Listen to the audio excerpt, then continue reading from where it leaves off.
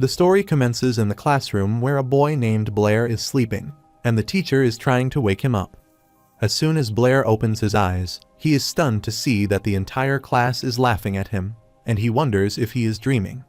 While he is indulging in his thoughts, the girl beside him, named Jasmine, grabs his cuff, telling him that Miss Brittany is calling him.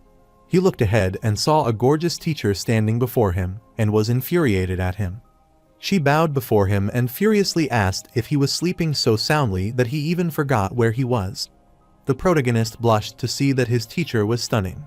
While he was still pondering, Miss Brittany pulled his ear, as he was always sleeping in her class, and asked if he knew how important math was. She wanted him to go up and answer the question, and was pulling so hard that it hurt his ear. Blair had no choice but to head toward the board, grabbed the chalk, and started thinking about it as he realized that he had encountered quite a complex problem. Miss Brittany supposed he was unable to solve the problem, so she instructed him to take this problem home and work on it. After processing, she wanted him to give her the answer before class the following day and told him this was his punishment for sleeping in her class. The purple-haired boy laughed as if to say that even if he gave this idiot 3 days and 3 nights, he would still not be able to solve such a complex math problem. Another girl mocked him as well because math is one of the most important subjects, and an idiot like Blair has no talent, so she wanted him to give up. While the protagonist thinks for a while, smirks, and then grabs the chalk to solve the problem. Miss Brittany is surprised, wondering how he could look so confident as if he were an experienced scholar. As soon as the protagonist solves the question, Miss Brittany is dumbfounded, thinking he is impressive.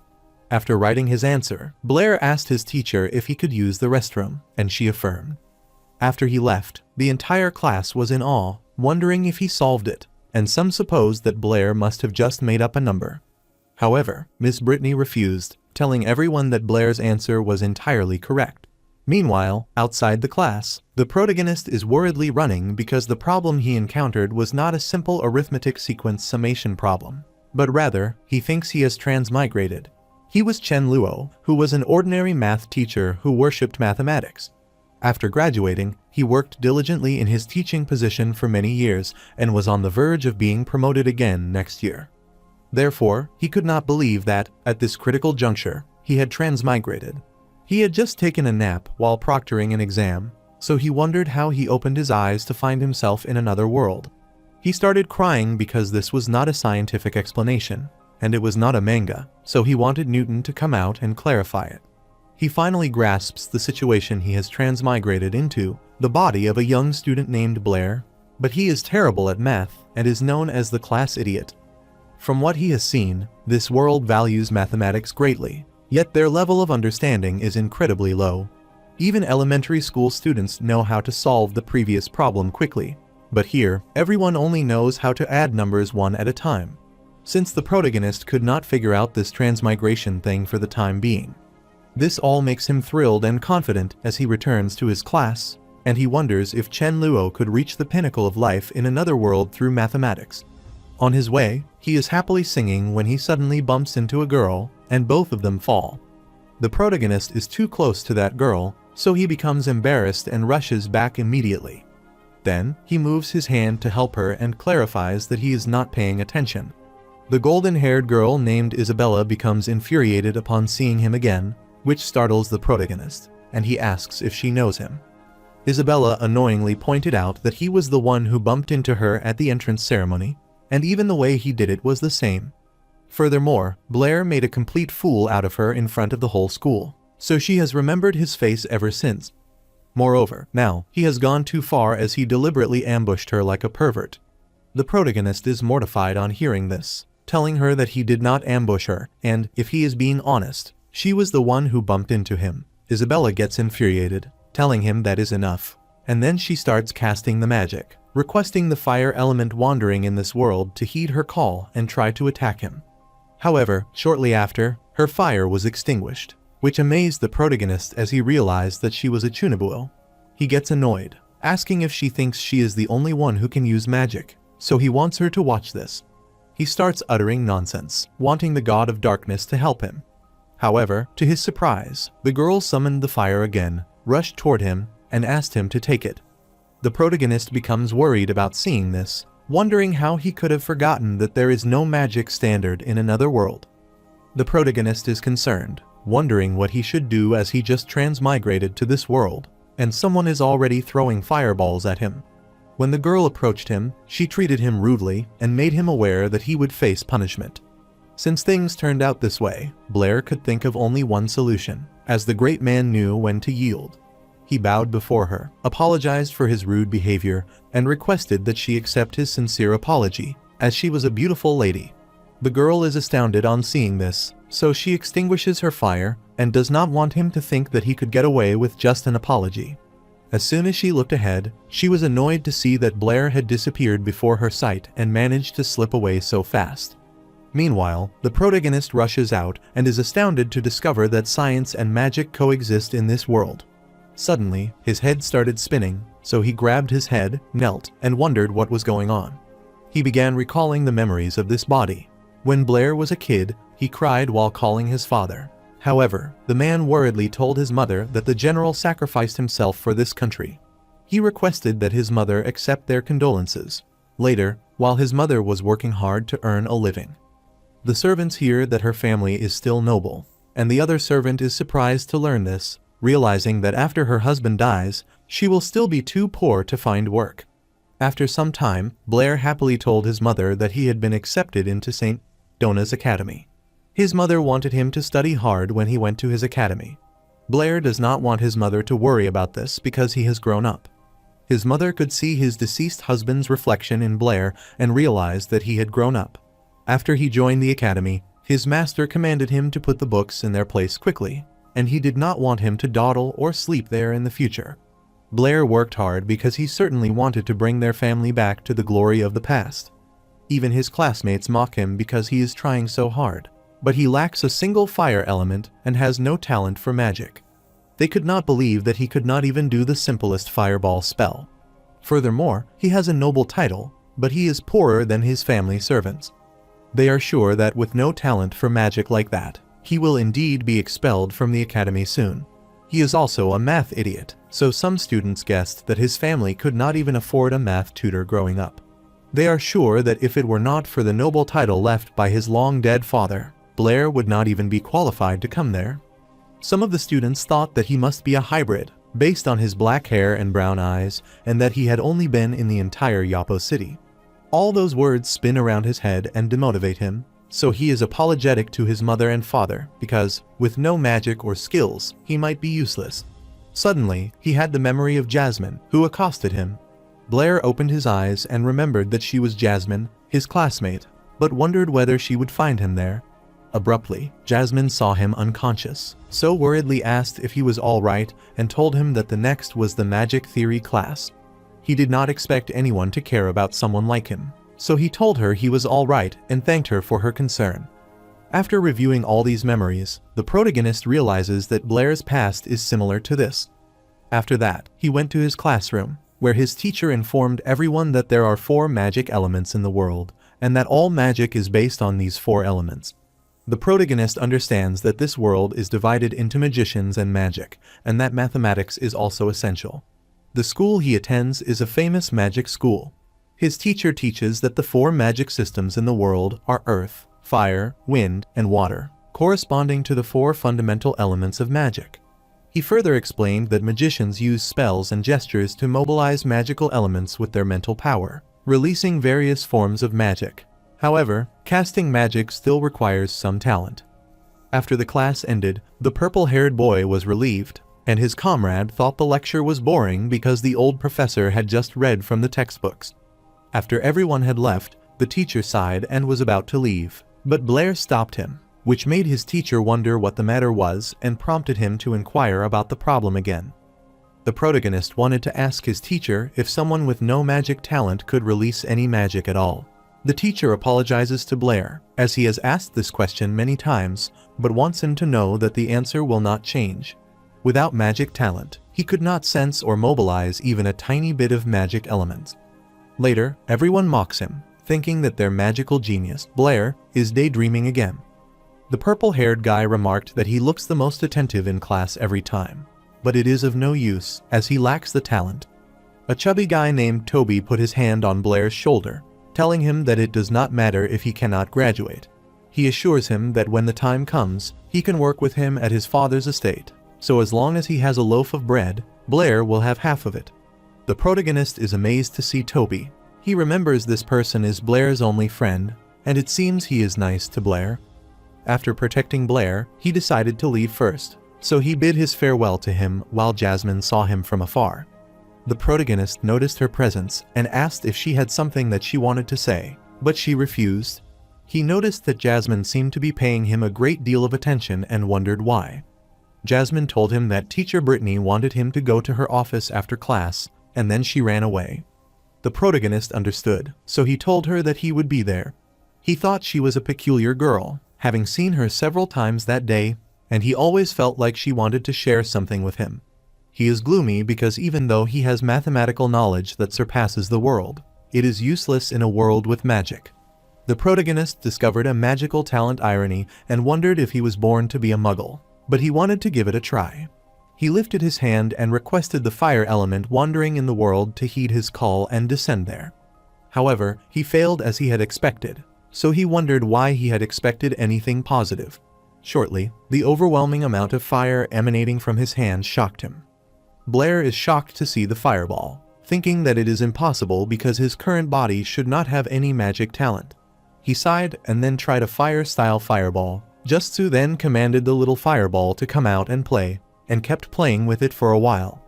After some time, the protagonist thinks it is a shame and supposes that he, as a transmigrator, has suddenly become enlightened. Suddenly, he remembered that he had to go to teacher Brittany's office, and he had almost forgotten about it.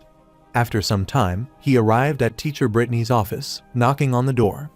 Once his teacher permitted him, he entered the room, telling her that he was Chen Luo, but then apologized, explaining that he had used a different name previously. His teacher looked back, pleased to see that it was student Blair, and was glad that he had finally arrived. She sits, telling him not to mind her as she has a habit of standing when calculating, but wonders why he arrived so late. The protagonist inquired why she had called him there, and Miss Brittany asked him to sit down. After he took a seat, she clarified that she had prepared a pen and paper for him, so she requested him to calculate this problem. She is going out for a while, so she told him that he does not need to rush and can take his time to solve them. Before she even left the room, the protagonist told her that the answer was 3,160. She gets startled, wondering what he said, and Blair clarifies that this is the answer to the problem his teacher had assigned him. She immediately rushed toward him and grabbed him, asking how that was possible because even she had taken a long time to calculate it. She wondered if she had randomly chosen the problem he had done before, and the number 79. The protagonist gets flustered, asking his teacher if she wants to know. Miss Brittany blushed, wondering if her student Blair was willing to tell her as she was just curious. The protagonist scratches his head in a fluster and assures her that he will tell her. He sees her getting thrilled, so he wonders if this teacher, Brittany, is a ditz. The protagonist immediately explained that he saw the teacher's calculation process, and it was simply performing addition one step at a time. This method is not only time-consuming but also very prone to error. He thought it was pretty impressive that she could be a good teacher worthy of praise. Teacher Blair had thought about the problem in class before, and now agreed that the mathematical level of this magical world was terrible, but she was sure that it was the only solution. The protagonist looked at her and smirked as his teacher gave the incorrect answer and clarified this problem as a second solution. He started explaining that they can first discover a pattern, which involves the first number and the last number, or the second number and the second to last number. By this analogy, the sum of each pair is 80. After telling her that he asked her about the pair of numbers sum up to 80. Miss Brittany immediately raised her hand because she understood that there were 39 pairs. The protagonist affirmed that she was brilliant, so he requested that she sit, but then apologized, explaining it was a habit of his. Miss Brittany is confused when she hears her student telling her to sit down and wonders how that has become his habit. After that, Blair explained that this problem had been transformed from a tedious addition problem into a simple multiplication problem. However, he does not want her to forget the unpaired number 40 and clarified that by using this method, he thinks his teacher can quickly answer. Miss Brittany is thrilled to discover such a clever solution, and not only that, she thinks this solution can be further generalized. The protagonist affirmed that he thought his teacher was brilliant and started explaining that if a set of numbers starts from the second term and the difference between each term and its preceding term is equal to the same constant, then their sum can be described by the same simple formula. He noticed that this solution had dazed Miss Brittany, so he tried to bring her back to her senses, wondering if the math skills he had learned in elementary school could shock the scholars of this world so much. Brittany thought for a while and then asked Blair if he had come up with this solution himself. The protagonist affirmed, telling her that he guessed so and thought that it was more convenient to calculate this way. He is sure that if he told her that he guessed so, she would not be able to know who that was. Miss Brittany excitedly grabbed his hand, telling him that he was a genius. She has assured him that his future is boundless as long as he is willing to continue delving into it. She gets too close to him, which embarrasses him, and she apologizes, clarifying that she is too excited. After giving it some thought, she asked the protagonist if he wanted to become a great mathematician. The protagonist refuses, telling her that he wants to become a great magician. This makes Brittany gloomy, but she wants him to know that he has a great talent in mathematics and that it is a gift from the goddess of wisdom, so she does not want him to waste it. Furthermore, as far as she knows, Blair has absolutely no talent for magic. Moreover, becoming a mathematical scholar can also bring decent status and treatment, so no matter how he looks at it, the choice now should not be magic but mathematics. The protagonist pushed her hand away, apologized to his teacher, and clarified that he still wanted to become a magician.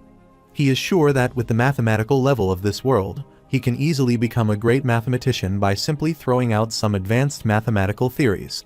However, those are his regurgitations simply copying the achievements of mathematicians from another world. In comparison, the appeal of magic in this world far exceeds the empty fame of being a so-called great mathematician. Brittany is annoyed, but since Blair is so insistent on becoming a magician, she asks him if he dares to make a bet with her. The protagonist wondered what bet, and Brittany uttered that the magic test for his class was in a few days.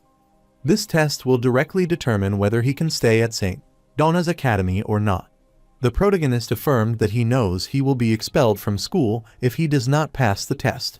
Brittany uttered that he wanted to be a magician, and this test was something he had to pass.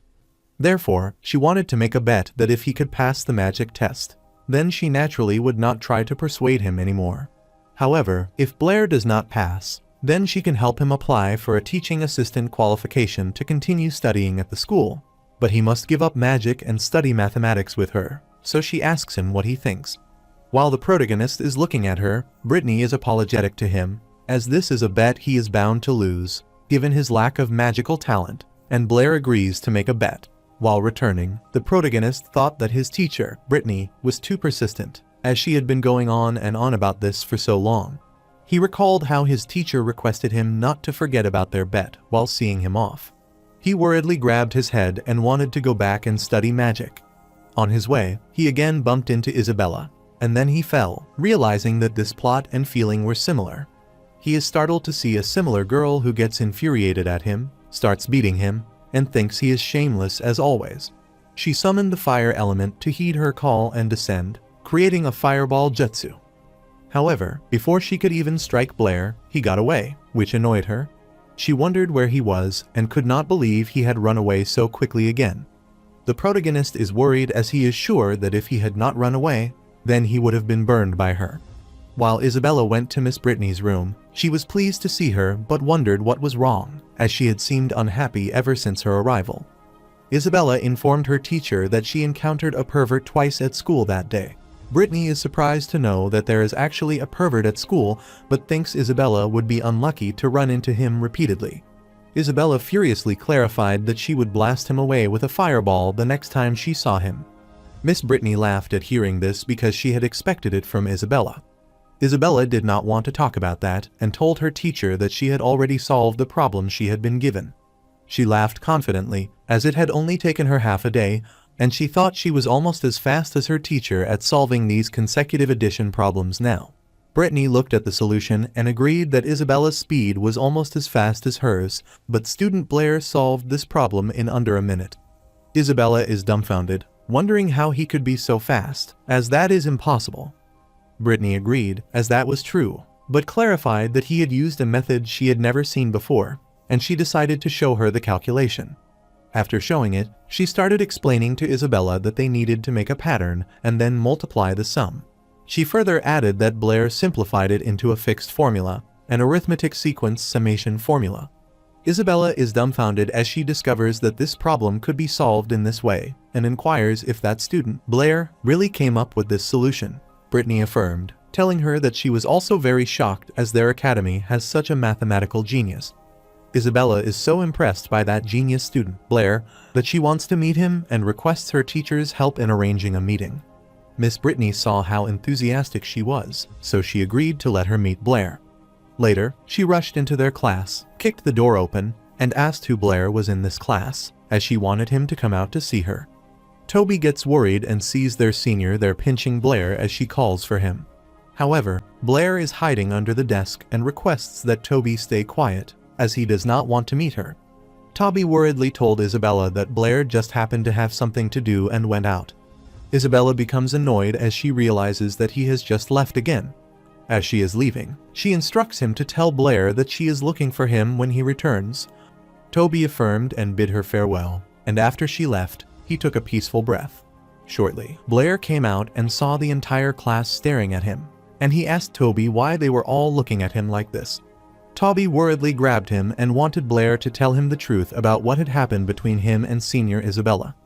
The protagonist is surprised to learn that the girl is now called Isabella. Toby supposed that Blair did not know anything besides reading and working and inquired if he knew who senior Isabella was. The protagonist gets scared by his aura and inquires who she is. He worriedly asked Blair if he knew how many admirers Isabella had in the academy. So, if they knew that he offended their goddess, they certainly would let him off. The protagonist wanted him to calm down because this was St. Donna Academy, so they could not do whatever they wanted there.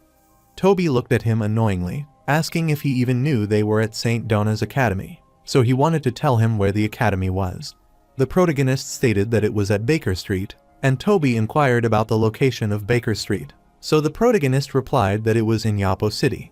Toby sighed, thinking Blair was playing dumb, but now it seemed like Blair was being intentionally obtuse and had told him that Isabella's father was the Lord of Yapo City. The protagonist becomes worried upon hearing this and asks if he thinks she will forgive him if he apologizes to her now. Suddenly, he heard a student utter that he dared to touch Isabella, and he did not think he would be planning on staying in the academy anymore. He worriedly looked back and saw some students there and the golden-haired boy. Bard thought it was confirmed that a magicless waste like him would not be staying in the academy much longer. Bard prepared himself to beat him, and Blair remembered him as the bully who had always picked on Blair. Toby gets annoyed, asking Bard if he is looking for trouble. While the protagonist knows that what Bard said is not wrong, St.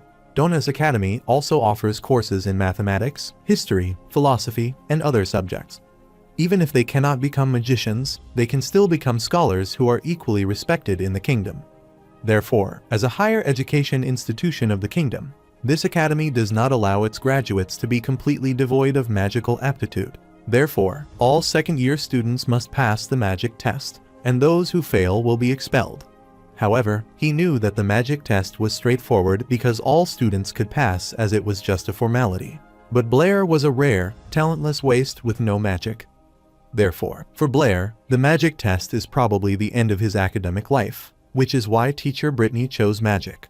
While Blair is indulging in his thoughts, Bard furiously slams his desk and accosts him as a fatherless child, asking if he does not hear what he just said. Toby gets infuriated on hearing this, glares at Bard, and asks if he wants to fight. Bard looked at Toby and told him this did not concern him, so he should not meddle in this matter. Toby gets annoyed, telling him that Blair is his friend, so his friend's business is his business. So he clarified to Bard that if he wanted to fight, then he could, as he did not grow this big or anything. Bard gets pissed on hearing this, telling him that he will remember this, and decides to leave for this time as he wants to settle the score with him next time. The protagonist sees them leaving and thinks this fatty might not seem reliable, but he is quite loyal in critical moments.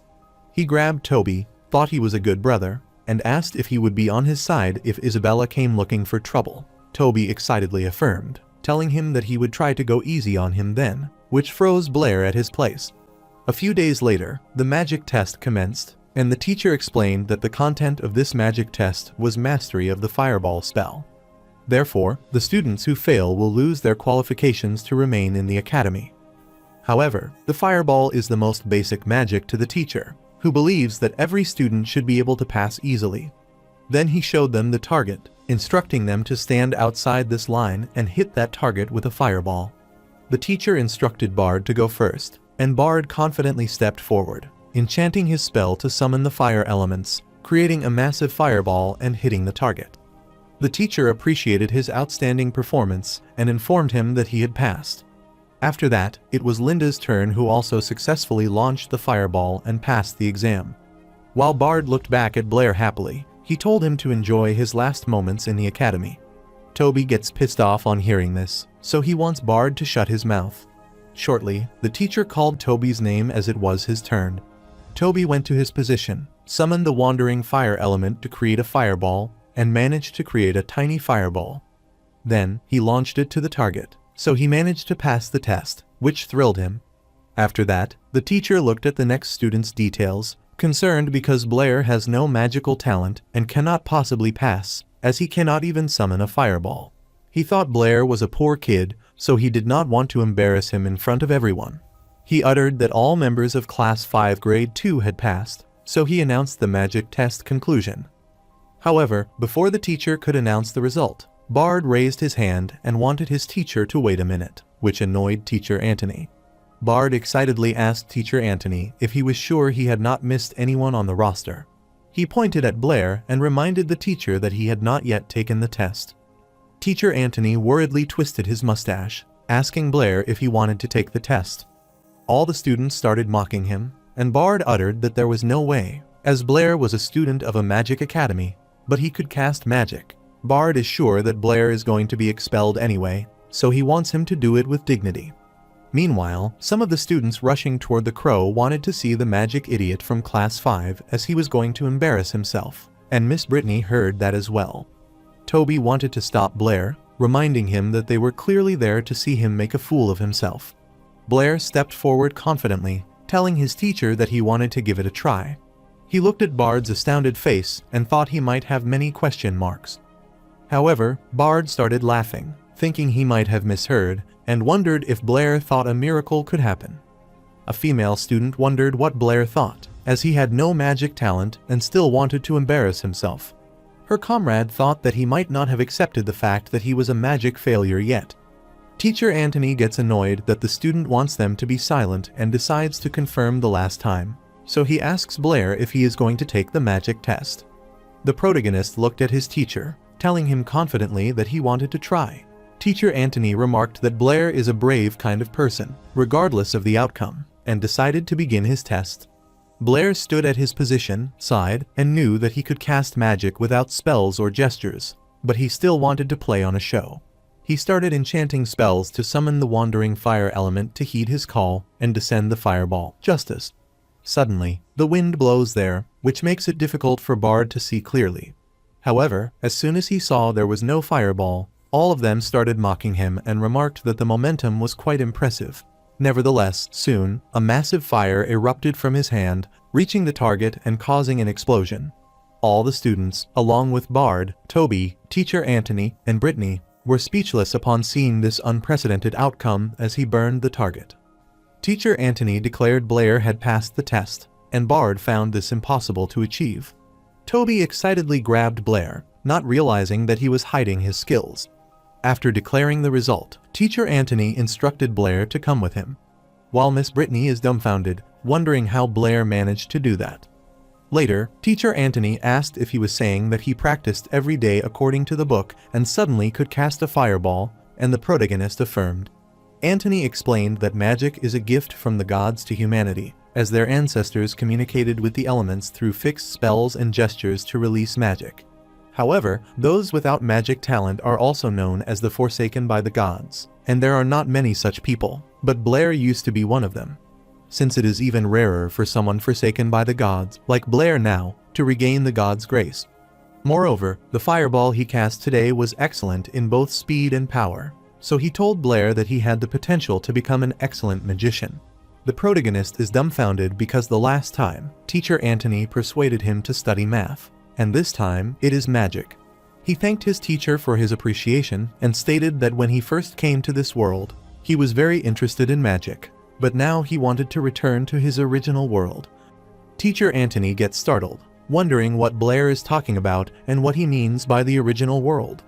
The protagonist apologizes to his teacher, telling him that he has been reading too many books lately and has been talking nonsense. He swore at himself as he said what he was thinking out loud. Teacher Antony supposed he might have put in far more effort than others lately. However, he is confident that he may have read about the Saint Magus upon hearing about the other world he just mentioned. The protagonist pondered about it and supposed that Saint Magus might be the highest level of magician.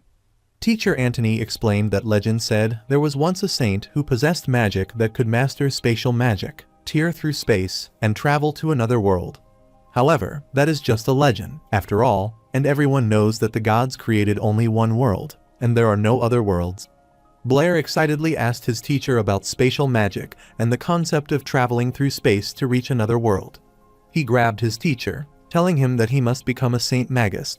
Later, Blair reads several books, as the Academy had given them a few days off after the magic test. He spent these few days scouring the Academy library for almost every magic-related book. After reading a considerable amount of material, he realized that magicians in this world are divided into 7 ranks: beginner, intermediate, advanced, archmage, magus, grand magus, and Saint Magus. Among them, the Saint Magus is the pinnacle of magicians, a legendary figure. Their powerful magic abilities are only mentioned in ancient magic texts that have never been seen in reality. Many books mention that Saint Magus can use spatial magic and tear through space and travel to another world.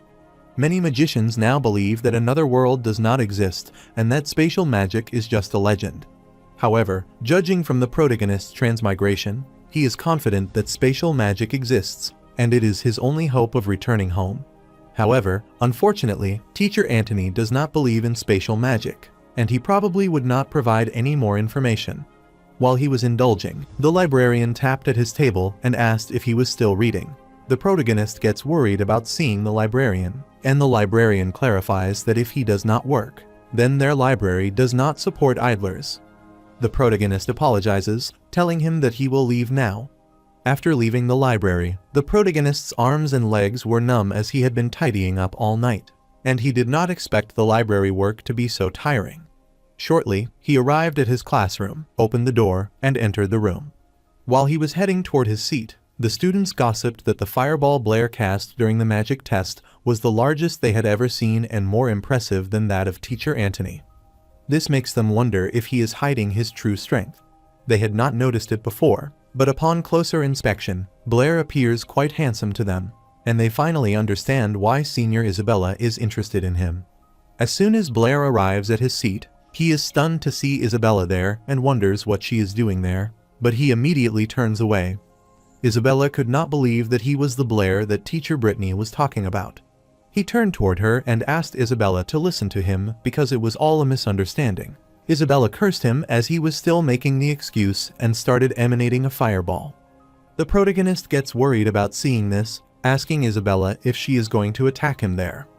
Isabella did not listen to him and summoned a massive fireball to attack him. The protagonist worriedly covers his face to protect himself from the fire, but is surprised when he does not get attacked, so he opens his eyes. He realized Miss Brittany had arrived at the class, grabbed her hand to stop her, and asked how she could use magic in the classroom. Isabella wanted her teacher to listen to her because he was the one she had told about. Brittany instructed her to stop talking, then told Blair that she was looking for him and instructed him to come to her office to talk. Before leaving, she instructed Isabella to come with her, as they needed to discuss this matter. After they leave, Bard is worried, wondering what has been going on with that useless Blair lately. Later, at Miss Brittany's office, the protagonist apologizes to Isabella, as his reckless actions had offended her. He sincerely apologizes to her again and hopes she can understand. Miss Brittany smiled as she understood the situation, and since she believed in Blair's character, she was confident that it must have been an accident. She wanted Isabella to let the matter go, and Isabella decided to forgive Blair since Teacher Brittany was speaking up for him. After that, she decided to ask Blair about his magic ability since she watched his magic test the other day, and his performance exceeded her expectations. She admitted that he had won the bet, and she wanted to keep her promise not to persuade him anymore. But she also wanted to know how he had done it. She is curious because it is the first time she has seen someone without the magic talent regain their magic ability. The protagonist clarified that he had just gotten lucky, but he had a magic question he wanted to ask her. Brittany decided to let it go, as Blair did not want to say it. So she decided not to force him and told him to ask away, as she would tell him anything she knew. Blair asked if spells and gestures were required to channel magic. Isabella laughed on hearing this, thinking that it was a silly question because even a child knew that spells and gestures were required to channel magic. The protagonist becomes mortified, asking if that is the same for all magicians and if there are no exceptions. Miss Brittany clarified that even the most potent magicians need spells and gestures to channel magic, as just that they are more familiar with magic, so it takes them less time. Since magic is a gift from the gods taught their ancestors to channel magic through spells and gestures, allowing it to be passed down through generations. She thought that only the gods themselves could cast magic without a spell or gesture. Isabella mocked him, wanting Miss Brittany to know that she didn't need to answer such a stupid question so seriously. The protagonist is confused upon hearing this and wonders if it is because he is an outsider and the god of this world has no power over him. Miss Brittany clarified that he is the most basic magic common sense, so she wanted him to memorize all the theories in the magic book if he wanted to be a magician. However, this time, she asked him to come as there was a more important thing and handed him a document. The protagonist wondered what is that and started reading it. Isabella is surprised to discover that he does not even know this and explains that this is the journal where the most important academic papers of the kingdom are published. Isabella reads the document and is astounded to learn that Miss Brittany and Blair's names are in it. Miss Brittany smiled, telling them that she had derived the summation formula mentioned by Blair the last time and had written this paper. Since Blair initially inspired the formula, she thought that the co-signature should also be with both of their names. The protagonist is annoyed because this sign does not matter at all, and he wants his teacher to give him some money because he cannot afford enough to eat with the meager amount he earns from working in the library every day. Abruptly, Miss Brittany remembered something she had almost forgotten and handed him a pouch. She explained that this is the manuscript bonus of 50 silver coins and is certain that it is trivial compared to the academic honors she believes he deserves. The protagonist is startled to see a bonus and thinks it is his good luck, as he has worked so hard in the library for only 2 silver coins for months. He directly receives 50 silver coins. He is about to take that money, but he stops himself, even though he wants to get it, because he thinks he should be polite. He said it was nice, but suppose there is at least half of Miss Brittany's credit for this. Miss Brittany innocently took the bag away and decided to take half of it. After taking half of the money, Brittany remarked that Blair was so kind, which is why she did not want to make him sad, and handed him his 25 silver coins. The protagonist could not believe his teacher, as he was trying to be polite, but wondered why she took it so seriously. He could not believe that he lost 25 coins for a word and wondered if he should slap himself. He wanted his mother to know that he was flying and would soon leave this beautiful world. The protagonist suddenly got an idea and asked his teacher if there was a bonus of 50 silver coins for each paper published in the journal. Miss Brittany thinks for a while because she has not paid much attention to it. However, after all, it was published in the journal, and the manuscript bonus of 50 silver coins should be expected. The protagonist smirked, telling his teacher that he had recently had another thought, and he had been thinking lately of a set of numbers starting from the second term, where the ratio of each term to its previous term is equal to the same constant. He was explaining the summation formula of the proportional sequence to her and asked his teacher if a unified formula could also represent their sum. Miss Brittany is surprised to learn about this and asks Blair if he is talking about the mystery of Rouse. Blair wondered about the mystery of Rouse, and Brittany explained that it was a mathematical problem posed by the mathematician Rouse. Then she gave him an example, according to Rouse, which involved 7 wives, each with 7 pockets, and each pocket containing 7 cats, clarifying that it was an unsolved problem. The protagonist affirmed, telling her that there are not many items in this question and that she can add them all to get the answer. But if there are more terms, they need a unified formula to help. Brittany happily asked him if he was saying that the mystery of Rouse could be solved with a formula. The protagonist clarified that he has some preliminary ideas on how to address the issue. Miss Brittany excitedly told him to come and deduce it now, which worried him. Soon, they began solving the problem, and time passed until evening arrived. Brittany remarked that Blair was incredible because the mystery of Rouse could be solved with a formula. Brittany's loud appraisal woke Isabella up, and she wondered what the matter was. Brittany excitedly told Blair that his mathematical talent was unparalleled and asked if he was reluctant to study mathematics with her. Isabella also praised him, telling him that she had not known he had a talent for mathematics and asked if these were his ideas. The protagonist thinks for a while and asks if she wants to know. Isabella blushed, telling him that she wanted to know and did not want him to tell them lies. The protagonist points at her, telling her that it is an innate talent that has been refined, as he spends time on math while the others are sleeping, which mortifies Isabella, making her wonder if that is indeed the case. In this way, Chen Luo's equivalent series of summation formulas once again shocked everyone, and Chen Luo's small plan was also carried out step by step. The following day, Isabella pondered that what Blair said yesterday seemed to make sense, but she did not know why there was always a feeling of being perfunctory. Suddenly, she saw Blair, so she hid to peek and realized that he was in the 2nd grade. She wondered why he had come to their 3rd grade teaching building. She wondered if that crazy guy would harass other seniors, but she did not want to let this happen, so this time, she was going to follow him to see what he was up to. However, in the blink of an eye, Blair vanished before her eyes, and she wondered where he had gone. Meanwhile, the protagonist stands in front of the wall, recalling Toby's words that the 3rd grade teaching building extended to the end, and there was a stone wall that was not particularly high. Toby is concerned, wondering if he is going out to do something bad, and wants him not to tell anyone that he told him if something were to happen. He is sure this is what Toby said, so he jumps out of the wall and hopes Teacher Antony is right. He remembered that Teacher Antony had instructed him to visit the Law Society in Yapo City if he wanted to learn more about magic because there, he could hire a higher-level magician as a teacher. After leaving the school building, Blair looked ahead at the city and found it interesting. He entered the city and realized it was quite prosperous, as everyone was working and living their ordinary lives with happiness. After a while, he arrived in front of a building and wondered if that was the Magic Association.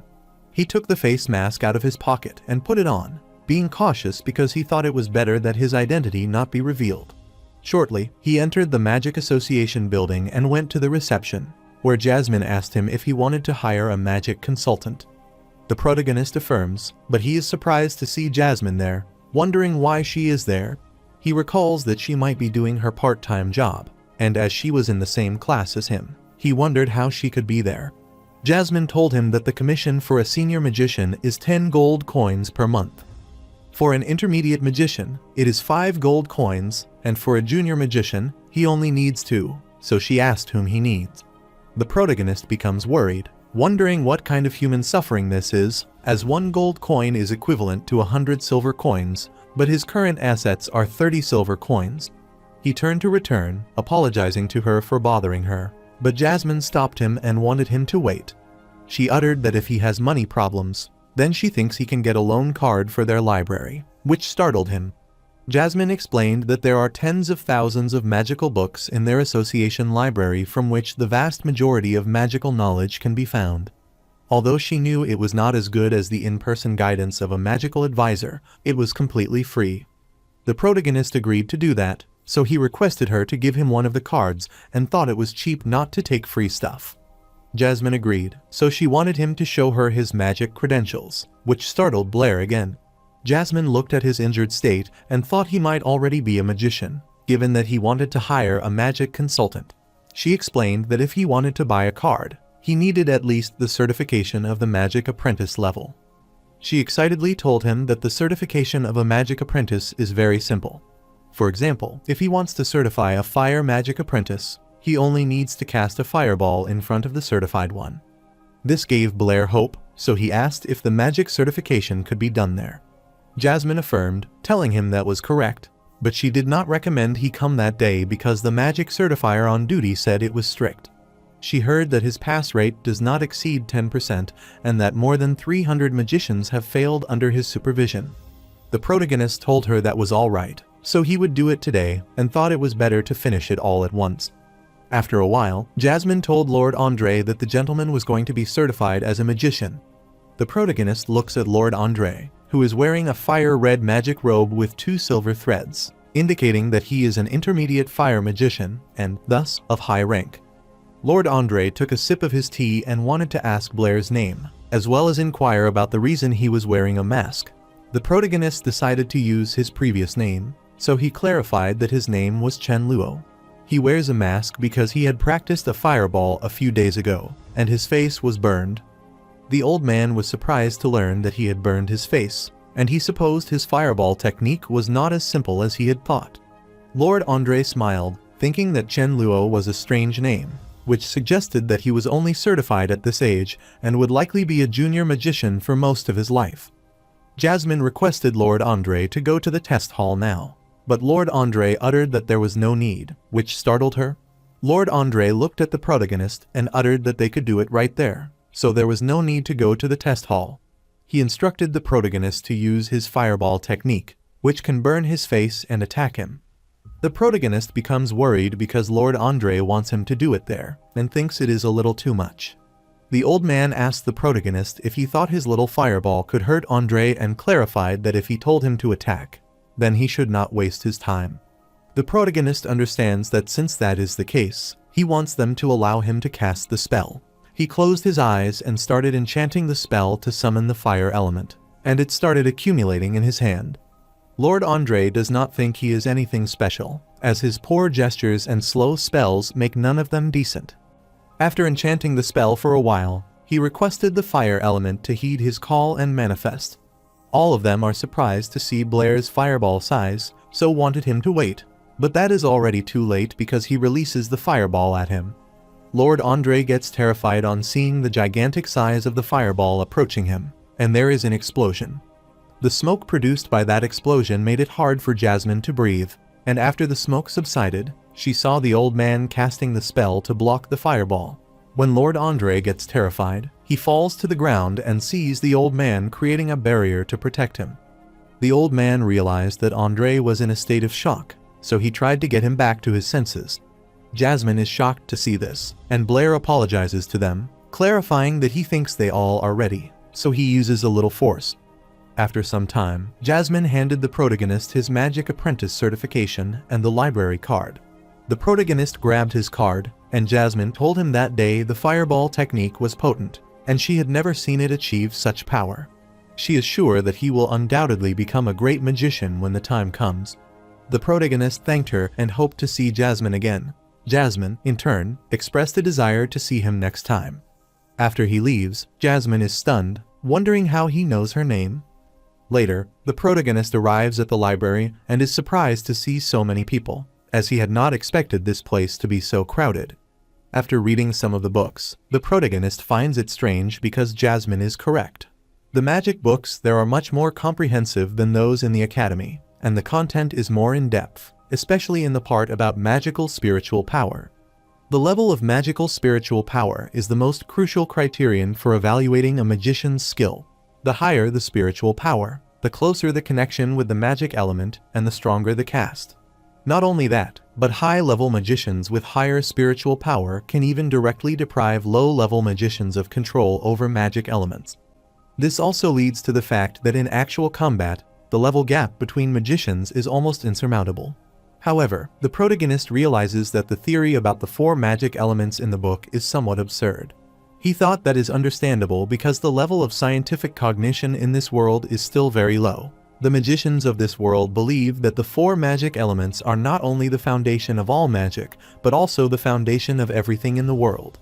All other elements are transformed through the combination of the 4 magic elements in a particular proportion. However, the protagonist is sure that from the point of view of modern science, this view is nonsense. Since everyone knows that matter is made of many different essential elements, and the so-called 4 elements do not exist in the vital elements at all. However, regarding the existence of magical elements in this world, he has yet to find a scientific explanation for them. Suddenly, he understood something, so he wondered if magic elements could be communicated within this world. Then, he was sure that he might be able to create a new magic if it worked. He stood, grabbed his library card, and rushed back to his academy to try it. While he was returning, Lord Andre and the old man saw him going out, and Jasmine brought the tea for them. Lord Andre is sure that the protagonist's mental strength is very low, but the power of the fireball spell cast is outrageous. The old man added that the most strange thing is that he has no control over the fire element Blair summoned. He is sure that there might be something about this boy that they cannot understand.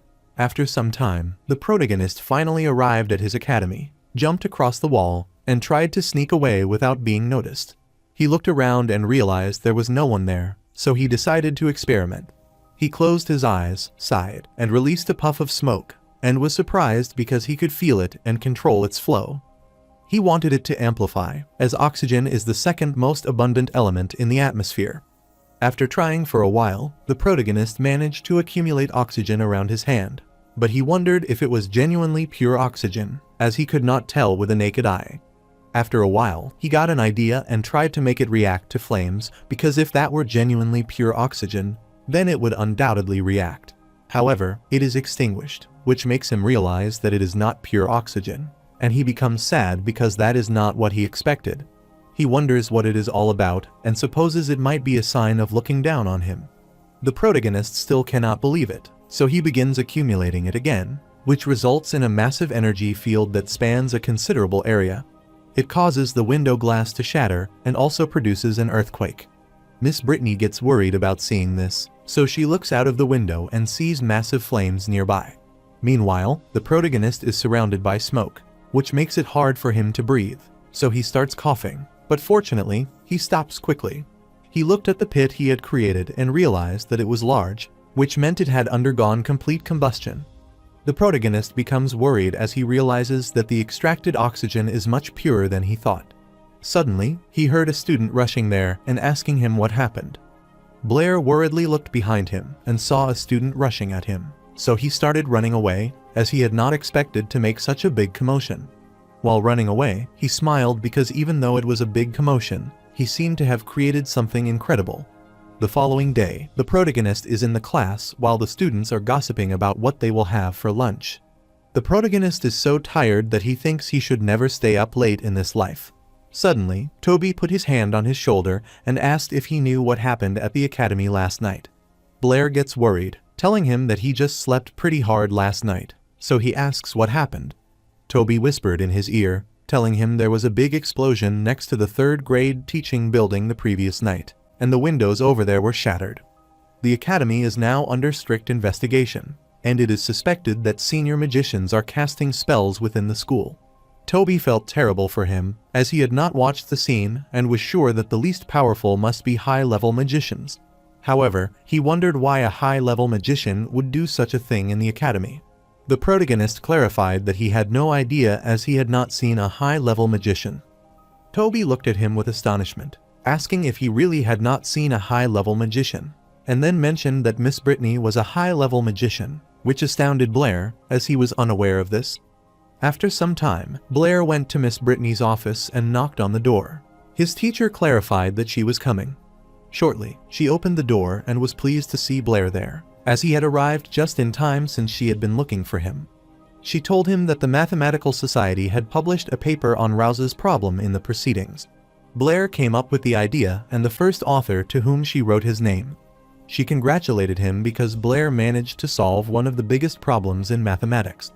The protagonist told his teacher that this time, he had come to see her because he had more important things to attend to. He requested his teacher to allow him to study math with her, which startled her. Miss Brittany wondered why he was saying that, as he wanted to be a magician.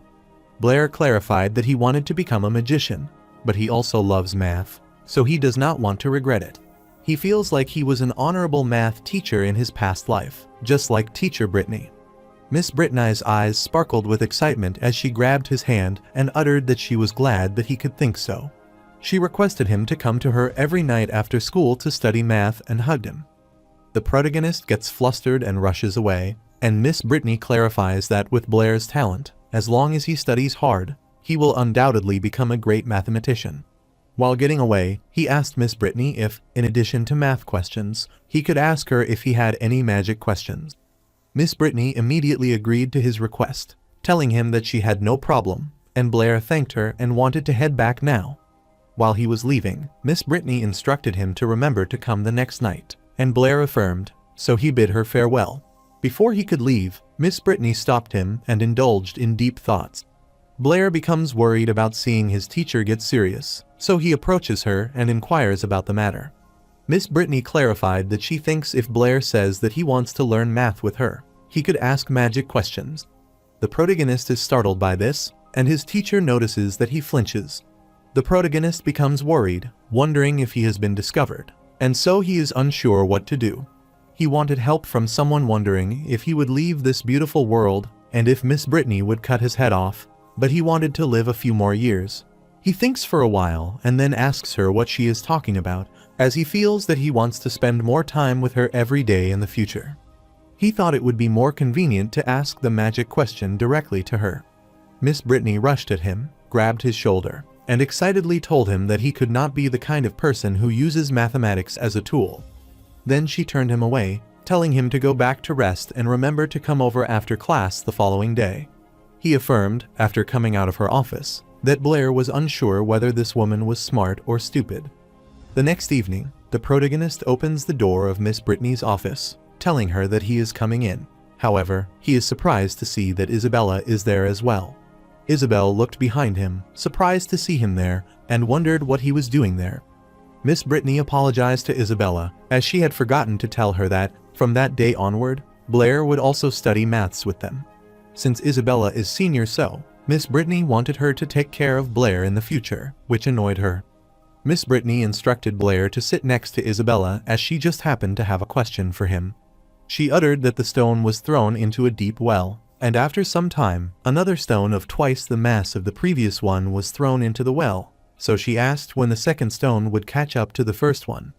Isabella realized this was a catch-up problem, so they just needed to know the interval time. While she is explaining, the protagonist clarifies that they will never catch up. He explained that, in the case of ignoring air resistance, the big stone can never catch up with the small stone. Isabella mocked him, telling Blair that he should at least have some knowledge, even if he had no common sense. Miss Brittany clarified that, even though she did not know what Blair meant by air resistance, the sages stated that the speed at which objects fall is proportional to their mass. Isabella uttered that the greater the quality, the faster the falling speed, and this is the truth of the sages and the common sense that even children know. The protagonist asked Isabella if what the sages said was right and if she had verified it herself. Isabella gets annoyed as Blair dares to question the sages. Miss Brittany noticed that they were about to fight, and she got worried. Blair clarified that science is rigorous, and the attitude towards science must also be rigorous, and the truth that cannot stand verification is not the truth. Isabella asked him if he dared to bet and wanted to verify that since he had said so. The protagonist refused as he did not want to gamble because, as a student, gambling is evil behavior. Miss Brittany understood, so she instructed them to stop, and Isabella bet 10 gold coins. The protagonist becomes excited upon hearing about the money, although it is a small gamble, so he requests that his teacher testify on their behalf. Miss Brittany could not believe how he quickly changed his statement. The following day, Miss Brittany clarified that the weight difference between the two stones was approximately double, so she wanted Blair to consider it, as 10 gold coins is not a tiny amount. Blair told Miss Brittany that he had already considered it, so he wanted to verify his thoughts. Isabella worriedly asked him if he thought he could win. Miss Brittany told him that confidence was a good thing, but she did not want him to be too arrogant. After saying that, she went high along with the stones with her wind magic and reached a certain height. The protagonist is stunned to see that it works, too, as he knows nothing about this skill. Isabella explained the wind control technique of wind magic and realized that he lacked common sense, as he was unaware of it. After some time, Miss Brittany was at the height of the tower clock, and Isabella excitedly told Blair to wait and lose. Shortly, Miss Brittany dropped both stones, and they started falling at the same time. Isabella is surprised to see this, and the protagonist is pleased because he has achieved his goal. Miss Brittany was surprised, so she immediately came down and looked at it. Isabella is astounded, wondering how that is even possible, and cannot believe her eyes because it turns out that it landed at the same time. Miss Brittany is shocked as well and asks Blair how he find out that the law of falling objects is wrong. Blair clarified that he saw this law in his textbook and attempted to verify it with 2 stones, but then he found that the law of falling is not the same as what is stated in the textbook. Miss Brittany is worried because the truth that has been passed down for thousands of years can be overturned with just 2 small stones. However, until this year, no one has done so, which makes her wonder how many common sense errors sages and scholars have not discovered. However, she wondered why Blair discovered these truths and was sure that it might not be just a matter of luck. She is sure that Blair may not have any idea what these 2 stones mean, and she fears that in the near future, the law of falling objects in the textbooks will bear his name. The protagonist clarified that there are still many areas for improvement in the new law regarding falling objects. Furthermore, this is not due to him alone, but to the 3 of them together. He knew that was such a useless name again, so he thought it was better to sell personal feelings. Miss Brittany told him that all credit goes to him because she just threw the 2 stones at him. While Isabella is mortified, Miss Brittany suggests that if Blair wants to, then he could work with her to perfect the new laws of falling objects, which startled her. The protagonist thinks he needs Isabella's help, but he is unsure if she would be willing to help him. Isabella thinks about it and dreams of the shocking news that 2 genius prodigies, discovered at St. Dona's Academy, are jointly launching a new theory. She dreamed of working hard with Blair to uncover several other truths, being recognized as a genius by others, and achieving fame and recognition. She asked if he really needed her help, and then she was okay with it, willing to assist him. The protagonist is glad to discover that, so he thanks his senior for agreeing to help him. While Isabella is thrilled to know they would work together and thinks about the law of free fall by Blair, she blushes just thinking about their name. After giving it some thought, she told Blair that if someone in the academy bullies him in the future, he should tell her, as she would help him out. Now that he had noticed Blair was not as bad a person, he was smart and looked good, so she wanted to help him. The protagonist thanked her and reached out to get his money. Isabella blushed, wondering what this was for, and wondering if he wanted to hold her hand, but she also felt a little excited. She inquired what he wanted, and Blair clarified that he wanted 10 gold coins. His eyes sparkled with gluttony as he thought he was going to become rich, which mortified her as she thought something else and started running away. After some time, she brought the money and gave it to Blair.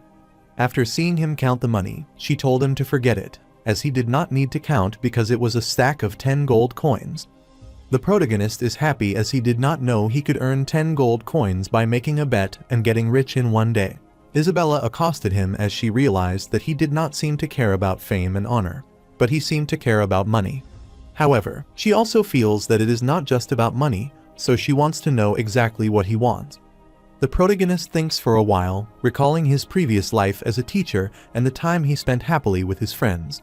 After thinking for a while, he frowned, then asked Isabella what she was talking about and clarified that he just wanted more money to improve his life. He looked back, smiling, and informed Miss Brittany that it was getting late, so he wanted to go back first and hoped to see them the following day. While he was leaving, Isabella looked at him, but she still did not trust what he said. The next day, the protagonist puts his head on the desk and thinks that this desk is much more comfortable to sleep in than that cubicle.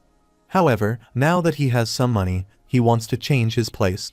While he was indulging in his thoughts, Bard furiously slammed at his desk and startled him. Bard furiously accosted him, calling him trash, and told him that Senior Phage was looking for him, but he still wouldn't stand up. The protagonist is surprised to learn about Phage and wonders who that person is. Bard furiously grabbed his collar and advised him not to let it get to his head and asked if he thought he could do it again by releasing a fireball. Abruptly, Senior Phage arrived and instructed Bard to let him go, which startled him. He approached Blair's desk with his comrades and stared at him silently. The protagonist wondered if this was Phage. When Senior Phage asked him if his name was Blair, he stared at him, which confused Blair with what was the matter. The protagonist looked at Bard, asking if he didn't hear and wanted him to let him go, so he released him. The protagonist asks his senior why he is looking for him. Senior Phage warned him to stay away from Isabella from now on because someone like him cannot get close to her casually. After warning him, he instructed his comrade to leave, and his comrade worriedly asked if he was not going to show this kid his place. On his way, he bumps into Toby, which annoys him but makes him fall, yet Phage doesn't care and leaves with his comrade. After they left, Toby worriedly asked Blair if he was okay and wondered what had happened between them. The protagonist casually told him it was nothing, as it was just a guy named Phage who came to him with Bard and said a few words. Toby gets worried about hearing about Phage and wonders how he might be messing with him. The protagonist wonders who Phage is, as Toby seems to be afraid of him. Toby worriedly explained that it was Senior Phage, and no one in the academy was afraid of him. He uttered that is why Blair is a weirdo who only knows how to read and doesn't care about anything else. Toby explained that Phage came from the famous Howard family in Appor, and is the youngest son of Viscount Howard. Viscount Howard is also an essential figure in the Number Sect, and many teachers are members of the Number Sect. Therefore, by offending Phage, Toby is afraid that he might have a hard time staying at St. Donna's Academy. He knew that Blair was addicted to Isabella's beauty, and he couldn't help himself, but he advised him to take Phage's warning seriously. The protagonist blushed, wondering why he was addicted to Isabella, as that was not the case. Later, at Miss Brittany's office, the protagonist ponders that even though the pure oxygen fireball is powerful, he needs to summon the fireball first and then the oxygen element. In this case, the pure oxygen fireball can be cast instantly without the need for magic spells and gestures. Instant magic is his most significant advantage at the moment. However, he wondered how he could summon different elements simultaneously.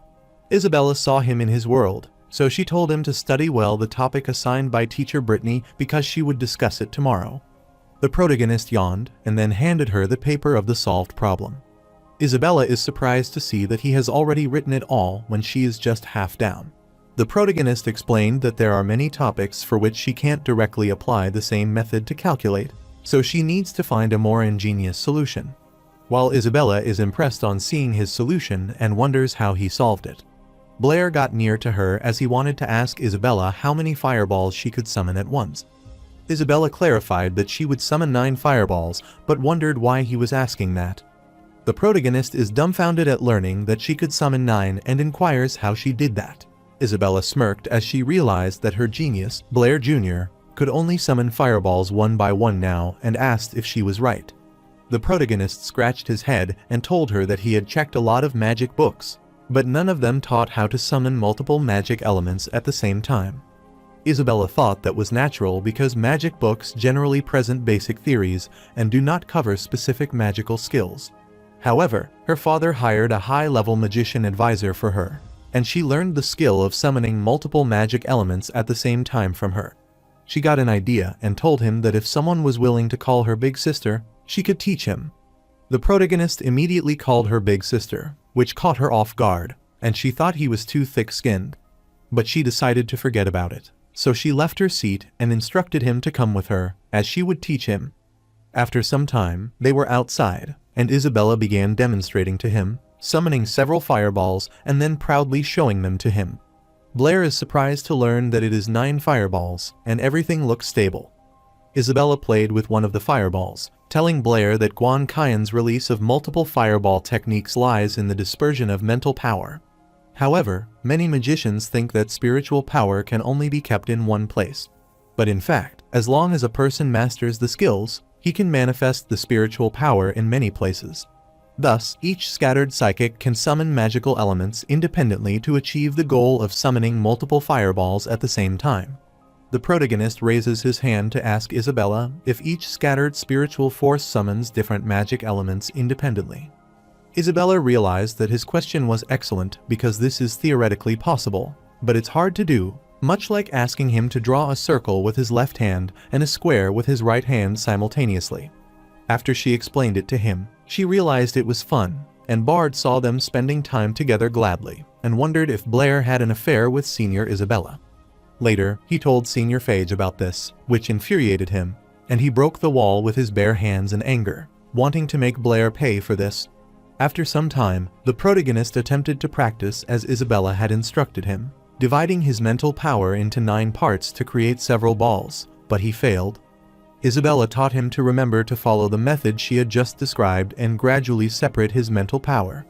However, she told him that it was expected that he couldn't do it, so she didn't want him to be discouraged. It took half a year of practice to learn to stabilize the separation of her mental power as well. Shortly, the protagonist managed to stabilize his fireball, but after a few tries, the wand also managed to create several fireballs. This stunned Isabella, who wondered how he had managed to do that so quickly. The protagonist is playing with the fireballs and tells her that he has just divided his mental power into 9 parts, according to the method she taught him, and summoned them. Isabella clarified that she was not asking him that, but she was asking how he could do it now. The protagonist is confused by her question because he thinks if he knew the method, he could do it, and he is sure that is the case with Senior Isabella. Isabella gets annoyed as she realizes that the arrogant kid is not only talented in mathematics, but his talent in magic is also so defiant. She wondered if the gods had abandoned this person, as they had clearly gifted him. Isabella annoyingly affirmed, telling him that she had gotten it faster than he had. She gets embarrassed, so she starts running away, telling him that she doesn't want to teach him if he encounters a magic problem in the future. She wants him to think about it himself and doesn't come to her. Blair becomes worried about seeing this, wondering how he may have offended her, and realizing that it is really hard to guess what a woman is thinking. But suddenly, he discovers something. While Isabella is furiously going her way cursing Blair, he grabs her hand and stops her worriedly. Isabella annoyingly cursed him, wondering why he was pulling her, but she looked at his hand and saw a bracelet. He told her that this time, he could learn all thanks to her careful teaching. Therefore, he wanted her to accept a little bit of her brother's thoughts and accept this bracelet. Isabella was surprised to hear that, then looked at the shiny bracelet, blushed, and remarked that he had some conscience. She realized that he was pretty good at things like that, so she grabbed the bracelet and ran away, telling him this bracelet was so ugly. After a while, she tripped, which worried Blair, and he wanted her to slow down. Isabella stood annoyingly and looked back, and Blair got worried, wondering why he was even there. He wonders what he should do and if he should go to comfort her, but is concerned about getting scolded. Isabella becomes embarrassed, telling him that it is all his fault, curses him, and demands that he wait for her, as she won't spare him, which makes him wonder what he has done wrong. After some time, he lies on the ground, wondering about Isabella, as she shouldn't take it if she doesn't even like it, since he bought it for 50 silver coins. He was planning to give it to Miss Brittany as a thank you gift, but now it's all right. Being indulged in his thoughts, he saw some shadows on himself, so he looked above and saw Bard and his comrade around him. Bard remembered that Senior Phage had warned him not to get too close to Isabella, but he didn't listen. Blair gets annoyed, but he stands and starts running away as he doesn't want to get involved with them. Bard gets infuriated upon seeing this, so they start swearing at him and want him to stop. Blair realized that this group of people was so troublesome, so he didn't want to get involved. While chasing him, Bard asks him if he is just like his cowardly father, running away on the battlefield and getting killed. The protagonist's eyes widened in shock upon hearing this, and he halted in his tracks. Bard instructed him to run and wondered why he was no longer running away. He wondered if he had stabbed at the sore spot. He rushed toward him to punch him, clarifying that he had asked for it. But before he could even strike Blair, he was stopped by something, got injured and pushed back. Blair looked back as he summoned several fireballs to warn them not to get close. Bard started moaning as it hurt him a lot since he burned his hand. Blair looked straight at his face, telling him that it was not his father, but this kid's father who was a soldier who died fighting for his country. He is a great father, so he wanted Bard not to insult him like that and hoped he understood it. Bard and his comrades are stunned to see that Blair has managed to summon 9 fireballs and wonder how that could have happened. They got scared, so they started running away to save themselves, leaving Bard behind. Bard gets worried about seeing them as he was betrayed in his critical moment. Then he looked ahead and saw Blair getting closer to him and told him not to come there. He reminded the protagonist that this academy strictly forbids students from fighting each other. Blair is amazed to hear this, and he doesn't realize that Bard is aware of this rule. The protagonist is prepared to strike him, and Bard wants him not to be impulsive. However, Blair clarified that he should have said this sooner and was about to attack him, but he noticed someone behind.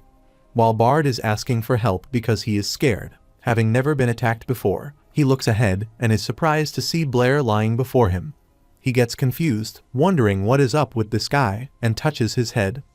After seeing him unresponsive, he started running away. thinking that no matter what happened to him, he must get out of there. Meanwhile, the teacher gathered around Blair, worried about what had happened to him. Miss Brittany saw him running away and instructed him to stop. Bard turned around, raised his hand, and clarified that he had not done anything, wanting the teacher to believe him that Blair had fallen on his own and that Blair peeked at him.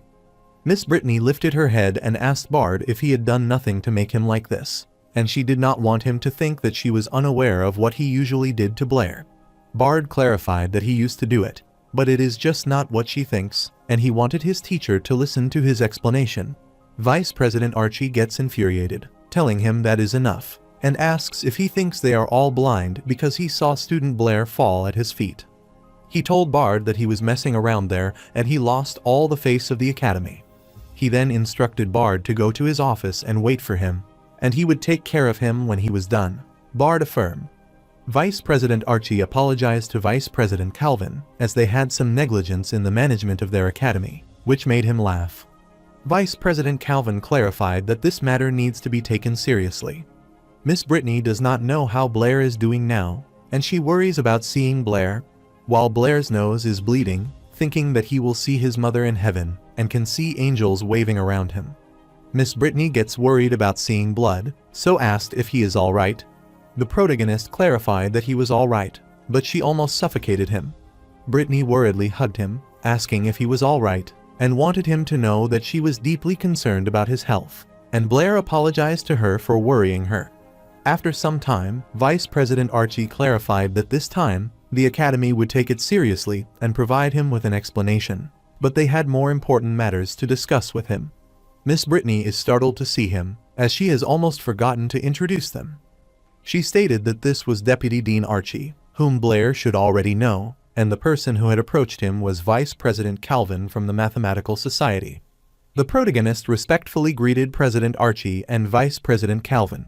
President Archie is amazed to learn that Blair can assist Miss Brittany in solving the mystery of Rouse, which is indeed a good seed for learning mathematics.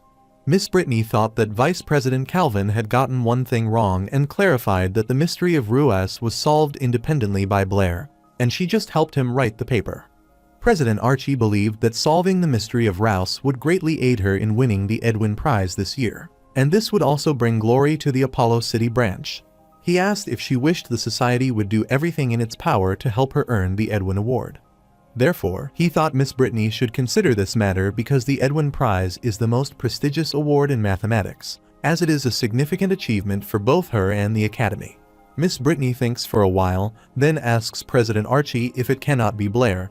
President Archie sighed, telling her that Blair is too young to be proficient in mathematics, and even if she says that he solved the mystery of Rouse, he is afraid it is hard to believe. However, Miss Brittany is still reluctant to do this and is about to deny it, but Blair grabs her hand and shakes his head to stop further discussion. President Archie wanted her and Blair to discuss this again and make a decision after careful consideration, as the association would respect her choice, regardless of what it was, and she agreed. Later, while returning, Miss Brittany informed him that the general solution to the Rouse mystery, though not a great new development, solves a historical problem that has had extraordinary significance throughout the history of mathematics. This honor belongs to Blair, so she does not want him to let anyone else get this honor. The protagonist thinks for a while and then tells Miss Brittany that she might not know as this honor does not belong to him. He looked back, telling his teacher that she was not too old.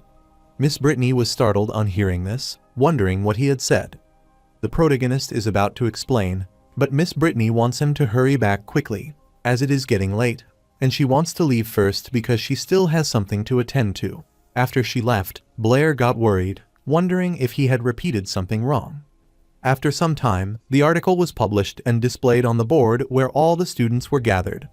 The student is astounded to learn that Blair has published an article with teacher Brittany again and realizes it's about the mystery of something. They realize that the riddle of Rouse is said to be a century-old problem that many great scholars have been unable to solve. The students wondered if Blair could be more powerful than those great scholars and supposed he must have benefited from Miss Brittany. They asked what kind of ecstasy Blair gave teacher Brittany. Blair is sneaking out without being noticed and is annoyed because, unexpectedly, Miss Brittany still used a co-author to publish the paper. After getting away from the crowd, he took a peaceful breath. but he was startled as he heard someone cursing a student. He looked back and saw Bard's father disciplining him because he had heard from the teacher that he had been fighting at school again. Bard's father is infuriated, asking him if he thinks the family supports his attendance at St. Dona's so he can fight. Since Bard liked to fight a lot, his father wanted to beat him to death that day and hit him with the whip, and Blair saw this entire scene. After beating Bard, his father requested the principal not to expel him as he would undoubtedly educate this kid well in the future. The principal apologized, telling him that Bard's behavior was unacceptable and had seriously violated academy rules, so they could only expel him. Suddenly, Bard's father knelt before the principal, requesting him not to expel his son, which startled both Bard and the principal. Dean Archie wondered what he was doing, and Blair's father kept requesting him. Bard becomes worried about seeing this, so he requests that his father not do this. The protagonist saw this. He stepped forward, greeted the dean, and the dean wished him good morning, which he reciprocated. Then he looks at Principal Archie and Bard, asking what is wrong while Bard is infuriated. Principal Archie clarified that Bard has seriously violated school rules, and the academy is preparing to expel him. He wanted Blair to rest assured as they would definitely deal with this seriously this time. Bard's father grabbed his cuff, asking if he was Blair, and uttered that he begged him to forgive Bard, as he would certainly teach him a good lesson when he got back. He clarified that it wasn't easy for them to send him there, and if Bard is expelled from the academy this time, he will be finished for life. The protagonist gets worried about hearing this, so he sighs and tells Dean Archie that even though he has some minor conflicts with Bard, the academy doesn't need to punish him so severely, which startles Bard as that isn't what he expected. Dean Archie thinks for a while, then utters that since Blair is pleading for Bard, the academy can temporarily retract this decision. However, he warned Bard that if he do this again in the future, the academy won't give him a second chance. Bard's father immediately grabbed Bard's head, bowed it before them, and wanted him to thank Blair and the principal quickly. Bard did as his father commanded him, and he thanked Principal Archie and Blair for giving him another chance. Principal Archie understood, so he commanded them to return to their class quickly. While returning, Bard inquired why Blair helped him despite their conflict. The protagonist thinks for a while, and then tells Bard not to disappoint his father anymore. Bard is remorseful of hearing this, and he wholeheartedly thanks him for his help. While heading inside the room, he warned Blair to be careful of Fledge, as he would not let him go quickly since he had an uncle who was the vice president of the academy. Later, he heads to the library, annoyed because unfortunate events keep happening every day, and he still has to work. He looked ahead, saw the administrator standing there, and wondered what the matter was.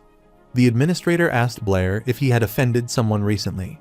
Blair wondered what had happened, and the administrator sighed, telling him that, from the following day, he would no longer be able to work at the library. The administrator explained that Blair could no longer live in this cubicle, and clarified that these were orders from one of the vice presidents. After some time, he went to Miss Brittany's office, who told him that night she was planning to take Blair and Isabella to a Mathematics Association Academy conference. She wanted Blair to wait until the following day, regardless of the matter. The protagonist apologized to Miss Brittany, explaining that he had just been fired from the library, so he needed to find a place to live quickly that night. Miss Brittany clarified that she has a spare room at her place, so she thought he should have mentioned it earlier. Since no one usually lives there, she wanted him to move to his house. Blair had weird thoughts, so he asked his teacher if it was okay for them to live together. The protagonist worriedly asked his teacher if it couldn't be inconvenient for her. Miss Brittany wondered what was problematic about it because if they lived together, they could communicate about mathematics at any time. Furthermore, it is also more convenient for her to ask him about the magic problem. The protagonist blushed, thinking that his teacher was right. And now that she mentioned it, he agreed with what she said. Since he agreed, Brittany told him that it was settled and wanted him to move in right after the ball. Shortly, Isabella entered the room, informed her teacher that she was there, and wondered why is Blair there as well. Brittany clarified that Blair is also attending the academic conference, and he has just quit his job at the library. Therefore, starting today, he will be moving in to live with her. Isabella becomes infuriated upon hearing this and asks her teacher how she could let this strange man live with her. Brittany wanted her to calm down and asked how many times she had told her that Blair was not like that, so she did not want her to act harshly. Isabella clarified that she is worried about her because this weirdo is wicked, and his intentions are unclear. The protagonist is gloomy, wondering why he is being perceived as a weirdo again despite having done nothing wrong. Brittany agreed that she might be worried, so she wanted her to rest assured. She wanted Isabella to hurry up and change her clothes because they needed to leave for the academic conference on time, or they would be late. Then she looked at Blair, asking if he had any suitable clothes. Since it was his first time attending this kind of academic conference, she thought it best to dress formally. The protagonist feels for a while about formal clothes and asks if the magic robe is alright. Brittany affirmed, telling him that it would be alright if he had one. Later at night, they finally arrive at the conference hall, and Isabella clarifies that it is there, which makes the protagonist wonder what she is talking about. Miss Brittany said this is the Howard family manor and also the permanent venue for the Yapo City Mathematics Academic Exchange Conference. She explained that even in the entire Lauren Kingdom, the Mathematical Society is one of the best, so the Howard family's position in the Yapo City Mathematics Association is also extraordinary. Therefore, each Yapo City Mathematics Academic Exchange Conference will be held at Howard Manor. The protagonist looked ahead worriedly because this manor is Phage's home. Meanwhile, inside the manor, Dean Calvin is speaking with a few men, asking for their opinions on algorithms, and they think it is not bad. Suddenly, Miss Brittany arrived and greeted Vice President Calvin. Calvin is pleased to see Brittany and Blair there, and the protagonist greets him. Isabella is annoyed, wondering when this guy got to know the Vice President of the Mathematics Association. Calvin told Miss Brittany that he had just happened to be chatting with a few old friends about her and clarified that if she was willing, he could introduce her to them. Miss Brittany instructed Blair and Isabella to go first, as she would find them later. So they head away, and Blair is amazed to see so much food around and starts eating it. He thought the food was delicious, as this was his first time eating such good food since arriving there. Isabella is surprised to see this, asking if he is a pig, and reminds him that Miss Brittany brought them there not for him to eat, but because he is genuinely embarrassing them. The protagonist looked behind, saw the picture hung there, and asked what it was. Isabella explained, this is the Howard family's proud royal capital, Seven Bridges. The protagonist is startled to hear about the royal capital Seven Bridge and wonders what that is. Isabella is surprised to learn that he does not even know the royal capital, Seven Bridges, and wonders how he dared to attend the academic conference. Abruptly, Phage appeared there, surprised to see Blair there, and couldn't believe that he had come to his house begging for food. He supposed he needed to teach the guards a lesson later, as they would let someone of his caliber in, and thought they were too careless. Isabella gets annoyed telling Phage that Blair has come with them, so thought his words are too much. Phage asked if he was wrong as Blair didn't even know Royal Capital Seven Bridge, and he was eating and drinking there. Isabella gets infuriated, and she instructs Blair to ignore this guy and leave with her. Phage gets infuriated upon seeing Isabella holding Blair's hand and asks what is wrong with him, implying that he could only hide behind a woman. The protagonist looked at him, saying that the Royal Capital Seven Bridges seemed quite interesting, so he wanted to hear more about it. Isabella wanted to stop Blair, but he clarified that he did want to hear about the Royal Capital Seven Bridge problem, as he might have some new ideas. Phage mocked him for thinking he might have new ideas and reminded him that Miss Brittany had added his name out of pity, so he didn't want him to think of himself as a math genius. Isabella gets pissed on hearing this as she is sure Phage doesn't know about this and explains Blair was the one who came up with the ideas for those papers, and he deserves the credit. Since that is the case, Phage wanted to see what new ideas Blair could come up with. He accosted everyone who tried to look there because Blair said he could solve the royal capital problem, which annoyed Isabella.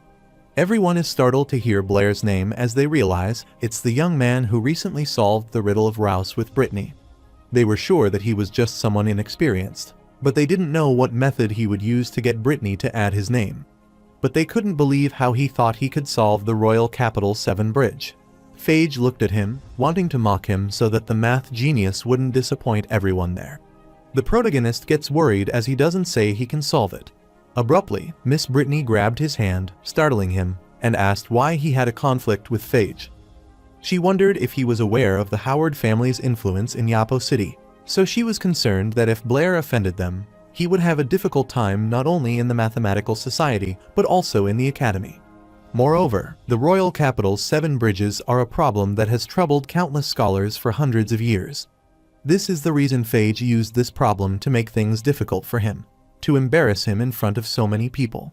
Phage accosted Miss Brittany and reminded her that she said Blair was a math genius, so she wondered why she did not have faith in him now, which infuriated her. She was about to say something to Phage, but Blair stopped her, telling her that is all right as he wanted to try.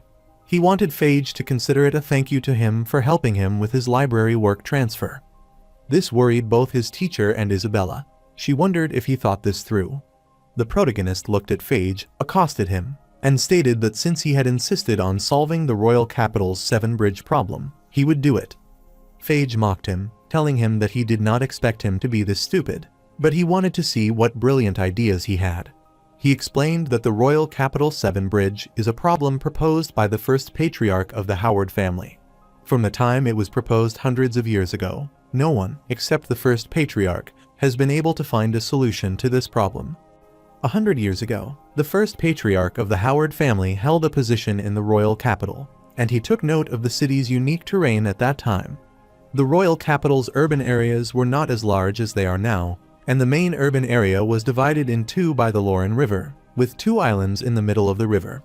For convenient passage, the royal capital built 7 bridges to connect the island in the river with the urban areas on both banks. The people living in the royal capital relied on these 7 bridges for communication. One day, the first patriarch looked at these 7 bridges and suddenly had an idea. He wondered if it was possible to start from any of these 4 land masses and islands, pass each bridge exactly once, and return to the starting point. After the first patriarch made this idea public, it immediately attracted the attention of the entire kingdom's mathematics community. Many well-known scholars at the time came to the royal capital to try and find a solution. However, after a long time, the scholars made countless attempts, but no one could find a solution to crossing the bridges without repeating any. One day, the first patriarch finally found the solution himself, and he announced this news to the entire mathematical community of the kingdom. He then decided to publish it the next morning, under the witness of everyone. The next day, almost all of the kingdom scholars gathered in front of the 7 bridges of the capital, but the first patriarch did not appear until the evening. A few days later, the first patriarch's body was discovered, and unfortunately, he was too excited the night before the announcement and fell into the river. The death of Howard's first patriarch was a loss to the entire mathematical community of the kingdom. However, the solution to the 7 bridges of the capital was lost, and even the descendants of the Howard family were unaware of the solution at the time. For hundreds of years, from then until now, countless scholars have sought it, but none have succeeded. Phage uttered that even though the solution has been lost, in order to commemorate the first patriarch's proposal of the 7 bridges of the capital, and become the only person to find the solution. However, his Howard family still has it carved on the hall, and this is also the glory of them as a mathematical family. The protagonist thinks about it as he bets that the so-called 7 bridges of the capital are just a version of the 7 bridges of Königsberg in this world. While he is pondering, Phage accosts him, calling him a great genius, and asks if he can find the lost solution. The protagonist refused, clarifying that he could not find the solution, and that he would not find it in the future either. Phage started laughing upon hearing this, wondering if that was his answer, and remembered that he had been the one being arrogant just moments ago, thinking of himself as a genius. The girl at the ball is astounded to hear this and reminds her friend Alice what she told her. This kid is just a useless person who does not know the immense heights of the sky. Alice wondered if that was the case, then she looked at Blair and remarked that she didn't think he was that simple. While Phage is laughing, the protagonist explains that the reason he can't find it is that the 7 bridges of the capital problem are unresolvable. He thinks, according to Königsberg, the problem is the same, but that the answer is unsolvable. The scholar who proposed this answer was named Euler, and he created a new branch of mathematics. These new branches include graph, theory, and geometric topology, which also unfolded a new journey in mathematical history. Everyone is surprised to hear his answer, and Miss Brittany and Isabella are also surprised to know that it is unsolvable. Phage still mocked him, asking what nonsense he was spouting just because he could not find it, that he was saying the problem was unsolvable. He further added that his family's founding patriarch, Howard, had already found a solution. Since that was the case, Blair wanted to ask him if he could prove that he had indeed found the correct solution, and if there was any evidence of its existence. Phage gets infuriated, asking what he meant, and if he dared to question the sages. He asked if Blair knew what position the founding patriarch held in the kingdom's mathematical community. While he is arguing, Viscount Howard instructs him that is enough and reminds Phage that he has already told him many times that the honor of their ancestors is not for him to show off. Phage gets scared, so he apologizes to his father for the mess he created. Viscount Howard supposed that might be Blair and clarified that he heard Calvin mention him. The protagonist greets Viscount Howard and is honored to meet him personally. Viscount Howard saw the argument between Blair and his son just now, and he apologized to him on his son's behalf because he indeed had some shortcomings. However, he stated that the royal capital 7 Bridges is unsolvable, which he believes is a slander against the reputation of his family ancestors, and he hopes to retract his words. Blair clarified that he did not mean to offend, but the fact is that the royal capital's 7 bridges are unsolvable. Isabella is startled, as it is the first time she has seen Blair so seriously. Viscount Howard furiously stared at him, asking if he thought this through. The protagonist decides to retrieve a notebook from his robe as he wants to demonstrate to everyone why the royal capital's 7 bridges are unsolvable. He began writing on paper, explaining that many sages have chosen to practice and find solutions themselves in the face of such complex real-world problems. Although this approach is worthy of respect in terms of practical results, it will be challenging to find a solution because there are so many possibilities far beyond what human power can exhaust. After writing the details, he wanted everyone to take a look and surprise everyone. Blair explained that they can first transform complex real-world problems into simple mathematical problems on paper. Since they consider each piece of land as a point, and the bridge connecting 2 pieces of land is represented by line A, they obtain such a graph. Therefore, the royal capital 7 bridge problem can also be simplified to this. So, if they can start from any point and draw this graph in one stroke without repetition, it means that they could start from a piece of land, walk through the 7 bridges without repetition, and then return to the starting point. Everyone is astounded to learn that it can be done this way and thinks this is wonderful. The golden-haired girl is amazed as she realizes that it could simplify real-world problems into geometric figures, a brilliant idea. She realizes that Alice is right because Blair does have a way to answer. Blair explained that, except for the starting point and the ending point, when someone enters a piece of land through a bridge, they must leave from another bridge. Then, he wanted everyone to call the points on this graph connected by an odd number of line segments odd points.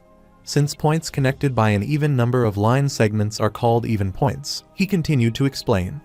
Miss Brittany finally understood that to start from the starting point and return to it, a person must reach all points. Then the person must leave all the points, so only if all the points are even points does the royal capital 7 bridge have a solution. The protagonist praised his teacher, Brittany, telling her that she got it right and clarified that it was the key. The man is surprised, wondering if that means that all 4 points of the royal capital's 7 bridges are not even.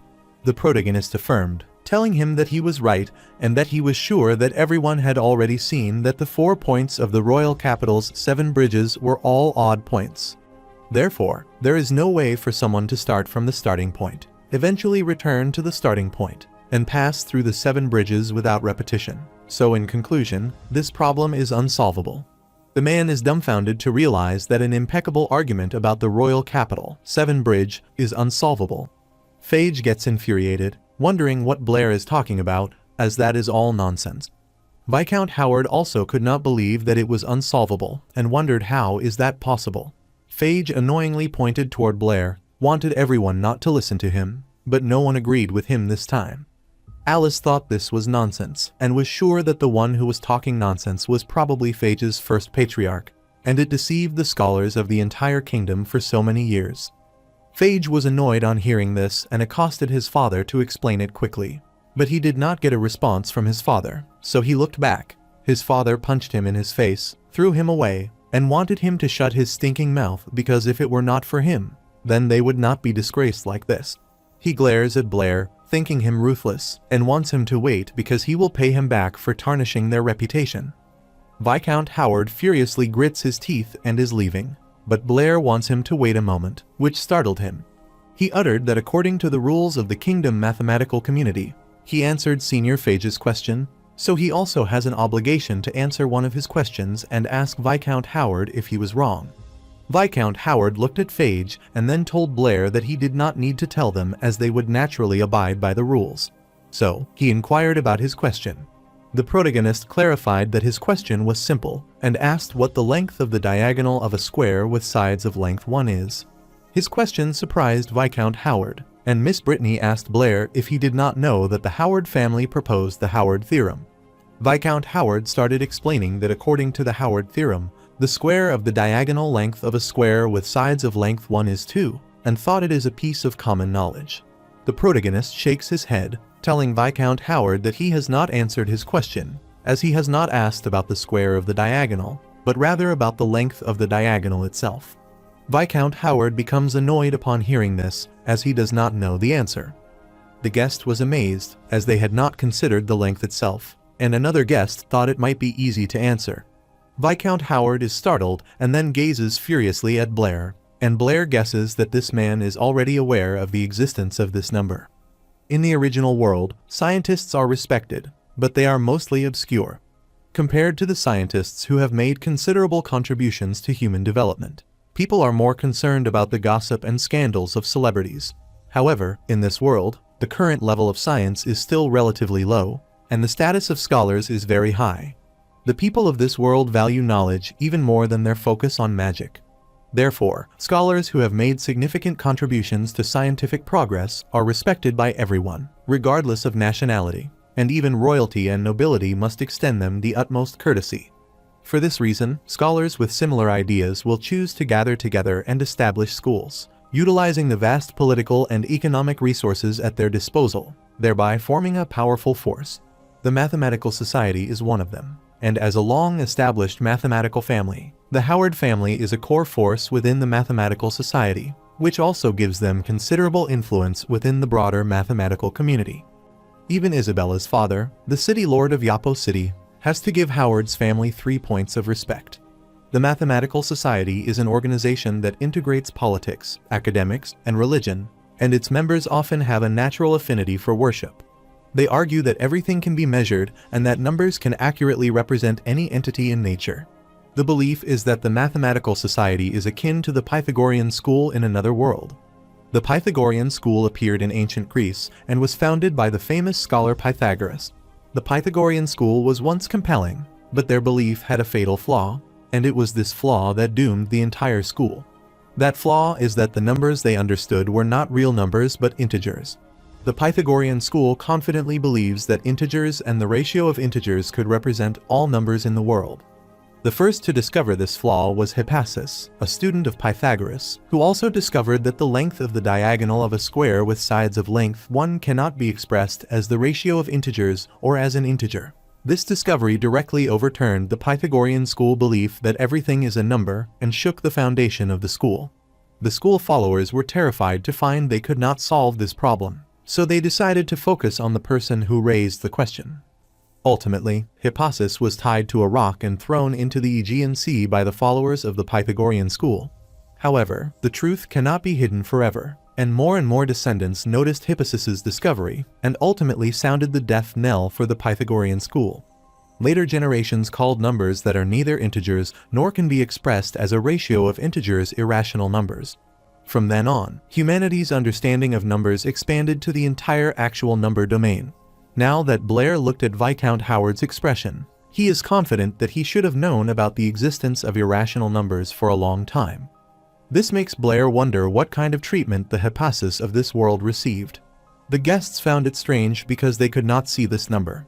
Some of them thought it was impossible because there couldn't be a length that numbers could not measure, and they wondered what the problem was. Miss Brittany looked at Blair, asking what exactly is this number, as it seemed impossible to derive it from the ratio of any numbers.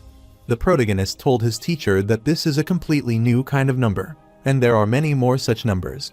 He is afraid that someone in this world discovered them long ago, but some people covered up the discovery, and he is merely presenting this information to more people to thank Phage for his help.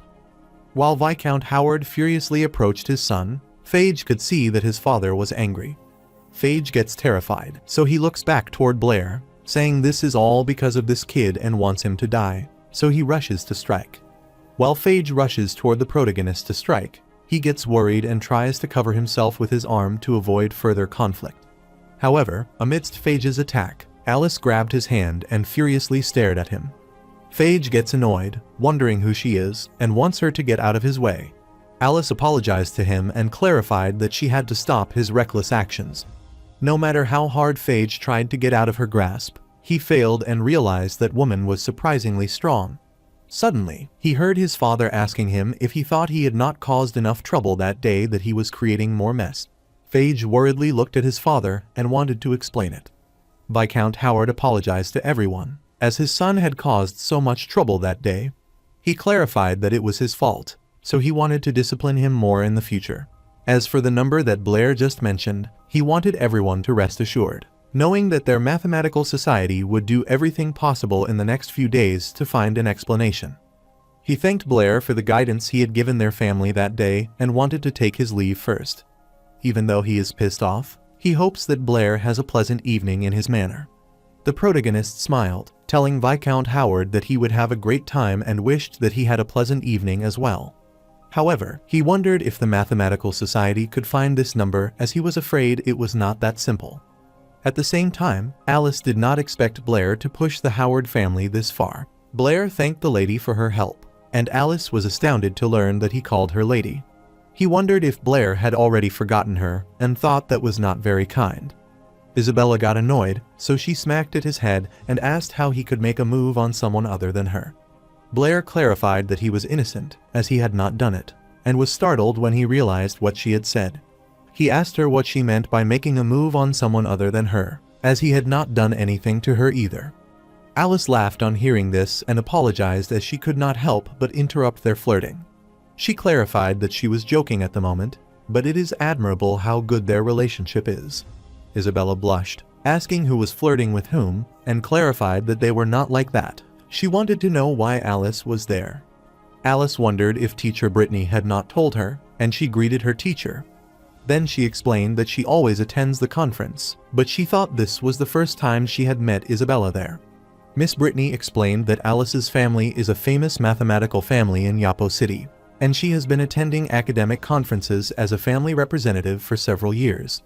Alice reached out to shake hands with Blair and decided to reintroduce herself. She introduced herself, telling him that she was a third-year student at St. Donna's Academy and Isabella's classmate. She is pleased to meet Blair, and she hopes her little joke just now did not bore him. Blair shakes hands with her, telling her that he is pleased to meet his senior Alice.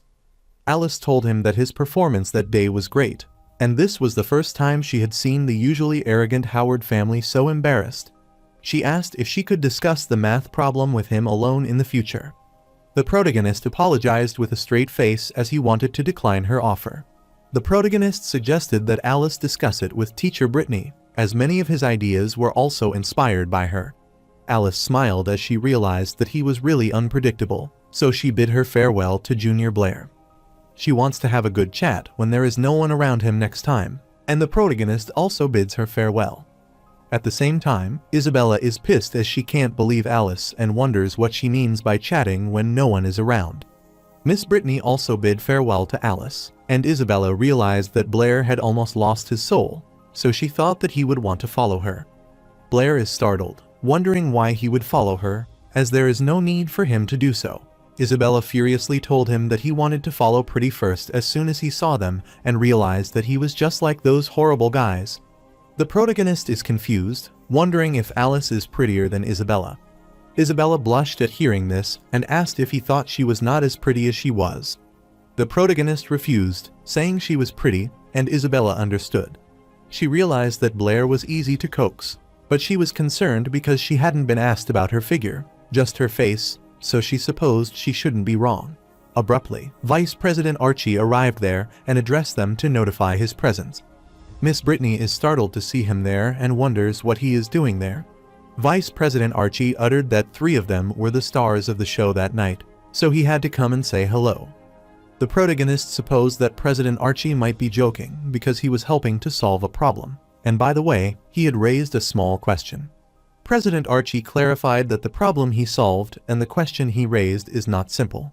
He explained that solving the 7 bridges of the royal capital has always been regarded as the highest honor by the Howard family. Still, Blair's argument today directly pointed out that this problem has no solution. This will lead to a substantial moral flaw in the Howard family's foundation of honor as a mathematical family.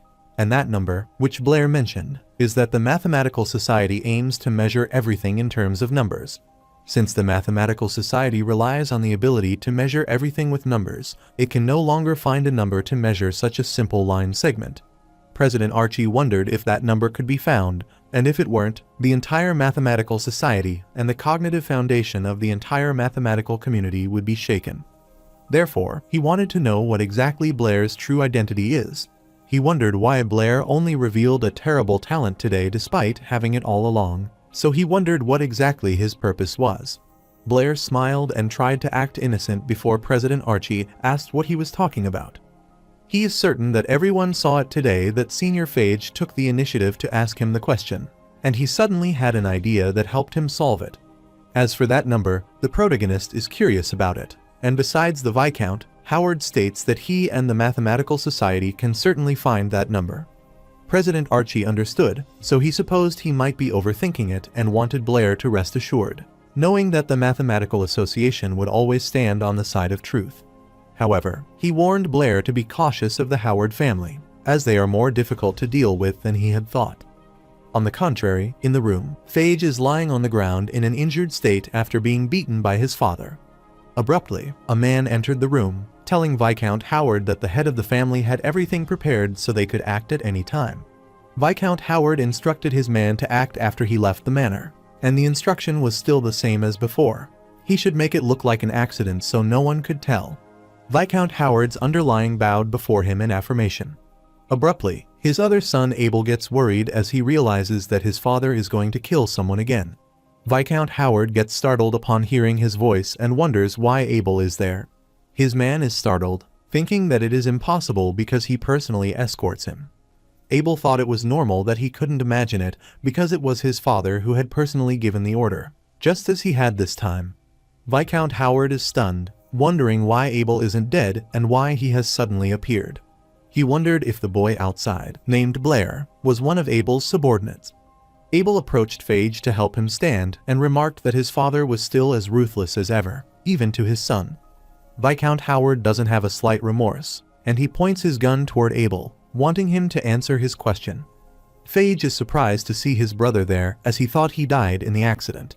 Abel accosted his father and asked why he always has so many questions, as it makes it hard to know where to start. Abel decided to explain that a young kid named Blair outside had nothing to do with him. But he provided Abel with an excellent opportunity, which is why he has returned now. But for why Abel is returned, he can tell his father about it, and he clarifies that he is there to change the entire Howard family. Viscount Howard is annoyed at learning that his son wants to change the family. Abel affirmed, telling his father that it was right, and asked what he thought was the cornerstone of their family now. Viscount Howard uttered that it is undoubtedly honor, but Abel uttered that it is wrong as it is a lie. Viscount Howard gets pissed, wondering what he meant by this. Abel smirked, knowing that his father had likely known for a long time that the 7 bridges of the royal capital had no solution and that the number could not be expressed at all. But to maintain the so-called honor of the family and the rationality of the existence of the number sect, he chose to hide this truth.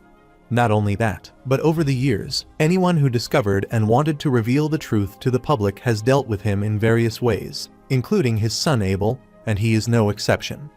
Viscount Howard gets annoyed, telling him that is enough, and utters that for the sake of the family, he wouldn't hesitate to kill him again. Abel reminded his father that he had crossed the line and wanted him to remember what he had told him. The truth cannot be hidden forever.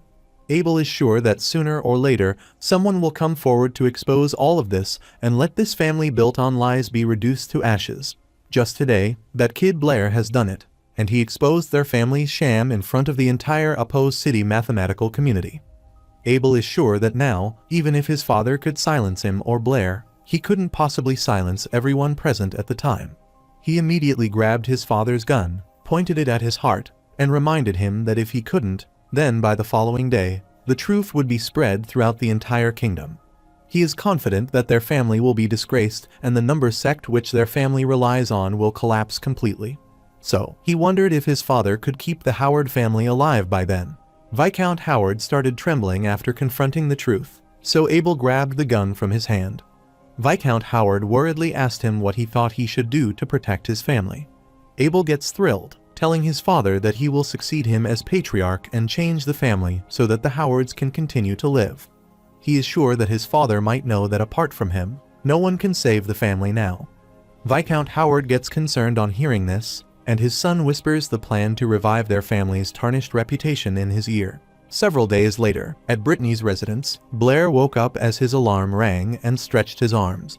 He felt much more comfortable sleeping in a real bed, and there was no more stink from the utility room as well. After waking up, he went to Miss Brittany's room to wish her good morning, and was dumbfounded to see the bundle of files on her table. He realized that his teacher might have stayed up all night recalculating that number.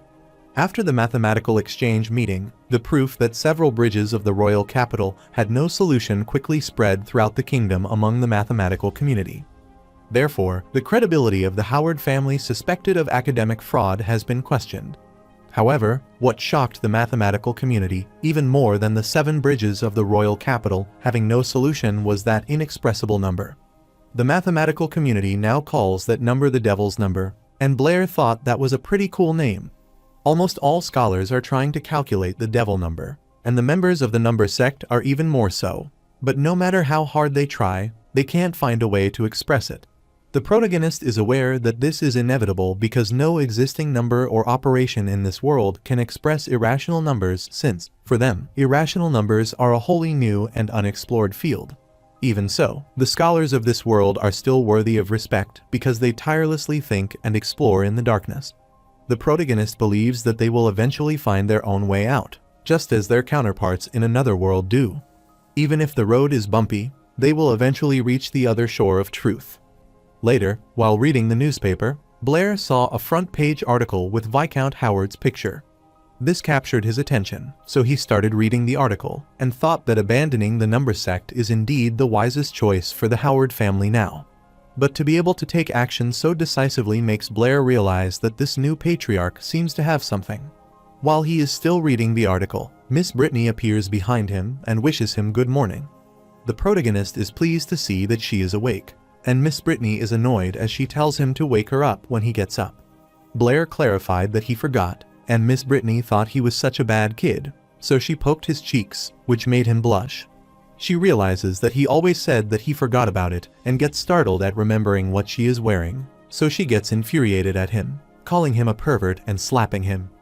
Later, the protagonist is preparing breakfast, and Miss Brittany looks at his face with her handprints and apologizes to him. She clarified that she hadn't even realized it, and she had just reacted subconsciously. Blair has noticed that Miss Brittany is entirely different when she first wakes up compared to her usual self.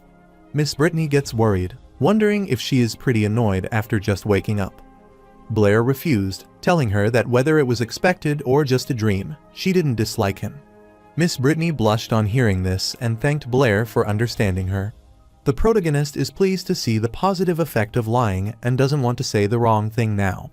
Miss Brittany is surprised to see his dish and asks what he is doing, and why he is putting red fruits that are eaten directly into a pot and mixing them with eggs.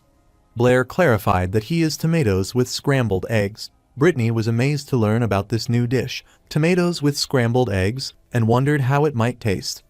After preparing the dish and pouring it onto the plate, Blair explained that tomatoes are what they call red fruit in his hometown. In his hometown, a dish of tomatoes with scrambled eggs is one that almost everyone knows how to make, and it's also the one he has been making the longest. After that, he told his teacher that the dish was ready, so he wanted Miss Brittany to try it as he was heading to class. On his way, Brittany stopped him and wanted him to wait and wipe the stains on his shirt, thus turning it into a new one. After cleaning it, she said goodbye to him and wanted him to be careful on his way, and Blair affirmed, so she decided to leave. After he left, Miss Brittany looked at the dish, which seemed strange, and wondered if that was edible. After taking a bite, she is surprised as the crispy aroma of these eggs lingers long, and the sweetness of the red fruit is just the right amount of freshness and deliciousness. She realized that this dish was incredibly delicious and genuinely exceptional. On the other hand, the protagonist's stomach grumbles due to hunger, and he realizes that he has been so busy cooking that he has forgotten to eat. Meanwhile, the students were excitedly discussing that day's academic journal, which stated that the Howard family had a new head, and he disbanded the number sect right after taking office. The brown-haired girl affirmed this as well, having heard that the new family head was a young and handsome man who seemed quite mysterious. Her comrade thought that what was genuinely mysterious was that the person who solved the 7 bridges of the royal capital proposed the devil number and then disappeared without a trace. The brown-haired girl stated that she had heard from her uncle in the mathematics department that the person was actually about the same age as them, and he had requested to remain anonymous. The golden-haired girl wondered how that was possible, as she couldn't believe that someone who had shaken the entire mathematical world with a single number was about the same age as them. According to her, that person might be a reclusive old man. Isabella asks Blair if he is even listening to her as she was asking him if he doesn't know how to express that number. Blair clarified that he doesn't know everything, as he already said. Isabella doesn't believe him and is sure that he might be lying again. Abruptly, Alice entered the classroom, asked Isabella if she was bothering her little Blair again, wished him a good morning, and winked at him, which mortified Blair. Isabella reminded her that she was a third-year student, so she wondered what she was doing there and also wanted to know what she meant by her little Blair. Blair wished Alice a good morning and also inquired about her presence. Other students were astounded to see that the 2 widely recognized school beauties of the 3rd year were in their class. Furthermore, both of them came to see Blair at the same time and wondered what kind of luck this kid had. One of the students wondered if Blair had hit a lucky streak with the ladies lately. At the same time, Jasmine is also astounded to see those 2 around Blair. Alice gets close to Blair, makes him blush, and asks what they were talking about just now about that number. Suddenly, Blair's stomach growled, and his embarrassment at being outdone by his seniors made him apologize, which in turn made Alice laugh. Isabella is annoyed, wondering if Blair is a pig since it's not even lunchtime yet, and he's feeling hungry. Alice offered him bread, explaining that she had brought an extra lunch today and wondered if he would like to share it with her. Blair's mouth filled with water at the sight of the food, so he decided to accept it and expressed his gratitude to Senior Alice, telling her that she was good. Before he could receive it, Isabella pinched his cheeks and wanted him not to dare to take it, but he already took it. She couldn't believe that Blair accepted food from strangers so casually. She was pinching so hard that Blair clarified that he was going to refuse, but the bread smelled so good. Isabella gets pissed, wondering why don't he ask her first if he was that hungry. Blair clarified that he had told her, and she said that he was a pig. Isabella doesn't care about his lame excuses, telling him that she was there first and reminding him of her prior presence. Alice thought it was only natural to offer help and support to a talented student like Blair. This infuriated Isabella as she took out the burger and wanted him to take it. She also happened to bring an extra lunch and wanted him to quickly give it back to Alice, which he had in his hand, which startled Blair. Alice smiled, asking Isabella in what capacity she was interfering with Blair's choices because, as far as she knew, Blair hadn't officially established a relationship with her. Isabella is pissed on hearing this, so she wants Blair to choose if he wants her bread or Senior Alice's, but clarifies that he could choose one. Alice assured Blair that was all right, as he could decide what he liked because she was fine with anything. Blair is worried because he can't figure out this situation, as it's just a matter of food. The protagonist saw that both of them were about to fight, so he told Isabella to give him her bread and thanked her. Isabella laughed at her victory as she was sure that her bread was better than Alice's. The protagonist doesn't return Alice's bread to her and eats both of them simultaneously despite having a hard time eating them and hardly swallowing them. After eating it, he clarified that both of their breads were very delicious and thanked them for their consideration but thought they were ruthless. Isabella gets excited, asking him if her bread is that good as he eats it so fast. Alice saw the cream on his face, so she wiped it off and told him that he had been careless and had eaten the cream. Isabella gets infuriated, wondering what Alice means as she hears her saying that her bread is so sweet and good. Suddenly, she realized that it was almost time for their class, so she wanted to see Blair later and wanted him to pay attention in class. The protagonist excitedly affirmed and wished Alice farewell. After she left, Isabella pointed toward Blair, telling him that she was going now and wanted him to wait for her in the classroom after class. He patiently agreed. After Isabella left, Blair took a peaceful breath as they were finally gone.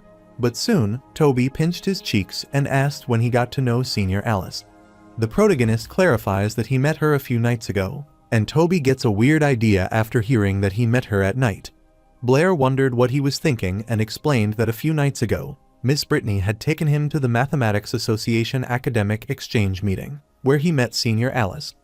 Toby is surprised to hear about the academic exchange meeting a few days ago and remembers that is where the devil number was proposed. The protagonist becomes worried about his identity being revealed and is relieved when Miss Brittany enters the class. During the class, he demonstrated the solution to the formula on the board. After that, Miss Brittany instructed everyone to discuss the problem on the blackboard in groups. She accosted Blair, wanting him to take the bread, and winked at him because she knew he had forgotten to eat breakfast that day, so she wanted him to devour it. The protagonist turned pale as he realized it was bread again, but he had no other choice than to accept it. After Miss Brittany left, Toby asked Blair why he had bread again. The protagonist smiled, telling him that it was a long story, but he wanted to discuss the problem first and grabbed his fellow's book. The purple-haired girl excitedly asked since Toby had said that Blair had attended the mathematics academic exchange meeting a few days ago and might have seen the mysterious person. She read in the journal that the mysterious person had solved the 7 bridges of the royal capital problem and proposed the devil's number at the meeting a few days ago. The protagonist becomes worried, wondering what she means, and he guesses she could be referring to the fact that he saw him and stared at Toby, who looked away in guilt. The purple-haired girl doesn't believe that he guessed it, and Jasmine finds him suspicious. Blair worriedly explained that when that mysterious person stepped forward, he happened to be away from the venue. By the time he returned, the devil number had already been proposed, and the venue was in chaos, and he couldn't find that person. The purple-haired girl wondered what business Blair had to leave the venue at such a necessary time. Blair clarified that he had eaten too much and experienced diarrhea, which startled them. Toby is surprised to learn that he had diarrhea at such a necessary time and remarks that he had the chance, but he didn't take it. The purple-haired girl wondered what Toby was talking about because Blair was qualified to participate in the academic exchange. She thought it would be amazing to get to know those who were all rich and noble people of Oppo City. Then, she excitedly asked Blair if he had time recently to come to her house to help her with a math problem. She has so many questions she doesn't understand and tells him that her family manor is enormous, so if he gets tired of explaining, he could go to sleep, and she has no problem. Toby gets annoyed, wondering if she wants to learn math, as he is embarrassed even to expose her vicious thoughts. The purple-haired girl explained that she just liked to learn and wondered if that was not okay. Later, the protagonist rushes away from the class and is glad because, luckily, he had moved quickly. Otherwise, he would have been blocked in the classroom by Isabella again. He stretched his arm while leaving as he wanted to go practice magic. That is the actual business because it's better to deal with magic. Suddenly, he heard someone asking him when he became so dedicated to practicing magic. The protagonist looked ahead and saw someone who immediately tried to attack him and asked who it was. Blair hardly managed to block the attack and saw Jasmine, who instructed him not to move as this dagger was quite sharp. The protagonist wondered what Jasmine was doing as he raised his hand. Jasmine uttered that if she was not mistaken, the one who solved the 7 bridges of the royal capital and proposed the devil's number at the exchange meeting was him. She has noticed recently that his math and magic abilities have improved too much. She is confident that he is not Blair, as he couldn't possibly have this kind of talent. Therefore, she wants to know where Blair is and also wants to know his identity and the reason for impersonating Blair. The protagonist doesn't know where to start as she has too many questions, but wants to tell her that he is Blair. He doesn't want to mention his time traveling for now. Jasmine gets annoyed because he is still lying and asks if he thinks his disguise is perfect and starts pinching his face. She is surprised to see that the face mask hasn't been removed because even the most perfect disguise will be compromised if touched directly. She kept pinching his cheeks, surprised to see there was no reaction. Abruptly, Blair hit her legs, causing her to lose her balance, but he grabbed her to prevent her from falling. Jasmine blushed at being so close. She immediately pushed him back, asking what he was doing and wanting him to let her go. Blair clarified that he could let it go, but didn't want her to put this on his neck again. Furthermore, he is sure that she has tried it herself, and now she should believe that he is Blair. Jasmine wanted him to let her go first and said that even if he didn't use a disguise, she wondered how he had suddenly developed such a talent in math and magic. Furthermore, the way he talks is very different from Blair's, as she knows him well. The protagonist scratched his head and wondered how he had gotten into this situation, as it was a long story because he was Blair, but he was not Blair. He explained that he had had a very long dream, and when he woke up, he was in this state. He came from a world without magic, but with advanced technology. The people there don't know how to use magic because, to them, it is just a fictional existence. Instead, the scientific technology of that world is very advanced, even surpassing magic, and people can use technological creations to do many things that magic can't. Relying on advanced technology, people have extended their exploration to almost every corner of the planet, and they can even travel through space to reach other planets. The protagonist explained that he was an ordinary math teacher in that world. Therefore, he has advanced mathematical knowledge that people there can't imagine. In the protagonist's world, a girl similar to Jasmine raises her hand, prompting Chen Lu to wonder if she has any questions. The student asked him if the stars are traversed and if there are other planets beyond them. Chen Lu thought that was a good question, so they told her that the stars could be traversed and that, in addition to their planet, there were countless other planets in this universe. The student laughed upon hearing this, as she understood, and thanked her teacher for his answer. However, the main point was why he had suddenly become like this. At the present moment, Blair apologized to Jasmine as he got a little carried away. So, he explained to her that after having that long dream, he woke up with his current math and magic talents, but unfortunately, he also lost some of his original memories. Jasmine thinks for a while as the protagonist tells her that is all. She sighs and wants him to forget about it, and she supposes he might be Blair, as he is still the same, liking to say some nonsense. Blair gets startled, wondering if he had said something similar before. Jasmine affirmed that he could tell that because he was always more interested in science than magic, and he also said he wanted to live in a world without magic. She supposed that might be because Blair had no magic talent at all, and the reason he was crying in his dream was due to amnesia. She asked if she was right and wanted him not to worry as she would help him remember the past. After hearing this, the protagonist supposed she might have always cared about him so much that he reached out to grab her hand in thanks.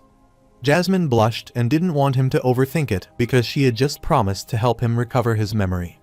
The protagonist became confused, wondering what he was overthinking. After some time, when he returned to school, he glanced at his hand, pondering something. But suddenly, Toby grabbed him from behind and hugged him tightly. The protagonist is startled, wondering what he is doing, and wants him to let go of him. He wondered what Toby was doing behind his back and wanted him to tell the truth. The protagonist sees Phage in front of him, so he immediately gets out of Toby's grasp. Toby gets worried about seeing Senior Phage there, so he immediately covers Blair and inquires what he wants. Phage bowed before Blair and apologized to him, realizing he was wrong. Therefore, he, as a member of the Howard family, sincerely apologized to him and wanted him to forgive him.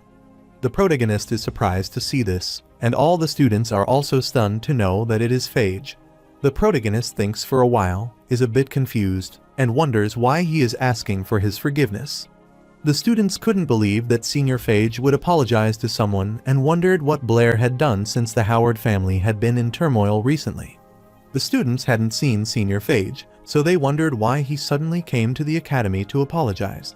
Phage handed him an invitation, telling him that this was from his brother, the current head of the Howard family.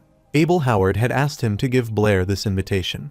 Phage explained that his brother was holding a briefing that night for the entire kingdom's mathematics community. Therefore, all questions regarding the Howard family will be addressed during the briefing. So, he requested that Blair should let bygones be bygones and forgive his previous offense, as his presence was earnestly requested. Toby whispered in Blair's ear, telling him not to go because Phage's sudden invitation might be a trap, which makes the protagonist ponder about it. At night, he arrived at Howard Manor and saw several people gathered there and greeting each other. Blair couldn't resist his curiosity and went there, but he wondered how Abel would handle the current situation.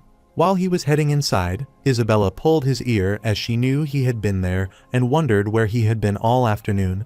She reminded him that she told him to wait for her in the classroom after class.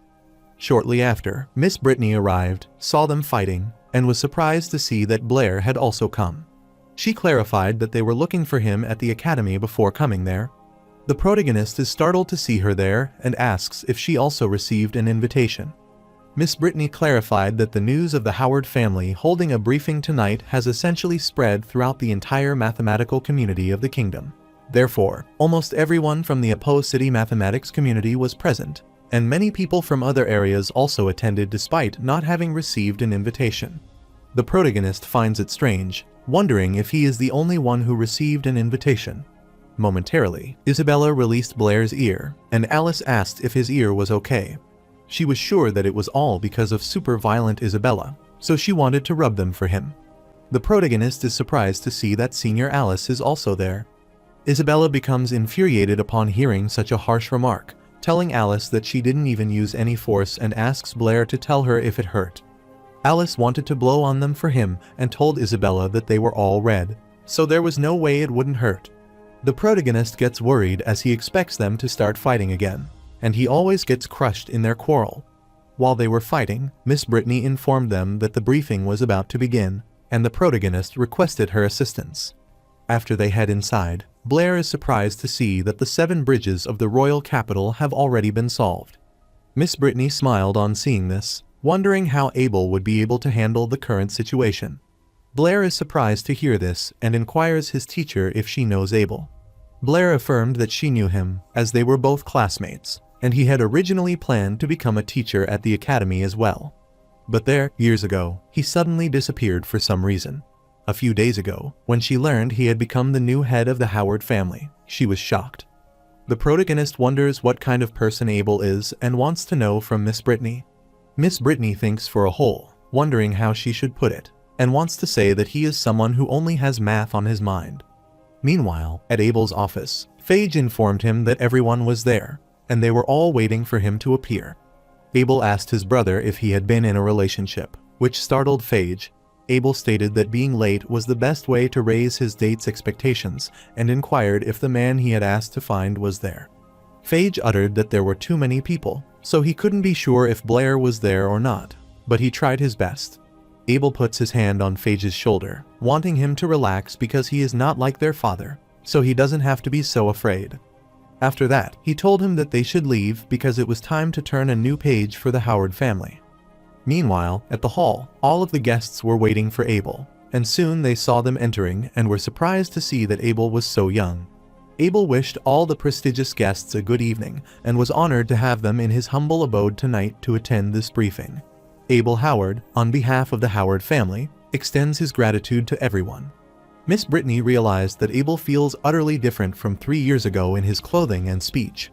Abel believes that everyone has been waiting for so long and took out a book. He is sure everyone wants to get straight to the point, but he requests that everyone allow him to share a past family event with them first. The protagonist is startled to see this book, wondering what that book is.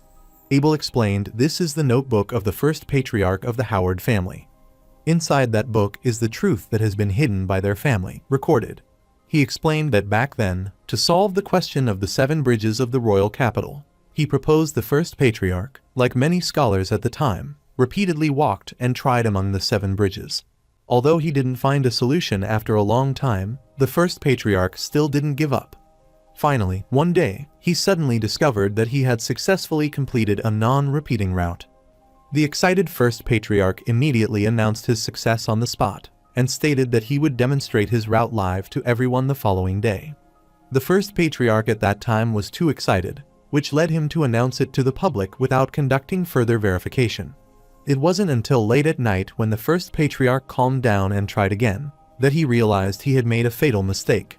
He hadn't succeeded, but only at that time did he realize he had mistakenly thought he had found a non-repeating route. The first patriarch discovered that he had committed an irreparable mistake and that the following day, he would be publicly discredited. In the end, the first patriarch, filled with guilt, made his choice, which was to drown himself in the lake to apologize to the public for his death. At the same time, he left his notebook, which detailed the entire course of events and instructed his descendants to clarify the facts to the public on his behalf. However, What the first patriarch didn't expect was that his descendants would not reveal the truth to the public as he had wished. On the contrary, they chose to hide the notebook and claim to the outside world that the first patriarch had indeed found a solution, but accidentally fell into the water on the eve of the proof. And all of this was to maintain the so-called honor of the family to this day. However, Abel knew that the truth could not be hidden forever, and their Howard family would eventually face all of this. So he bowed before everyone, which worried Phage, wondering what his brother was doing. Abel, on behalf of the Howard family, apologizes to everyone for this truth, which is many years in the making, and for the long-standing lie.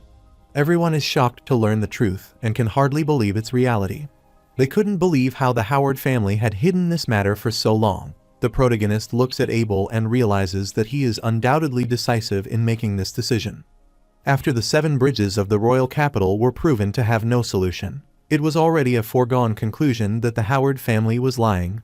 Since Abel is now revealing the truth, which means that more responsibility will come to the descendant, even though the impact on the family symbol of the first patriarch itself is minimized.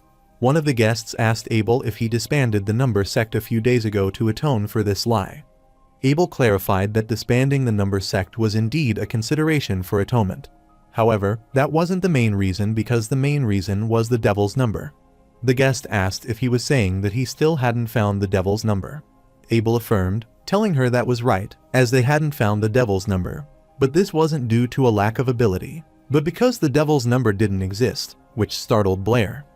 The guests are startled, wondering what Abel means by that devil number doesn't exist. Abel explained that it doesn't exist within their current mathematical understanding. This is also the fundamental reason he disbanded the number sect, and they are not qualified to claim that numbers can measure everything in the world. This makes the guest ponder if he is saying that the devil number has no solution. Abel refused, telling everyone that the devil's number is not unsolvable, nor is it the nightmare of their mathematical community. On the contrary, it is an entirely new field they have never set foot in. And now the one who can read their mathematical community to solve all of this is the proposer of the devil number, student Blair of St. Donna's Academy. Everyone is surprised to hear Blair's name and wonders who he is. They suppose that it might be a young man who published a paper a while ago, so they can't believe it was him. One of the guests uttered that she was also present at the briefing, and Blair indeed proposed it. Abel explained that many people present might not be familiar with his name because Blair is very humble. That is why, at the mathematical exchange meeting a few days ago, after proposing the devil number, he requested those present not to disclose his name to the outside world. But Abel thought that now, for their mathematical community to overcome this difficulty and reach a new realm, they needed Blair to step forward and lead them. Miss Brittany is worried about hearing this and asks Blair what they should do now, but is surprised to see that he has already disappeared, so she wonders where he is. While Phage worriedly told his brother that Blair didn't seem to be there, Abel sighed as he thought Blair wouldn't be able to suppress his curiosity and would come, but he was fine with this because he was sure that he would come to see him later. Later, at school, one of the students asked her comrade if they had heard about those rumors. Since it's all over the place recently, that mysterious person who proposed the devil number is Blair. Her friend heard it, too, and now everyone is calling for Blair to come forward and solve the problem he proposed. The protagonist is pissed because that guy Abel shifted the focus on him, and now no one cares about the Howard family problems anymore. All the students kept wondering if Blair was really that amazing and recalled the magic exam. While he indulged in his thoughts, Toby touched and accosted him. The protagonist told Toby that he had already explained that he slipped away when things looked bad, and he was not sure what happened afterward, so he wanted him to stop asking. Toby was confused, so he pointed in the other direction as he tried to draw his attention to someone else. The protagonist looks ahead and sees history professor Hank before and gets startled. Professor Hank knew that Blair was very talented and famous in mathematics, but he wondered if there was a problem with him because Blair failed his history test every time. The protagonist worriedly starts explaining to Professor Hank that his memory of history is still a bit fuzzy. Professor Hank furiously slammed his desk and wanted him to remember that, no matter how famous he was now, he was still a student, and he must focus on his studies and never be arrogant. Even though Toby is scared, he raises his hand and tells Professor Hank that someone is looking for Blair. Professor Hank gets infuriated, wondering why someone is looking for him, and wondering if he can't see that he is lecturing him. But Toby wants to tell him that it is President Archie. Professor Hank didn't heed any attention, and told him it was no use for whoever came as he was lecturing Blair. Therefore, even if it's Vice Principal Archie, it is no use, and he wanted Toby to understand that. Abruptly, Vice Principal Archie accosted Professor Blair, telling him that he was looking for Blair. This sent chills down Professor Hank's body as he realized that the Vice Principal was there and instructed Blair to hurry up as he shouldn't keep him waiting. Later, outside the classroom, Vice Principal Archie is pleased as he meets Blair again. The protagonist becomes worried as he sees Vice President Calvin alongside him and is confident that he is looking for him because of the devil's number. Vice Principal Archie stated that now that the outside world is calling for him to step forward and solve the devil's number, their opposed City Mathematical Association is naturally under pressure. Therefore, he wanted Blair to do them a favor, which left him dumbfounded. Vice President Calvin told him that they needed his help, and President Archie assured him that wouldn't be bad for him either. The protagonist looked at them, smiled, and clarified that he didn't want to help. On the contrary, Toby immediately opened Miss Brittany's office door and bit Huffy. Miss Brittany gets worried about seeing this and inquires what is wrong. Toby worriedly told her that the situation was terrible, so he wanted Miss Brittany to go and take a look because Blair had been taken away. On the contrary, Blair has been surrounded by several teachers and has been cornered. The protagonist is worried about seeing himself surrounded by the 4 vice presidents of the academy, along with the 3 vice presidents of the Mathematical Association and a dozen association deacons at the door. The protagonist realizes that President Archie is undoubtedly trying to pressure him into agreeing. President Archie told Blair that he released the devil number, so he can't just abandon the entire mathematics community now. The protagonist asks President Archie if his mathematical community used to call the truth the devil. The vice president of the academy becomes infuriated at Blair, asking him if he knows who they are as he continues to babble. President Archie silenced them and asked Blair if the devil number really couldn't be expressed as a ratio of integers. The protagonist elucidated that it was more than just the devil's number and uttered the number whose square is 2 and the number whose square is 3. Also, the number whose square is 5 cannot be expressed as a ratio of integers. There are infinitely many such numbers, and they can be rigorously proven using mathematical methods.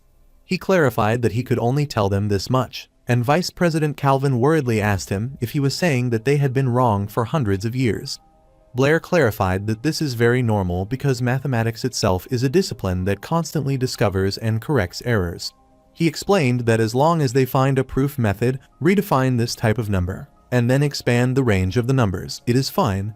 President Archie is sure that Blair might know the proof and definition methods, so they requested him to help the mathematics community. The protagonist apologizes to President Archie because he couldn't help with this. He can see what they are afraid of, as they are afraid that the truth they have believed in for hundreds of years will be overturned, and that they are unthinkingly walking on the wrong path. He wanted them to know that fear is normal since, in his hometown, generations of people have also challenged these terrifying devils for truth and knowledge. He is sure that it is precisely because they fear the unknown. They want to understand fear and embrace the truth even more. He wanted them to defeat these devils because if he directly gave the result, it would harm the mathematics community instead. He believes that as long as the mathematics community faces fear directly and regains courage, then it can overcome this difficulty because humanity's anthem is the anthem of courage. President Archie is shocked as he learns that the humanity anthem is the anthem of courage, and they all bow before him, which startles Blair. President Archie realized that Blair was right as they were indeed too eager for quick success just now. He thanked the protagonist for his guidance that day and clarified that the mathematical community would forever remember his contribution. The protagonist gets worried, telling the president that he is overpraising him and requesting him not to do that. Suddenly, one of the professors was thrown inside, and the door of the room was broken. Everyone is startled to see this, so they peek outside the room and see Miss Brittany rampaging with her overwhelming power. Miss Brittany furiously accosted everyone and wanted to know what they did to her. Blair. The protagonist raises his hand to capture Miss Brittany's attention, telling her that he is there, but she keeps striking all the presidents and vice presidents who gang up against him. Blair assured her that he was fine as they just wanted to chat with him and finally managed to calm her down. After getting back to her senses, Miss Brittany immediately apologized to the president as she thought they were bullying him. President Archie smiled as he understood because Blair was a genius, and Miss Brittany loved a student so that she could be furious. Furthermore, he is aware that they were also a bit abrupt by taking him away without telling her. Later, while on her way, Miss Brittany looked at him and knew that she was impulsive. When she heard Toby say he was taken away, she was afraid they would harm him. The protagonist doesn't want his teacher to worry as he will be fine. Besides, in this school, in front of so many students, they couldn't do anything to him. Miss Brittany understood, but there was something she always wanted to ask him. The protagonist wondered what that was, and Miss Brittany inquired why he proposed the devil number and created this chaos. The protagonist reminded Miss Brittany that he was also at the scene, and she merely asked them a question in accordance with the traditions of the mathematical community. He clarified that he didn't expect this problem to be so complex that it would lead to the devil number. Miss Brittany annoyingly stared at him, thinking it was not right, and asked if he liked Isabella. Blair was startled on hearing this and thought she might be thinking that he got jealous after seeing Phage with Isabella and then getting into a dispute with him. Miss Brittany grabbed his shoulder, telling him that the roundabout was amazing and didn't want him to worry as she wouldn't tell anyone, and she supported him. Blair gets flustered and wants his teacher to listen to him. But Miss Brittany didn't pay any attention and happily rushed away since she had a class, so she instructed him to go home early after school. The protagonist affirmed, but he wanted her to wait as he wanted to clear the misunderstanding and froze at his place because Miss Brittany didn't listen to him. Later at night, the protagonist is preparing dinner and realizes that he didn't expect Teacher Brittany's imagination to be so strong, so he wants to find some time to explain it to her adequately. Abruptly, Isabella barges in, asking him what he is doing, and realizes that he is cooking. Blair is surprised to see her there and wonders what she is doing there. Miss Brittany clarified that she asked Isabella to come that night because she wanted to study the devil number together. Since it happened that they hadn't had dinner yet, she wanted Blair to let Isabella try his cooking as well. The protagonist understood, but he wanted to know if his teacher's major was wind magic. Isabella smiled, telling him that Miss Brittany was a high-level wind magic user. The protagonist understood, telling that he was buying groceries that day, so he wanted to make a refrigerator, but it could require the help of a high-level water magic user. While Miss Brittany wondered what ice shrimp, then looked at the document and asked what it was. Blair explained that it's a box made of ice to it can preserve food. After looking at the diagram of the fridge, Isabella burst into laughter and told him that his drawing was too artistic. Blair gets infuriated, telling her that it is none of her business as this is called a design drawing. Isabella mocked him, telling him that the design drawing looked like a dog paddling. Meanwhile, Miss Brittany started using water magic, accosted Blair, and said to him that if the refrigerator he wanted was like that. Blair touched the ice and asked his teacher how she had just done that. Miss Brittany explained that as he could see, she could also use water magic, so this was quite simple. Isabella was surprised, wondering how that was possible because dual element mages were few and far between. The protagonist realized that Miss Brittany's magical talent was so good that she wondered why she stayed at St. Donna's Academy. Miss Brittany thinks for a while, then looked at the food and told Blair that the food seemed to be ready. The protagonist gets startled as he almost forgot to turn off the fire, so he immediately turns it off and then places everything on the table and utters that everything is done. While taking her seat, Isabella remarked that it smelled good, but it looked strange, and they were all things that she had never seen before. Miss Brittany explained that she thought Blair's dishes looked weird at first, but they were delicious, so she was sure that she would know once she tried them. Blair explained that these are dishes from his hometown, so it's expected that Isabella hasn't eaten them before, and he didn't ask her to eat them either. Isabella gets annoyed and thinks he is weird and asks what else he could make that is good. She declares that night she would rather starve to death than touch this suspicious thing. Later, they finished the dinner, and Isabella was pleased because those dishes were delicious. The protagonist is startled, reminding Isabella that she said she would rather starve to death than touch the food he made. Isabella gets angry, so she pulls his ear, telling him this isn't her fault. but it is because he cooked it too well. Miss Brittany started laughing on seeing this, which makes both of them wondered what is wrong. Miss Brittany clarified that it is nothing, but she thinks that the two of them are well suited. This made them blush, so Isabella quickly released his ear, cursed him, and informed her teacher that she was not well suited with that weird guy. Blair is also annoyed, telling that he is not well suited with this tsundere. Miss Brittany remembered that Isabella was about to be promoted to junior magician, and inquired if she had thought about which element she wanted to specialize in. Isabella clarified that she wanted to major in wind, just like her teacher, Brittany. While wind magic is potent in the later stages, it doesn't have much combat power before becoming a senior magician. As a girl, the most important thing is to protect herself, so Miss Brittany wanted her to consider earth magic because its defense is the strongest of the four elements. Isabella refused to tell her teacher that the earth magic robes were too ugly. Her reason confused Blair, which Isabella noted, so she started pulling his ears again. Blair gets infuriated on seeing that she started again when he hadn't even said anything yet.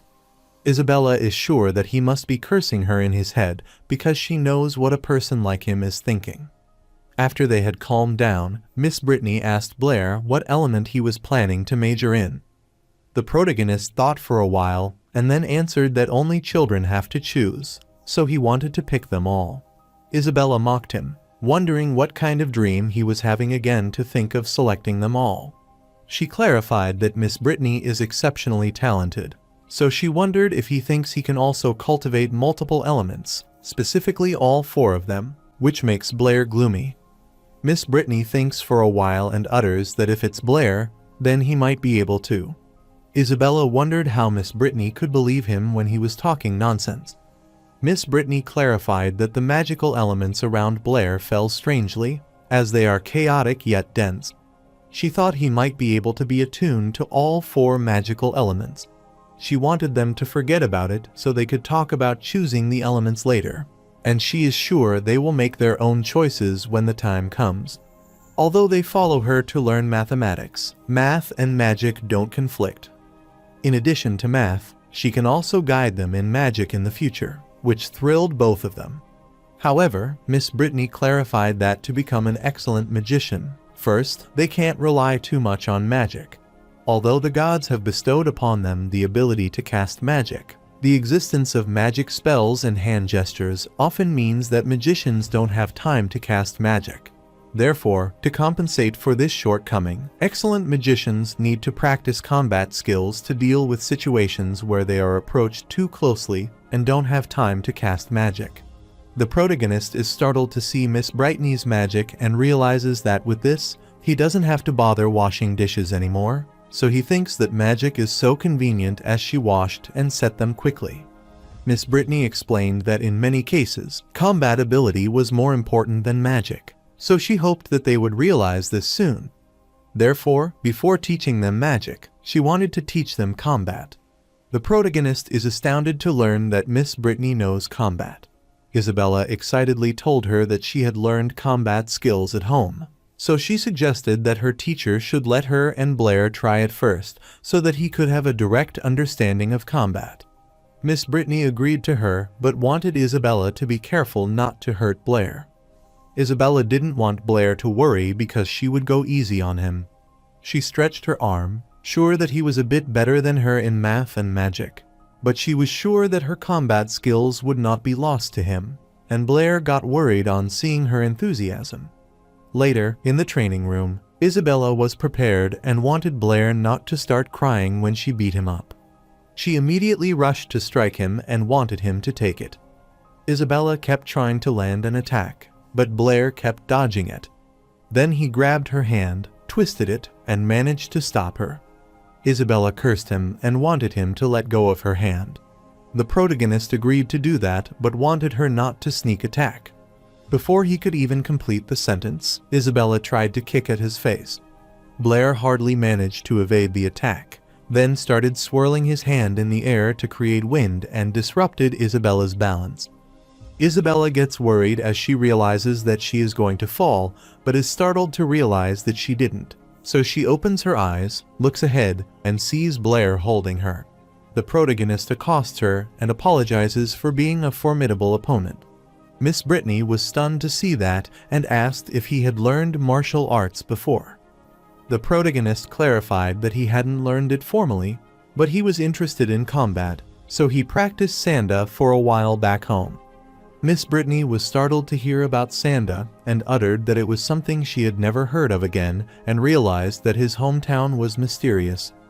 The protagonist becomes worried as she finds him suspicious, and Isabel curses him, asking how long he plans to hold her and wanting him to let her go. The protagonist understood, so he immediately let go of her. Isabella annoyingly pinched his cheeks and told him that if it weren't for the slippery ground, she wouldn't have lost to him.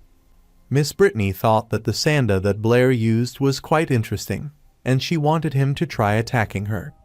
The protagonist isn't sure, telling her that Sanda is hard to control, and he almost hurt Senior Isabella just now, so he was reluctant. Miss Brittany permitted him to go ahead and attack her with all his might. So the protagonist agreed to attack her and wanted his teacher to watch out and rushed to attack her. On his way, he remembered his Sanda coach once said that when sparring with a true expert, he wouldn't even understand what happened to him. He didn't believe it at the time, but now he thinks it because Miss Brittany easily evaded his attack, then hit him on the back of his head and made him lose consciousness. Miss Brittany immediately grabbed him while he was falling, and Isabella worriedly asked her what was wrong with Blair and if he was all right. Miss Brittany was amazed to learn that Isabella still cared about him quite a bit and did not want her to worry because he was just unconscious for a bit and would wake up soon. Isabella blushed, telling her teacher that she wished that weird guy would never wake up again. Miss Brittany asked her if she actually liked Blair, which startled her, and she looked back and denied that wasn't the case because there was no way she would like this weird guy. She kept clarifying to her teacher that this was not the case and didn't want her to say such nonsense. Miss Brittany told her that there was no need to deny it because she couldn't be wrong. While explaining, she accidentally presses on Blair's hand, which makes him shout at his teacher so she could stop. Then he gets unconscious again and worries about Isabella. The following day, Blair's face is injured, so he is moaning with the pain. Toby asked him what happened and how he got hurt while sleeping at Teacher Brittany's house and wondered if it was intense last night. Blair gets annoyed, telling him that he accidentally fell last night, which caused these injuries. He remembered that it was all because of that violent woman and remembered how Isabella got infuriated at him, calling him a crazy person as he dared to make a move on Teacher Brittany right in front of her. The protagonist moaned with pain, telling her that his hand was going to break at this rate. Miss Brittany instructed her to let him go because he didn't do it on purpose. The protagonist is annoyed as she is not much of a fighter, but is pretty strong as she broke his hand. However, he didn't expect Teacher Brittany's combat skills to be so strong. He is sure that she must have received very formal combat training for a considerable amount of time. In this world, ordinary families have no way to receive combat training from a young age, let alone magic and mathematics, which makes him wonder who is Miss Brittany. While he was pondering, Toby told him that he had mastered the trick he taught him to summon 2 fireballs at the same time. The protagonist gets excited to learn that his friend discovered it that fast. Toby affirmed so he could get prepared as he wanted to show it to Blair. He started casting the spell to summon fireballs, so he started gathering the fire element and tried to create it. Blair is excitedly looking at his performance and is startled to see that there is nothing there. Toby wanted him to look closely, and after Blair took a closer look, he saw 2 tiny fireballs. The protagonist remarks that his magic talent is only slightly better than Blair's used to be. He knew that it was not a fireball, but more like a seedling extinguisher, and was worried for Toby. Abruptly, he sees bread before him, so he gets startled, and Alice explains that she heard he was injured, so she brought him some food. Alice is confident that Blair might not have brought lunch to school that day and stares at Toby fiercely while telling Blair that he might have eaten already.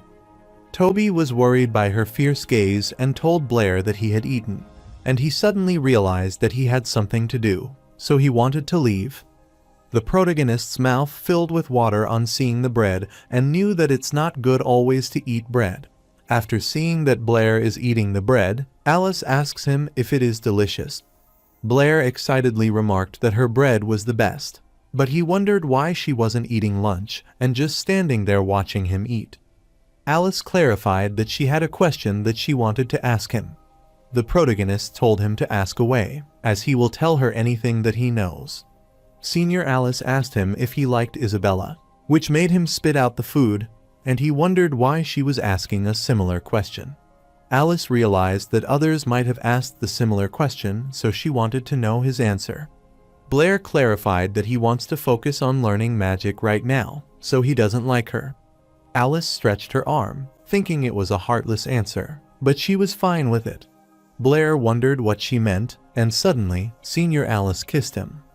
The protagonist gets flustered by this abrupt action and inquires what she means. Alice clarified that she would come and visit him often and bid her farewell to him. The students are confused that first it was Isabella and now Alice, so they realize that Blair is undoubtedly a senior killer. The following day, the protagonist still can't figure out what Alice meant the previous day. He decided to forget about it as he had almost finished reading all the magic books on this floor. So it was time to check the second floor, because he had heard they had more magic books there. So he approached the receptionist and wanted to ask her how he could get to the association's second floor library. She looked at Blair's card and realized that he was an apprentice. She then told him that to go to the second floor library, they needed to be at least junior magicians. The protagonist clarified that his spiritual power wasn't enough yet to pass the junior magician certification and asked if there was any other way. The receptionist explained that there was no way he could understand the books on the second floor, given his level of magic, and wondered if he could even comprehend them, which infuriated Blair. Abruptly, Jasmine appeared pleased to see Chenluo after a long time and asked if there was anything she could help him with.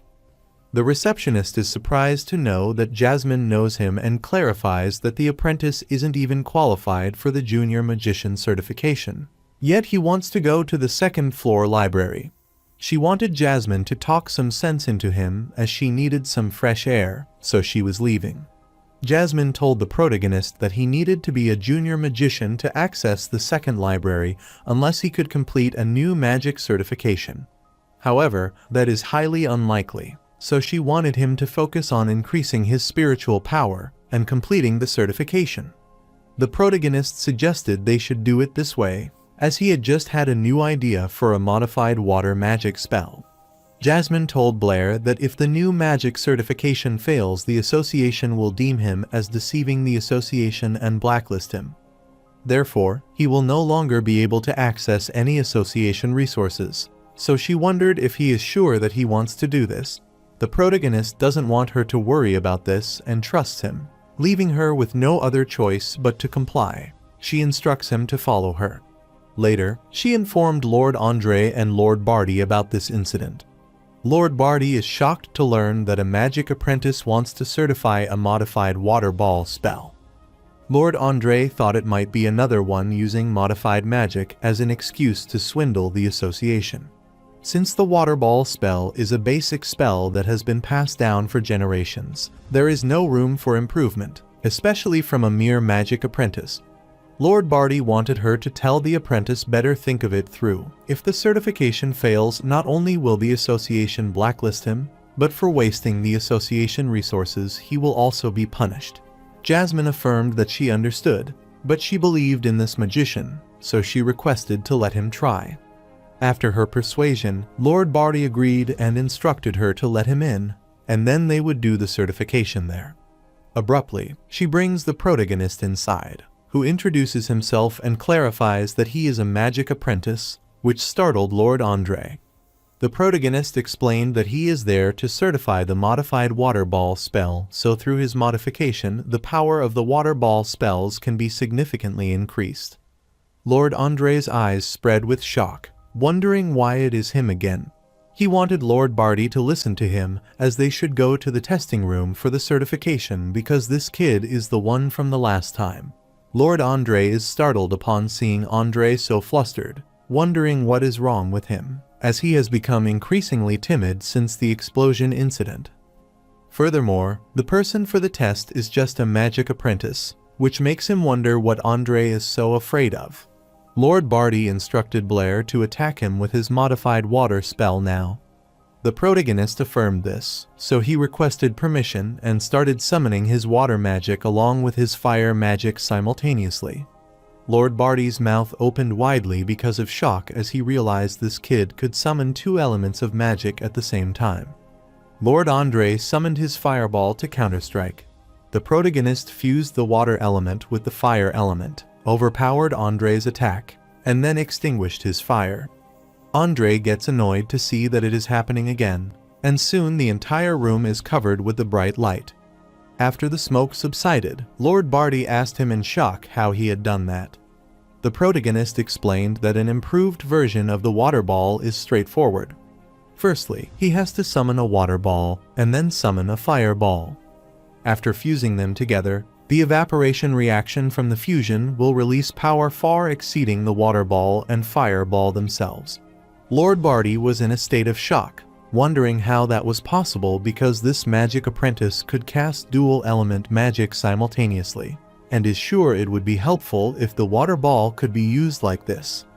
He requested the protagonist to wait for him there for a moment and instructed Jasmine to take good care of this distinguished guest.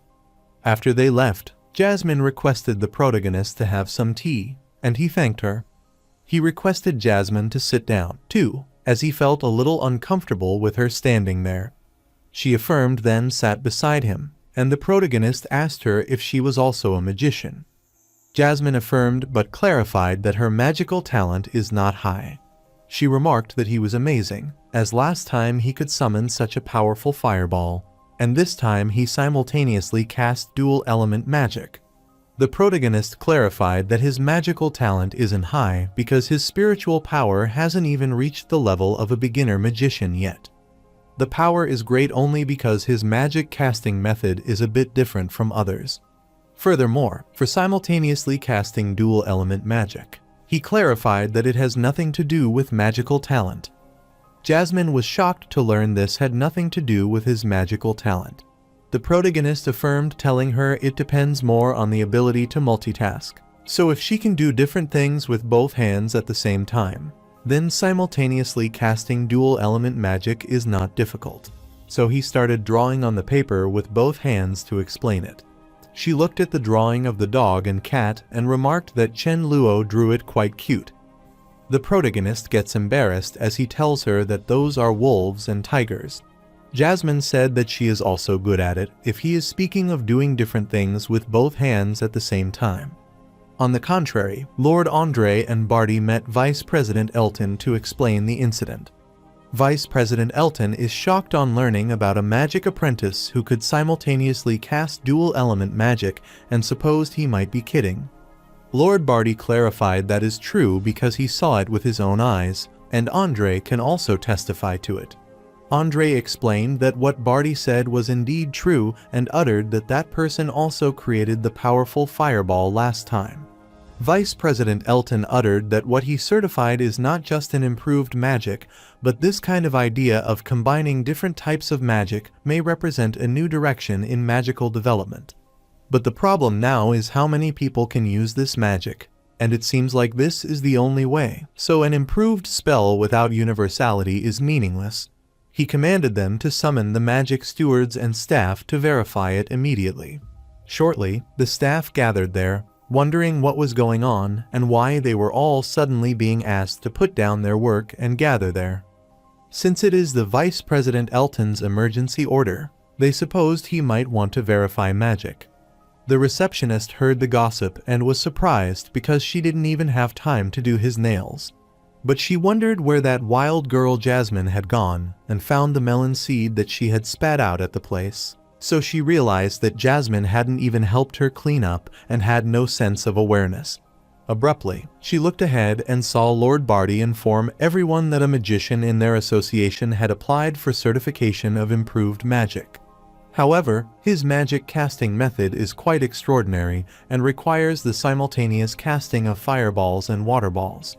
The reason he has gathered everyone there is to verify whether this magic is widely applicable, and he has requested that they try their best to give it a try. One of the magicians stated that simultaneously casting a fireball and a water ball is impossible. The receptionist is startled to hear about the improved magic and wonders if it could be a person from earlier, but thinks that might not be him as he is just a lousy apprentice. Abruptly, the magicians tried casting water and fire magic simultaneously, but they failed. The magician is annoyed because, no matter how much he concentrates his spiritual power, he can't make a fireball and a water ball exist simultaneously. Since the communication methods for different types of magic elements are different, he wondered how magicians could be able to communicate with one type of element while also communicating with another. Another magician uttered that simultaneously casting dual elements of magic is impossible to begin with. Lord Barty worriedly informed the vice president that no one in the association could do it. Vice President Elton uttered that is what he thought and wanted Barty to take him to see Chen Luo. On their way, Lord Barty wished to ask Vice President Elton about the certification this time. Vice President Elton stated that it seems this combined magic that Chen Luo showed is a unique talent, as no one can replicate it. So, he clarified that this certification wouldn't be successful this time. As soon as they entered the room, they were stunned to see Jasmine casting the dual element magic as well and couldn't believe their eyes. Jasmine was surprised to see Vice President Elton there, so she immediately stopped casting magic. The protagonist greets Vice President Elton, telling him that Jasmine is very clever. He explained that she had already learned his improved version of the water ball, and he wondered what the certification results were after everyone's discussion. Vice President Elton stated that, according to the regulations of their magic association, certification of improved magic requires more than 3 members of the magic association to cast it successfully. But he summoned all the members currently in the magic association, and none of them could simultaneously cast fireball and water ball except for this little girl at the front desk. Jasmine becomes worried upon hearing this and asks Vice President Elton if he means that the certification has not passed. Vice President Elton refused and told her that he had decided to make an exception for Chen Luo on behalf of the Magic Association. This kid's idea about combined magic may have a significant impact on the development of magic.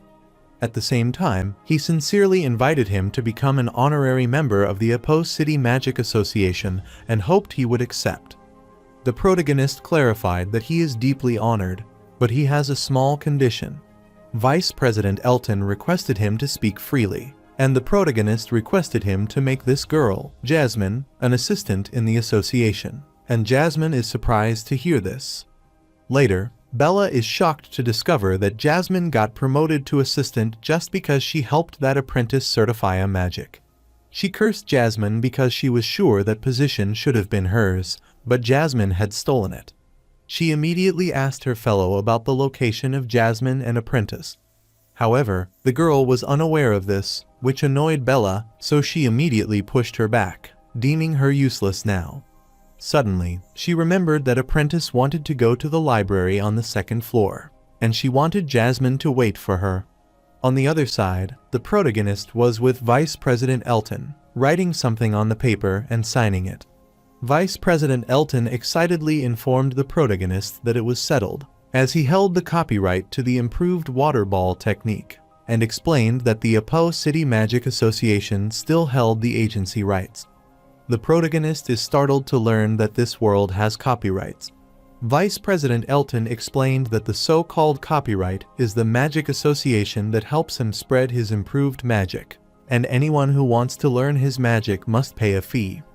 Out of the earned money, half of it would go to the protagonist, who is the owner of the magic copyright, and half goes to the association as the agent. He further explained that if anyone learned or spread his magic privately without paying and was subsequently discovered, those with serious offenses might be sent directly to jail. The protagonist is surprised, as he didn't expect that, despite the backward technology, the copyright awareness is quite advanced. Abruptly, Vice President Elton inquired about the price of the improved water ball magic and asked what he thought about 100 gold coins. The protagonist is shocked to hear about the 100 gold coins because that is a substantial amount. However, Vice President Elton asked the protagonist if he thought that was too little and explained that magic has an extremely high talent requirement. He is just afraid that if the price is too high, people who buy it but can't cast it will come looking for trouble for their association and Chen Luo. The protagonist thought that if that were the case, then they would go with President Elton's idea of 100 gold coins and clarified that, in response to worrying about those people causing trouble, they had an idea.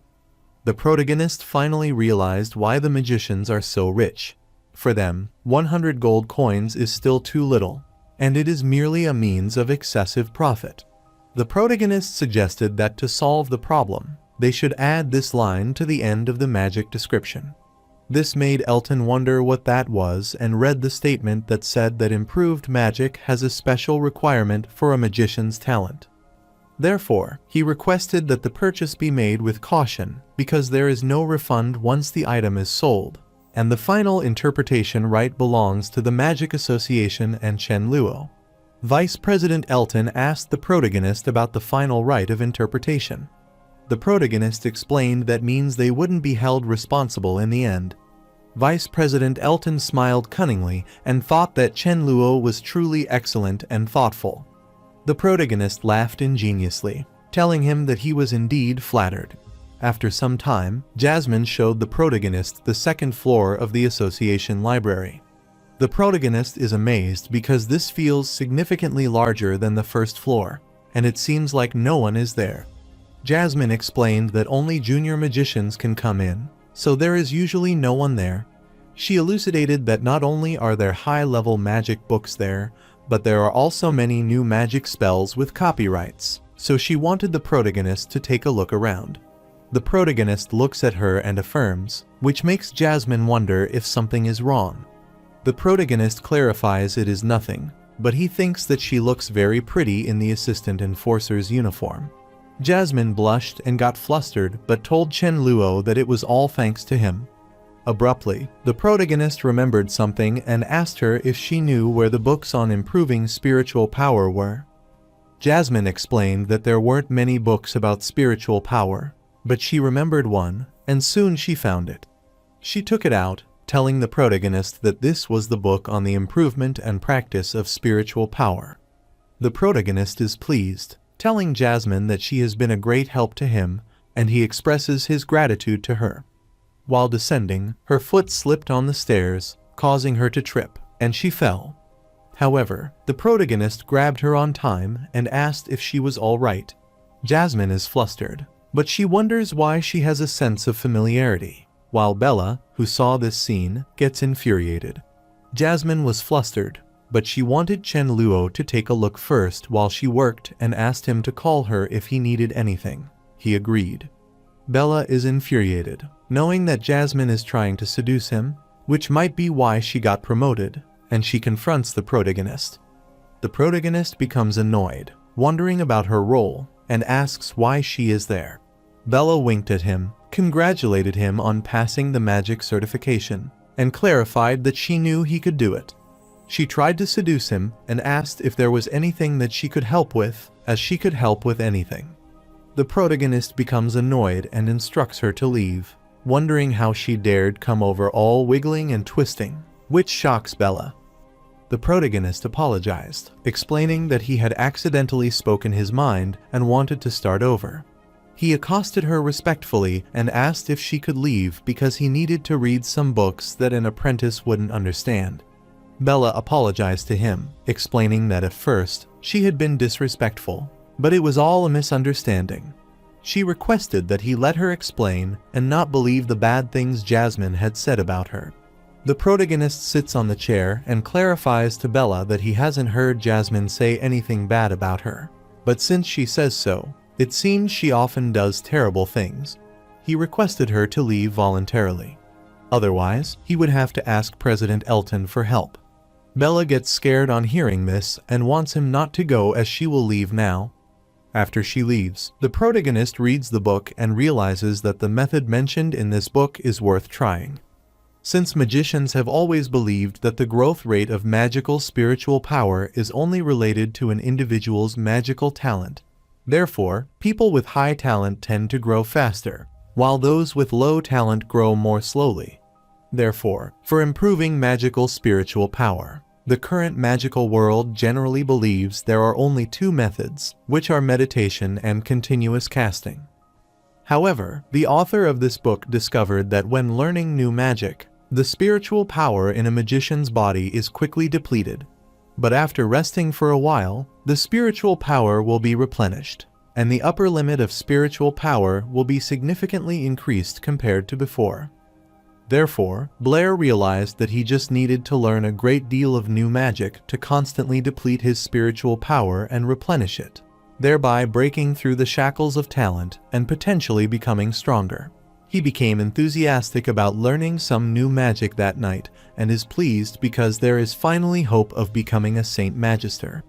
Later, he returned to Miss Brittany's house and realized that he was so familiar with turning these pages.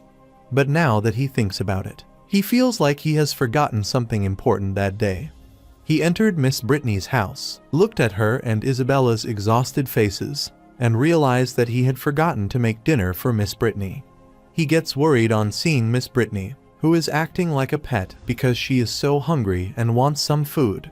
Isabella furiously slammed the table and asked Blair where he had been and why he was only coming back now. She uttered that Miss Brittany and she haven't eaten all day and asked if he wanted to starve them to death. Blair clarified that he went to the Magic Association for something and thought Miss Brittany had already cooked. But he wondered why Isabella wasn't at her home at this hour. Isabella gets startled, wondering if Miss Brittany hadn't told him yet that she would be moving in there as well starting that day. Hearing this, the protagonist immediately drops the bowl of food and turns pale. Isabella wondered what was with that expression as he was living with such a cute upperclassman. Yet he was not satisfied. Miss Brittany worriedly clarified that she didn't get a chance to tell him that Isabella was moving in, so it was easier for her to teach them math and magic together. The protagonist sighed worriedly, which annoyed Isabella, so she grabbed his collar and asked if he had any objections. Blair clarified that he never dares to have any objections and that he always welcomes his upperclassmen with open arms. Isabella wanted him to remember to put on the matching expression when he says something like that next time. The protagonist decided to forget about it because the method experiment was more important that night, so he wanted to start the experiment after dinner. After eating dinner, Isabella was so complete that she didn't want to move an inch. Blair becomes infuriated with her and wants her to wash the dishes after she finishes eating. Later, he accidentally enters the bathroom. Blair gets annoyed and reminds Isabella to clean the drain after washing dishes as it's all clogged with her hair. He becomes mortified by his mistake but tells her to remember to do it and return to her room. However, he is slapped on the face by the slipper. Later, in his room, he was reading the book, and he felt as though he was serving an ancestor, as it was too tiring an experience. But he refused to stop, as even if he had to stay up all night, he wanted to learn this new magic. He wanted to study this Firebird spell, so he started practicing it. But suddenly Isabella came into the room, which made him wonder what was the matter. He looked back at her, and Isabella asked if she could talk to him for a few minutes. Blair told Isabella to come in, and Isabella got mortified, telling him that she shouldn't have hit him with her slipper earlier, so asked if his face was all right. Blair closed the book, knowing it was too late, so he was sure that Isabella wasn't there to check on his face. Isabella clarified that she couldn't sleep and wanted to chat, so she asked him about his plans for the future, which made him wonder what kind of plans she was referring to. Isabella becomes flustered and wants Blair to consider it, as she has only 1 year left, while Blair has 2, so they will be graduating from the academy soon. She wonders if he has any plans after graduation. Blair clarified that he hasn't thought about it, and supposed he might stay in St. Donis as a teaching assistant. Isabella grabbed his hand immediately, asking if he wanted to go to the royal capital, as she was planning to go to the Royal Capital Magic Academy after graduation. She wanted him to think about it because if he could get into the Royal Capital Magic Academy with his talent, his future would certainly be brilliant. Her eyes sparkled as she told him not to worry because her father could help him get there. She is thrilled because that way, they can study at the same school again, and she could eat Blair's cooking every day. Moreover, this guy is more skilled than she is in math and magic, but he is easy to bully, and she is comfortable being with him. The protagonist clarified that what she said is good, but going to school in the royal capital will waste a lot of time, so he wants to stay in St. Donus and study magic properly. Isabella wondered how he could study magic properly if he remained in St. Donus. The protagonist clarified that there is Miss Brittany, and her magical talent and ability are enough to teach him. Isabella gets worried, so she firmly grabs him, asking what kind of studying magic he is talking about, and is sure that he wants to stay by Miss Brittany's side. She asked him if he thought she was annoying, and wanted him to tell her if he liked Miss Brittany more. Miss Brittany woke up due to the noise coming from Blair's room and asked why they weren't sleeping yet. She saw them close, so misunderstood, and inquired what they were doing. The following day, Isabella was enjoying her breakfast and finished it quickly. The protagonist is thinking about his spiritual magic and recalling the last night when he exhausted his spiritual power by learning new magic. This morning, when he woke up, he felt that his spiritual power limit had increased, so he assumed this method was working. Meanwhile, Miss Brittany still misunderstood them and claimed that she understood that they were young people, but they were still young, so she supposed it was a bit too early to progress their relationship to that extent. The protagonist was worried, so he explained to Miss Brittany that she had really misunderstood because last night they had been discussing plans after graduation and clarified that the kind of relationship between him and Isabella was impossible. Miss Brittany supposed that she might have misunderstood, so she wanted him not to mind her. Isabella was infuriated upon hearing this, so she told Miss Brittany that she had an early class that day and wanted to attend it first. Miss Brittany affirmed, so Isabella bid her teacher farewell and rushed away, hitting Blair on her way. Miss Brittany gets worried, so she asks Blair if they had argued the previous night, but he refuses. Then she put the pile of paper before him and asked if he was free that morning. She wanted him to help her deliver this paper on the devil number to the Math Association. While providing the paper, Blair realized that Miss Brittany's mathematical aptitude was indeed high. He provided her with some guidance, and she independently completed the proof and definition of an irrational number. Since that is the case, he is sure that the devil number can be considered completely solved. But after examining the building, he wondered if it was indeed a math association, given its run-down appearance, and wondered if he had come to the wrong place. After entering the building, Vice President Audrey asked Blair if he was submitting or claiming the reward and clarified that if he was submitting, then he should leave it at the counter. But if he is claiming a reward, he should go upstairs, turn left, and find Steward Garin in the second room. The protagonist clarified that he was submitting, so Vice President Audrey looked at him and was shocked to see Blair there, recognizing him. Blair gets worried on discovery that Vice President Audrey knows him. Vice President Audrey clarified that he had seen him at the academic conference, where he had solved the 7 bridges of the royal capital problem and introduced the concept of the devil's number. Another man approached him, asking if he was Blair, and requested that he sign an autograph for him. Another man asked Blair if he had another great discovery and if he could reveal something to them. The protagonist apologizes to everyone, explaining that he is there only to submit a manuscript for his teacher and has some personal matters to attend to. Everyone was sure that he might have an urgent matter and wanted him to head back first, clarifying that he could come to collect the reward at his convenience. After hearing about the reward, Blair gets startled and asked what reward they are talking about. The protagonist approached the man, who apologized, explaining that he had made a mistake and thought the bounty was meant for him. Since it's just the submission, he doesn't want Blair to get worried and requests him to go ahead. Blair clarified that he suddenly remembered that things weren't actually that urgent, so he wanted to know more about the bounty. Vice President Audrey is shocked, wondering if he doesn't know about the association's bounties, and explains that the Math Association offers bounties for some complex mathematical problems.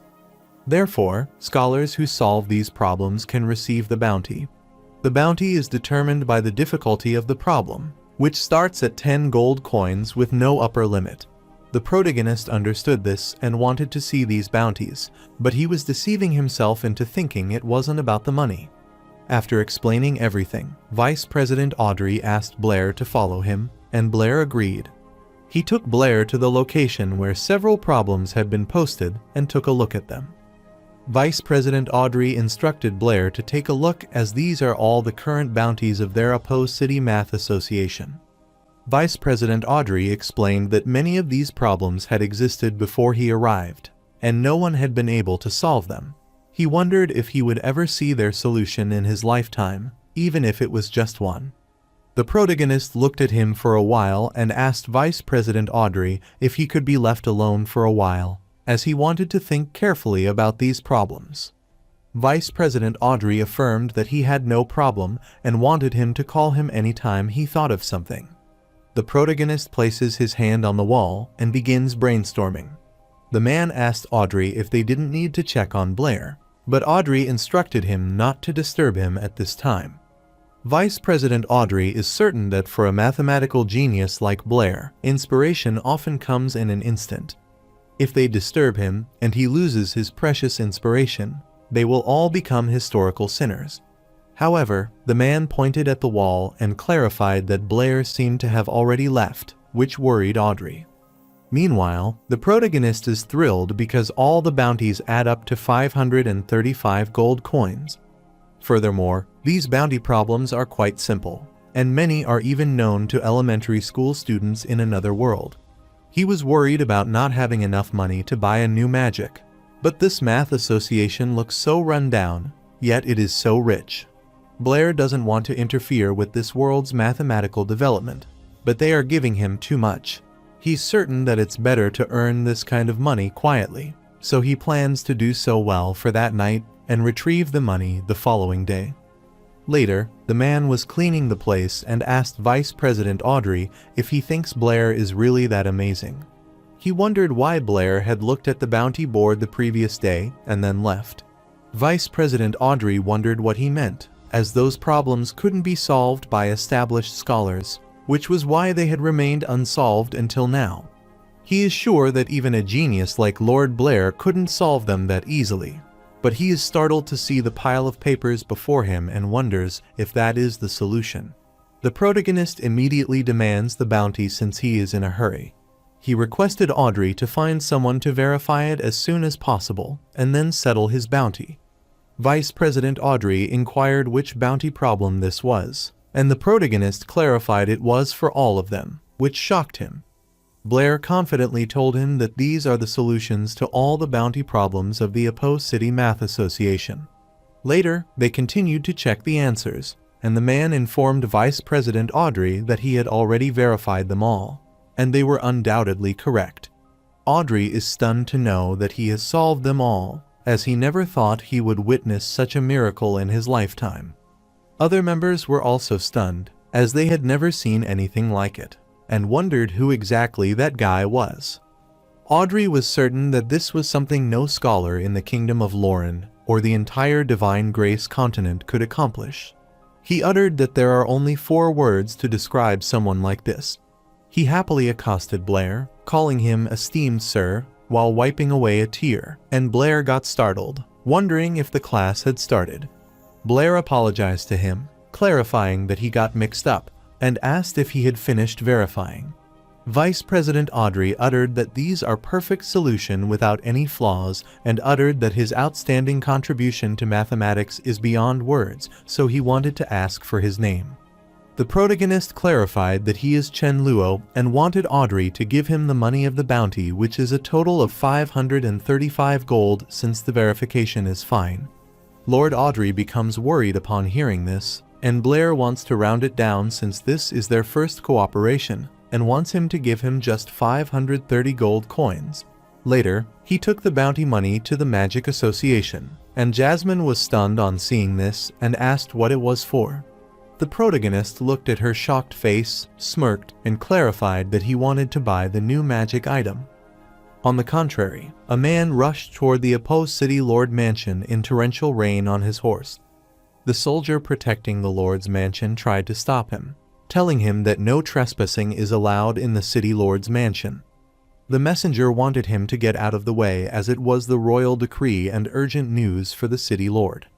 Shortly, he was permitted to enter the lord's mansion, so he handed the royal decree to the lord.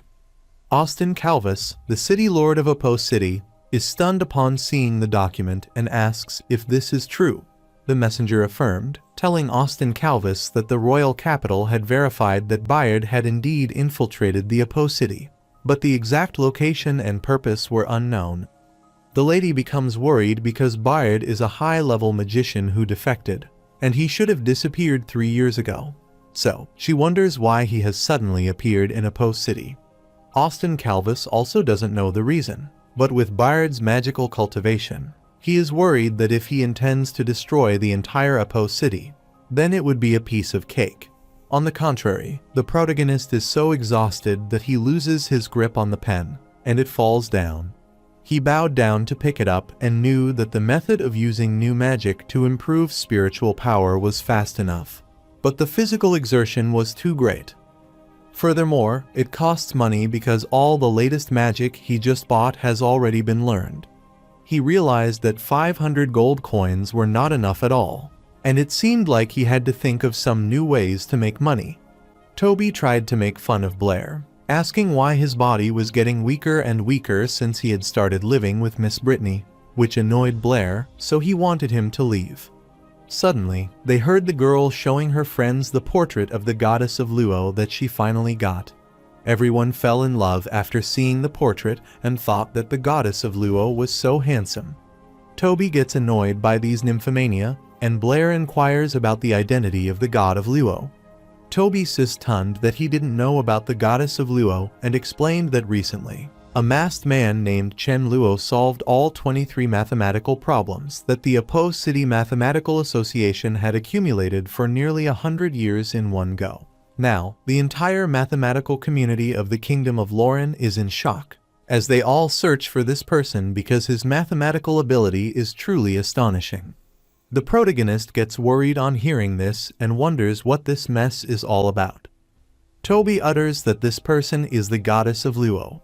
He said that if Blair asked him someone so powerful, it must be an old man, as he couldn't be so young, and he asked for his opinion. The protagonist is agitated, so he immediately agrees with Toby and tells him that he is right. Toby remembered that the afternoon calls were the magic extracurricular practice, so he asked Blair if he had decided who to team up with. Blair asked if he is not in his group, and Toby refused, telling him that he is not going to the magic practice because there is no use in him going with his level of magic. He had already asked his dad to request sick leave from the academy, and for this magic practice class, he had heard that the 2nd and 3rd grade students would be together, which worried Blair. Later, at Back Mountain of St. Donus Academy, all the students gathered, and the teacher clarified that the purpose of the magical practice class was to develop the students' magical abilities further. This will allow them to apply magic theory to practice through this rare forging opportunity. However, the teacher wanted the students to remember that although exercising magic ability is important, safety is even more critical. Most of the dangers of the mountain behind him have been eliminated by the academy, but he wanted the students to pay attention and not leave the area of this mountain without permission. Next, he wanted the students to form teams freely, with 3 or 4 people in a team. He wanted them to enter the back mountain in an orderly manner, spend one night moving around in the mountain, and return there before noon the following day. He asked if they understood. Later, Isabella asked Blair if he understood, and he was worried, but he clarified that he understood. Isabella said that now he wanted him to decide who would be his teammates and whether it would be her or Alice. The protagonist is a bit worried, so he asks her if they can all be together. Alice laughed on hearing this, as she couldn't tell that Junior Blair was quite ambitious, given that he wanted to be teammates with both of them. She liked this proposal, thinking it was very good. Isabella gets infuriated that Alice agreed, so she also agrees with this and thinks that if they are teaming up, then they shouldn't be afraid of anything. The protagonist is pleased to hear this and utters that it is more like it. Abruptly, he started moaning, wondering why Isabella was pinching him and wondering why she kept doing it. Meanwhile, a man is looking down from the cliff and tells Bayard that the sun has come out. Therefore, Bayard stepped forward and accosted everyone, telling them that they had finally reached this point, so he wanted to ensure that the city would never see the following day's sun again. Back on the mountain of St. Dona's Academy at night, the rabbit heard some noise, so its ears stood straight up, and it widely opened its mouth to throw a tremendous amount of fire. But it is shocking to see that his fire doesn't affect them, and Isabella quickly got rid of this with her magic, thinking this is a piece of cake. She excitedly told her teammates about its success as she controlled its fireball. The protagonist looks at the rabbit, lifts it, and realizes it is precisely as Teacher Anthony said. Once the rabbit's fireball control is taken away, it will freeze in place and not move. Abruptly, Isabella started pulling his ears, telling him that rabbits are so cute, so he shouldn't pull its ear. Blair is annoyed as it genuinely hurts him, so he wants her to let him go. Isabella took the bunny and was happy, wanting it not to be afraid as she chased away the bad guy. The protagonist is gloomy, as he can't believe that he is worse than a rabbit to be treated in such a manner. But he is startled as he sees Alice massaging his ear and asks if the rabbit is okay. She wondered why he wasn't catching the rabbits because only by catching a rabbit could he get credit for this magic practice. Blair clarified that it was okay because this was just the beginning, and there was still plenty of time to catch one. But he wanted to ask Alice if, besides the rabbit, other animals could use magic. Senior Alice affirmed, telling him that it should be common knowledge. She explained that in the realm of divine grace, magic is not a talent unique to humans. Most animals also possess the ability to communicate with magical elements. But generally, they can only communicate with one system, and they can't release particularly complex magic. She decided to illustrate this with an example. Rabbits can only be close to fire elements, and they can only cast the lowest level water ball. As for the question that Blair asked Teacher Anthony at the time, she is afraid that no one on the entire continent can answer it. The protagonist clarified that he was merely asking casually and had no special reason. Meanwhile, President Archie called Teacher Anthony and was surprised to see that he didn't go into the mountain to patrol. Teacher Anthony informed President Archie that he was pondering a question Blair had just asked him. President Archie is startled to know that it's Blair again and wants to know what his question is. Teacher Anthony explained that Blair asked him why humans need spells and gestures to communicate with magical elements, but rabbits don't, after he learned that rabbits could shoot fireballs from their mouths. President Archie thought about it for a while and started pondering with Teacher Anthony, as he also couldn't think of a suitable answer. After some time, he put his hand on Teacher Anthony's shoulder, telling him that he should go to the mountain to patrol and protect the students.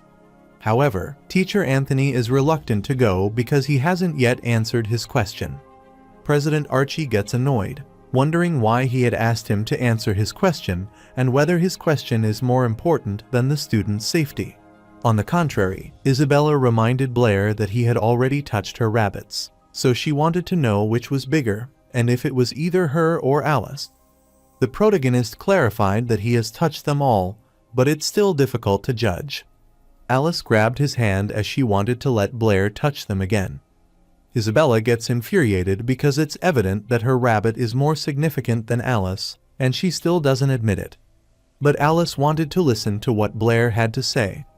Isabella quickly moved her rabbit toward him and asked Blair to tell her if her rabbit was more prominent than Alice's. Isabella, the rabbit, gets annoyed after being played with, so it tries hard and gets out of her grasp, then rushes away to hide in a pipe. Isabella gets worried that her rabbit has run away, but she sees its tail sticking out from the pipe, so she tries to act and wonders where her rabbit went. Then she went to the other side of the pipe and peeked inside, wondering why there was a pipe there and wondering if it could be that her rabbit had run inside. Alice worriedly accosted her and reminded her that she had told her not to run around.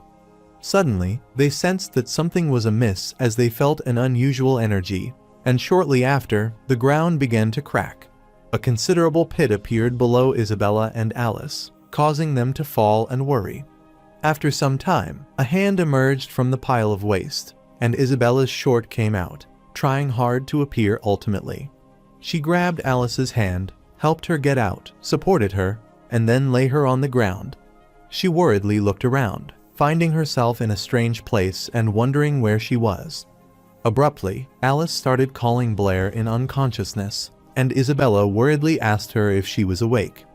She placed her finger near Alice's nose to check if she was breathing and realized that she had stopped breathing.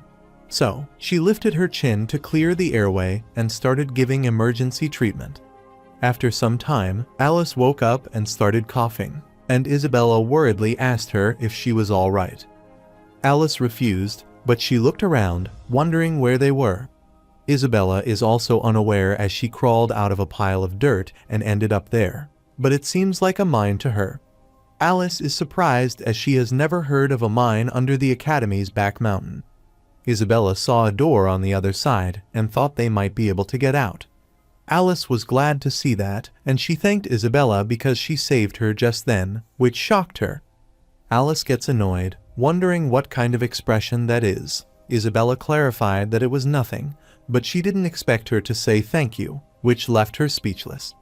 Meanwhile, at the academy, all the students and teachers were gathered, wondering what the earthquake was and how it had happened. The students were worried, wondering if they would not receive credit as some of their rabbits had run away. One of the students worriedly asked President Archie if they wouldn't receive any credit. President Archie doesn't want to cause him to worry. This will be considered an accident, so he doesn't want them to worry. Teacher Anthony accosted President Archie, telling him that all the students should have been evacuated from the mountain. Archie was startled to hear this and wondered if there were still some students left. Anthony explained that the earthquake had occurred suddenly, and he and the other teacher had done their best, so there shouldn't be any students left on the mountain. He said that Teacher Cook is currently confirming the student list so that they will have the exact results soon. Suddenly, a horde of horses rushed there, and the soldier instructed everyone to make the way. All the students get worried on seeing this state of emergency and wonder what is the matter as the soldier went inside the mountain. Anthony gets worried, wondering why the city guard has been mobilized. President Archie's eyes widened with shock as he realized that the earthquake might not be as simple as he had thought. On the contrary, Alice opened the door, entered the room, and found this place quite strange. She saw a huge pillar at the center of the room, which was enchanted by a spell, and wondered what this place was. She touched the pillar and was stunned to see such intricate patterns. After touching the pillar, she gets electrocuted and is immediately thrown away. Alice gets worried on seeing this, so she worriedly rushed toward her and asked if she is all right. Isabella clarified that she was fine, but she realized that someone had cast a high-level protection spell on this pillar. Alice explained that this pillar reminded her of something she had seen in an ancient magic book. She explained that legend has it that the ancients would erect multiple copper pillars inscribed with magic spells over a large area and connect them by copper wires to form a powerful magic circle. Isabella is startled to hear about a magic circle and wonders what this magic circle is for. Alice clarified that she didn't know, but it could be a large-scale healing, growth, acceleration, or maybe something else. While they were conversing, someone threw arrows at them, which they managed to evade and protect themselves against. The man is amazed by what he sees, then starts enchanting, creating a magic circle, and remarks that those two ladies are quite skilled. Alice was shocked to see the strange man before her, so she inquired who he was. The man smirked, thinking he should be the one asking the question, but he wanted her to forget it since she was going to die anyway. Hearing this, Isabella and Alice looked at each other, and then they started casting a spell to summon the fire element, but the man wasn't scared. Shortly after, a huge fireball is summoned to attack him, but the man blocks it quickly using a huge barrier. Both of them were stunned upon seeing this and wondered what it was, but in the blink of an eye, the man rushed at them and struck them, throwing them away. Alice hardly managed to stop in the midst, but it was already too late since that man already got close to her. He immediately struck his spear in the wall, then grabbed Alice's neck, started choking her, and lifted her. Alice is worried, but the man apologizes to her because he has to kill her. He retrieved a dagger and then tried to strike her, but Blair appeared and took the hit for her, which infuriated the man and worried Alice. Isabella is concerned on seeing Blair there as well and saw the man attacking him, so she wanted him to look out. The man is shocked as he sees Blair attacking him with the fire, wondering how that is possible because he didn't even chant a spell. This led to an immense explosion. He managed to injure that man. After the smoke subsided, Isabella worriedly accosted Blair and asked why he was there as well, but she wanted to bandage his arm first since it was injured. Blair clarifies that he followed them from the hole they fell into and assures her that his arm can wait. The man was in a state of shock since he hadn't seen Blair spellcasting at all and wondered if this guy's casting speed was even faster than Bayard's. But no matter what the situation is, since they have seen what is there, he wanted to kill them immediately. So, he stood, grabbed his spear, covered it with ice, and then rushed to attack again. Isabella and Alice become worried upon seeing this, so they urge Blair to be cautious. The man is stunned to see that he is not even resisting and is surprised to see Blair using a water ball. He couldn't believe that he used it again without any movement or incantation. He is startled as he realizes that the water ball is a bit strange. Before he could understand anything, the fumes started surrounding Stigo, and he coughed out blood. He got severely injured, so he dropped his weapon and was shocked and wondered what it was. Meanwhile, outside the mine, Bayard was meditating on the rock when he suddenly sensed something, so he opened his eyes. His man saw him furious and asked what was wrong, and Bayard clarified that a rat had gotten in. On the contrary, the city soldiers were rushing inside the mountain when the captain stopped them. The captain explained that the entrance to the underground passage was just ahead, so he wanted everyone to dismount and prepare to enter. He explained that the leader of this group of thieves, Bayard, was once an elite high-level magician in the kingdom's army, who was extremely dangerous. Therefore, he wanted everyone to be cautious. Abruptly, a soldier worriedly told the captain to look ahead, as he had seen something. The captain looked ahead and saw Bayard standing before them. Bayard furiously stares at them, telling his previous colleagues that he apologizes, but the passage beyond this point is forbidden. The captain was startled to see Bayard and instructed everyone to prepare for battle, as the leader had appeared. So, all the soldiers surrounded him. One of the soldiers, named Ethan, is scared, so his uncle tells him to stay close to him as soon as the fighting starts and not to run away. His uncle hopped so that he could hear him, and Ethan concurred with his command. While the captain tried to lift everyone's morale, he explained that no matter how powerful Bayard was, he was alone, so he wanted them to surround him and attack. But soon, they were all knocked out, and after some time, Ethan woke up as the rain poured down his face. He quickly sits and looks at his hands in astonishment, realizing he is still alive. Abruptly, his uncle started calling him, which worried him, so he began searching for his uncle and found him injured. He started crying, wondering how this could happen and what he should do. His uncle handed him an item and wanted him to take it and complete the mission. Ethan kept crying, telling his second uncle that he couldn't do it and was sure he had seen Bayard as he single-handedly took down all of them. Ethan worriedly uttered that he even killed the captain with a single flick of his wrist, and with his abilities, he could kill him with a snap of his fingers. He saw his uncle closing his eyes, so he worriedly grabbed him, wanting him not to close his eyes, as he would take him down the mountain so he could survive. However, his second uncle still wanted him to complete the mission and save the Apo city. After saying that, his uncle took his last breath, which made him grieved, and he worriedly kept calling his uncle.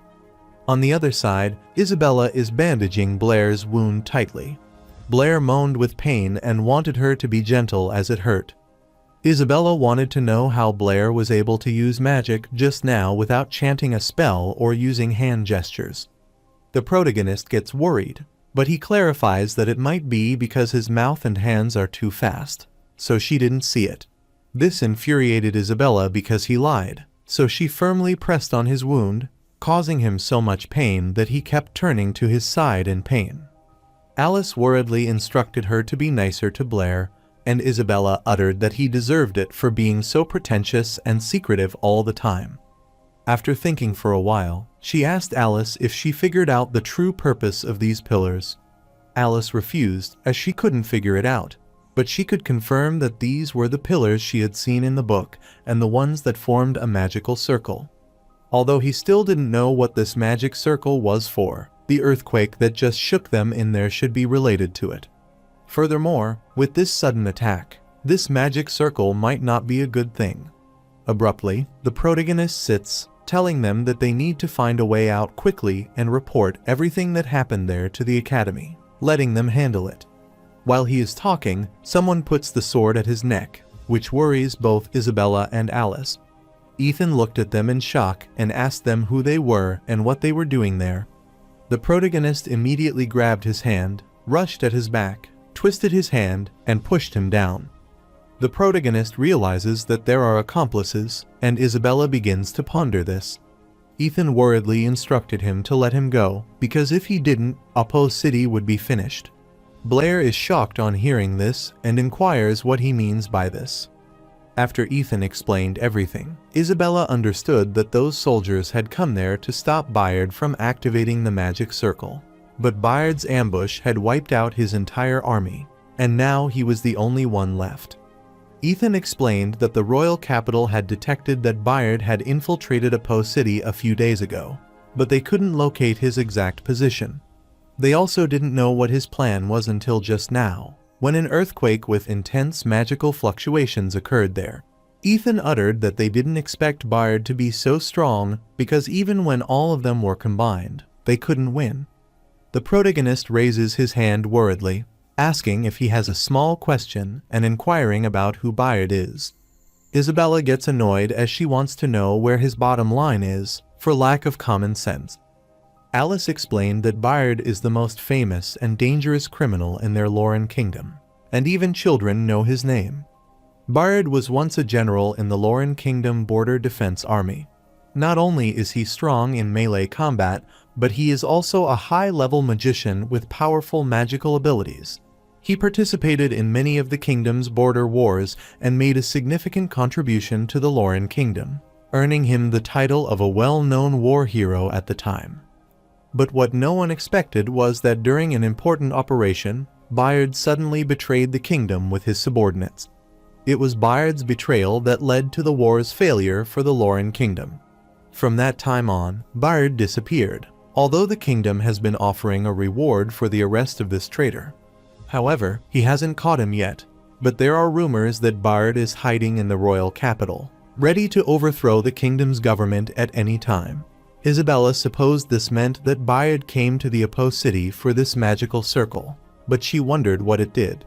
Ethan explained that this magical circle could destroy the entire Apo City.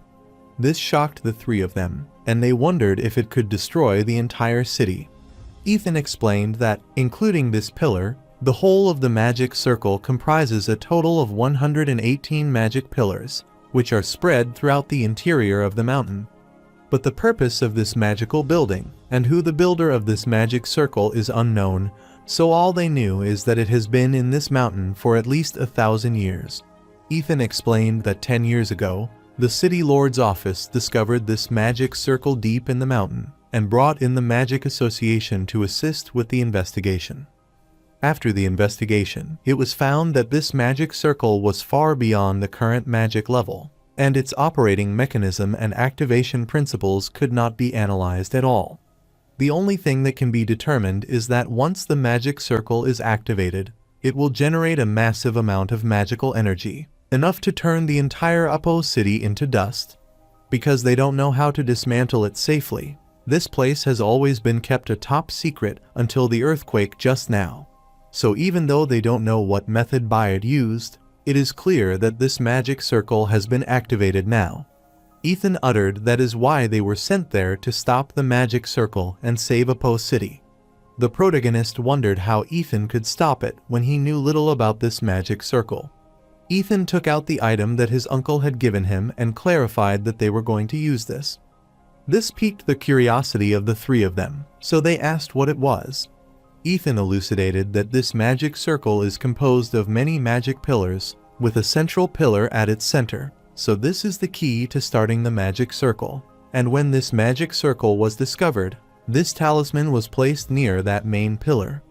The Magic Association tested that the closer this talisman is to that main pillar, the more the activity of the entire magic circle will decrease significantly. And when the talisman comes into direct contact with the main pillar, the magic circle will ultimately lose its activity and naturally stop. Ethan uttered that this talisman was obviously the stopper designed by the person who built this magic circle. Therefore, to be on the safe side, this talisman has always been kept secret in the City Lord's mansion. The protagonist asked if he meant that as long as they could find the main pillar with this talisman, they could stop this magic circle. Ethan affirmed, telling him that was their mission. But Bayard's power still exceeded their imagination. Blair supposed that Bayard was already prepared, as Ethan's entire army had been wiped out. He instructed Ethan to go down the mountain and call for more reinforcement. Otherwise, he couldn't complete the mission alone. However, Ethan knew there was no time, as he was sure that Blair had seen the light on this pillar. He is afraid that, in at most an hour, this magic circle will be completely activated. And at that time, it wouldn't matter how many people come. Now, the only way to save Apo City is for him to take this talisman and find the main pillar. Since they were civilians and just students, Ethan wanted them to quickly leave there along the original path and get as far away as possible. The protagonist is a bit mortified, telling Ethan that he doesn't want to interrupt the atmosphere, but his pants are damp. Ethan looked down, became embarrassed, and clarified that it was because it was raining outside and his pants were damp. Abruptly, he looked at Isabella, who was pondering, and she uttered that their Calvis family had guarded Apo City for generations, so she also had the obligation to protect this place. So she wanted to act with Ethan to stop this magic circle. Her words pierced through Blair's heart, and Isabella uttered that even if the opponent were a vicious criminal with 100 million bounty, she would never back down. Ethan is surprised to hear that she is the City Lord's daughter, Isabella. Abruptly, Blair put his hand on Ethan's shoulder, smirked, and said that as a good citizen of Apo City, it was also his duty to defend the city, and Alice also wanted to go with them. Ethan's eyes filled with tears of joy as they were willing to help him, and Blair thought that he should take care of his pants first, which mortified Ethan. On the contrary, the magicians were casting a spell to summon the fire elements and to use fire rain on the barrier. However, their fire rain was ineffective against that barrier and couldn't pierce through it. Vice President Elton is worried, as it still has no use, and their magic has no effect on this barrier. Lord Andre supposed they could only wait for the representative to return and see if he had a solution. Vice President Elton knew that the president was still on his way back from the royal capital and wouldn't arrive until the following morning at the earliest, and by then, Apo City would be long gone. Abruptly, the city lord arrived and accosted Elton, asking if the barrier had still not been broken. Elton clarified that they were doing their best, and City Lord explained that the advance team had taken the talisman inside before the barrier went up. Now they can pray they succeed. Meanwhile, Ethan looked at the spider web and rambled that this was a significant crisis, and he was worried, so Blair hit him on the back of his head. Ethan gets irritated, wondering why he hit him, as there are spider webs everywhere up ahead, and wonders if he isn't afraid of spiders. Suddenly, a spider descended near Ethan's neck, which made him feel itchy, so he scratched it and he saw the spider and started shouting. Blair is annoyed, wondering if all the city guards are like this. Isabella guesses he is a mutant among the city guard because other guards are not like this. While Ethan is running wildly, he accidentally sets his foot on a trigger, which activates a trap. He is about to get struck, but Blair quickly pulls him back, and Ethan thanks him for saving his life as he didn't know this mechanism is that well hidden. Blair clarified that this tunnel was full of traps, so he wanted everyone to be careful, but he wondered why he felt like they were going further off course. Since this place looks deserted, he wonders if Ethan is sure this leads to the main pillars. Ethan wanted him not to worry, as they wouldn't go wrong because he had memorized the route. He clarified that they were about to take a secret passage that no one knew about, which startled the three of them. Ethan explained there are many paths connected to the central room where the main pillar is located, but all paths must pass through the main gate of the central room. He is sure that Bayard might be heavily guarding there, and they have no chance of winning a direct confrontation with him due to their limited strength. That is why Ethan is taking them through a secret passage that bypasses the main gate of the central room, so they can sneak in quietly, throw the talisman into the main pillar, while Bayard is unprepared, and complete the mission. Isabella understood his plan, but Blair had a question, as he wondered how he had known about this secret passage. Ethan winked, telling him that he had graduated with a history degree and could read ancient text. After joining the city guard, he read all the ancient documents stored in the city's lord's mansion, and among them was a map of this magic circle. Since everyone on this mission is elite, and the only reason he is there is because he knows the way. The protagonist is startled, wondering why he became a city guard with a history degree. Ethan scratched his face as he clarified that it was not easy to find a job with a history degree, but his second uncle was a minor leader in the city guard, so he had pulled him in and explained that this was his first time on a mission out. The protagonist turned pale as he realized that difficulty in finding a job is the same in every world. Soon, Ethan put his hand on a door, telling them that he found it, and this is the one. He clarified that from there, they could go directly to the central room. Meanwhile, Bayard's man informed him that the barrier outside was functioning correctly and hadn't been breached yet. Bayard realized that the protection system of this magic circle was genuinely perfect, and he wondered how the people of that time had created it. He also asked if the man was still not back, and his man clarified that Steg still hadn't returned since he went to patrol the West District. Bayard gets worried on hearing about the West District and supposed there are still some rats that slipped through the net. Meanwhile, the protagonist peeked out of the drain hole, slid its lid, and informed his comrade that no one was outside and that Bayard was supposed to be at the main entrance. After coming out, Ethan is breathing fast as he was suffocated and is relieved that they are finally out. Isabella looked around and realized that this room was huge, but she wondered why there was no pillar, only a lightning ball. Ethan clarified that there was originally a main pillar there and supposed it might have retracted after the magic circle started charging. Then he looked down, and as he expected, there were instructions there on how to raise the pillars. He put his hand down and started casting the spell, which helped in the retraction of the pillar to some extent. Ethan explained that it would take a few more minutes for the pillar to be fully in place, and they would have to wait until then. Alice is thankful to Ethan for leading them through the secret passage because it went more smoothly than expected. She knew that Ethan was so timid, so she wondered why he insisted on completing this mission instead of escaping himself. Ethan becomes so full of himself, telling her that he is not timid as a member of the Apo City Defense Forces.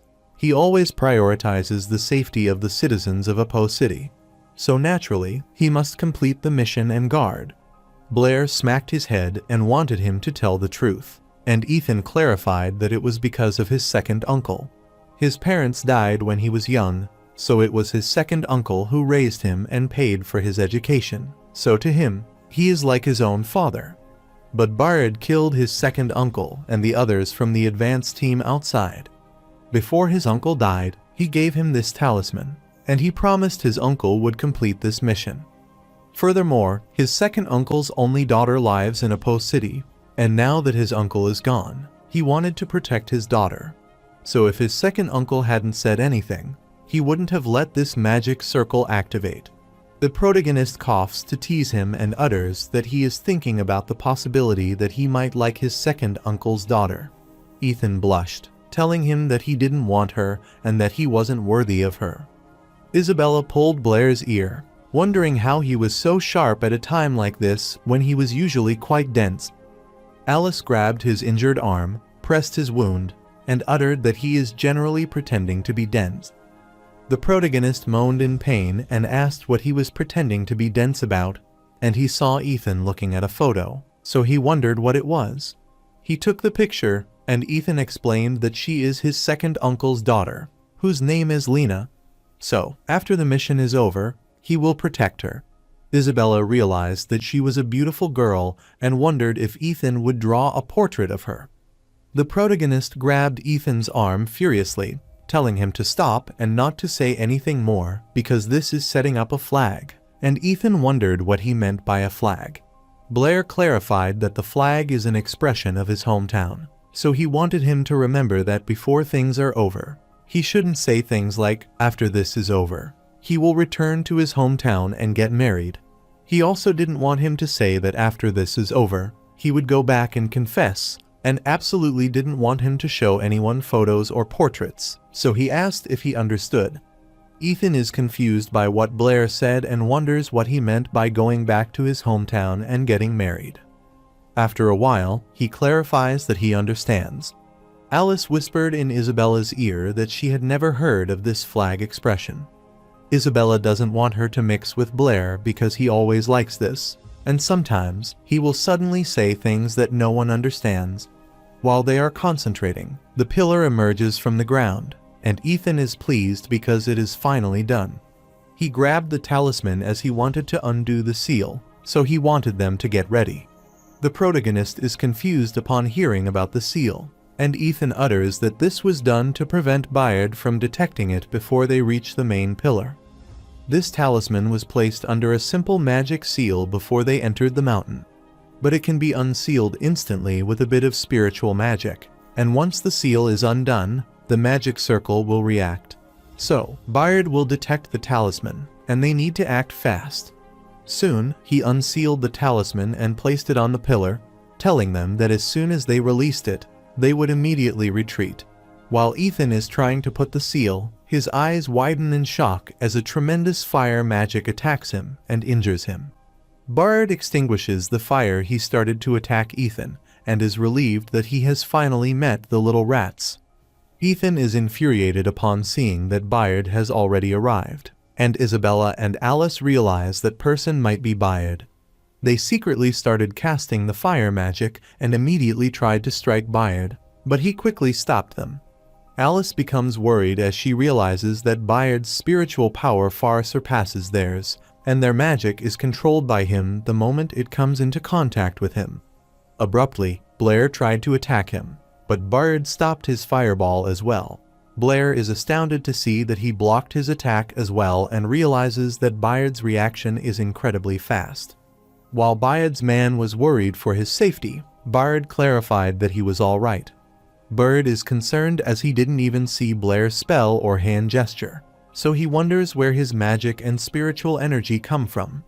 Furthermore, Blair's magic is too strange, which is not strong, but he can't wrest control of it. Blair instructed Isabella and Alice to retrieve the talisman, as he would hold Bayard there, and they agreed. Abruptly, he started striking Bayard once again with several fireballs. Bayard is astounded as there aren't any spells or hand gestures, and it's hard to believe that he is afraid of this kid as he can use magic without spells or hand gestures. On the other side, Bayard man already captured Alice and Isabella before they could get their hand on the talisman. Isabella is pissed as she is so close, but she couldn't take it even when she tried to extend her arm. Blair saw this, so he supposed he must take those men down first and started using fire and water magic simultaneously. Bayard is astounded to see that Blair is using the water ball, but is confused as he wonders why there are fire elements. After Blair fused those elements, a massive explosion ensued, and the man was astounded to see this power, wondering if it was a fireball. The protagonist wondered if his trick worked, but before he could strike them, a huge punch came out of his fireball, and Bayard punched him in the face, thinking this is presumptuous. Bayard then punches the protagonist on his chest. telling him that his magic casting speed is fast enough, but his intervals between spells are too loose. Therefore, there is no other attack to force his opponent to reveal their weakness. Then he hit on Blair's face, telling him that not only his footing was unsteady, but his lower body was weak, and he was completely unprepared for a sudden close-quarters attack. After the protagonist fell to the ground, Bard told him that he had exceptional talent, but he lacked battle awareness. He clarified that if this were a battlefield, he would have already been dead, as he is the one without awareness.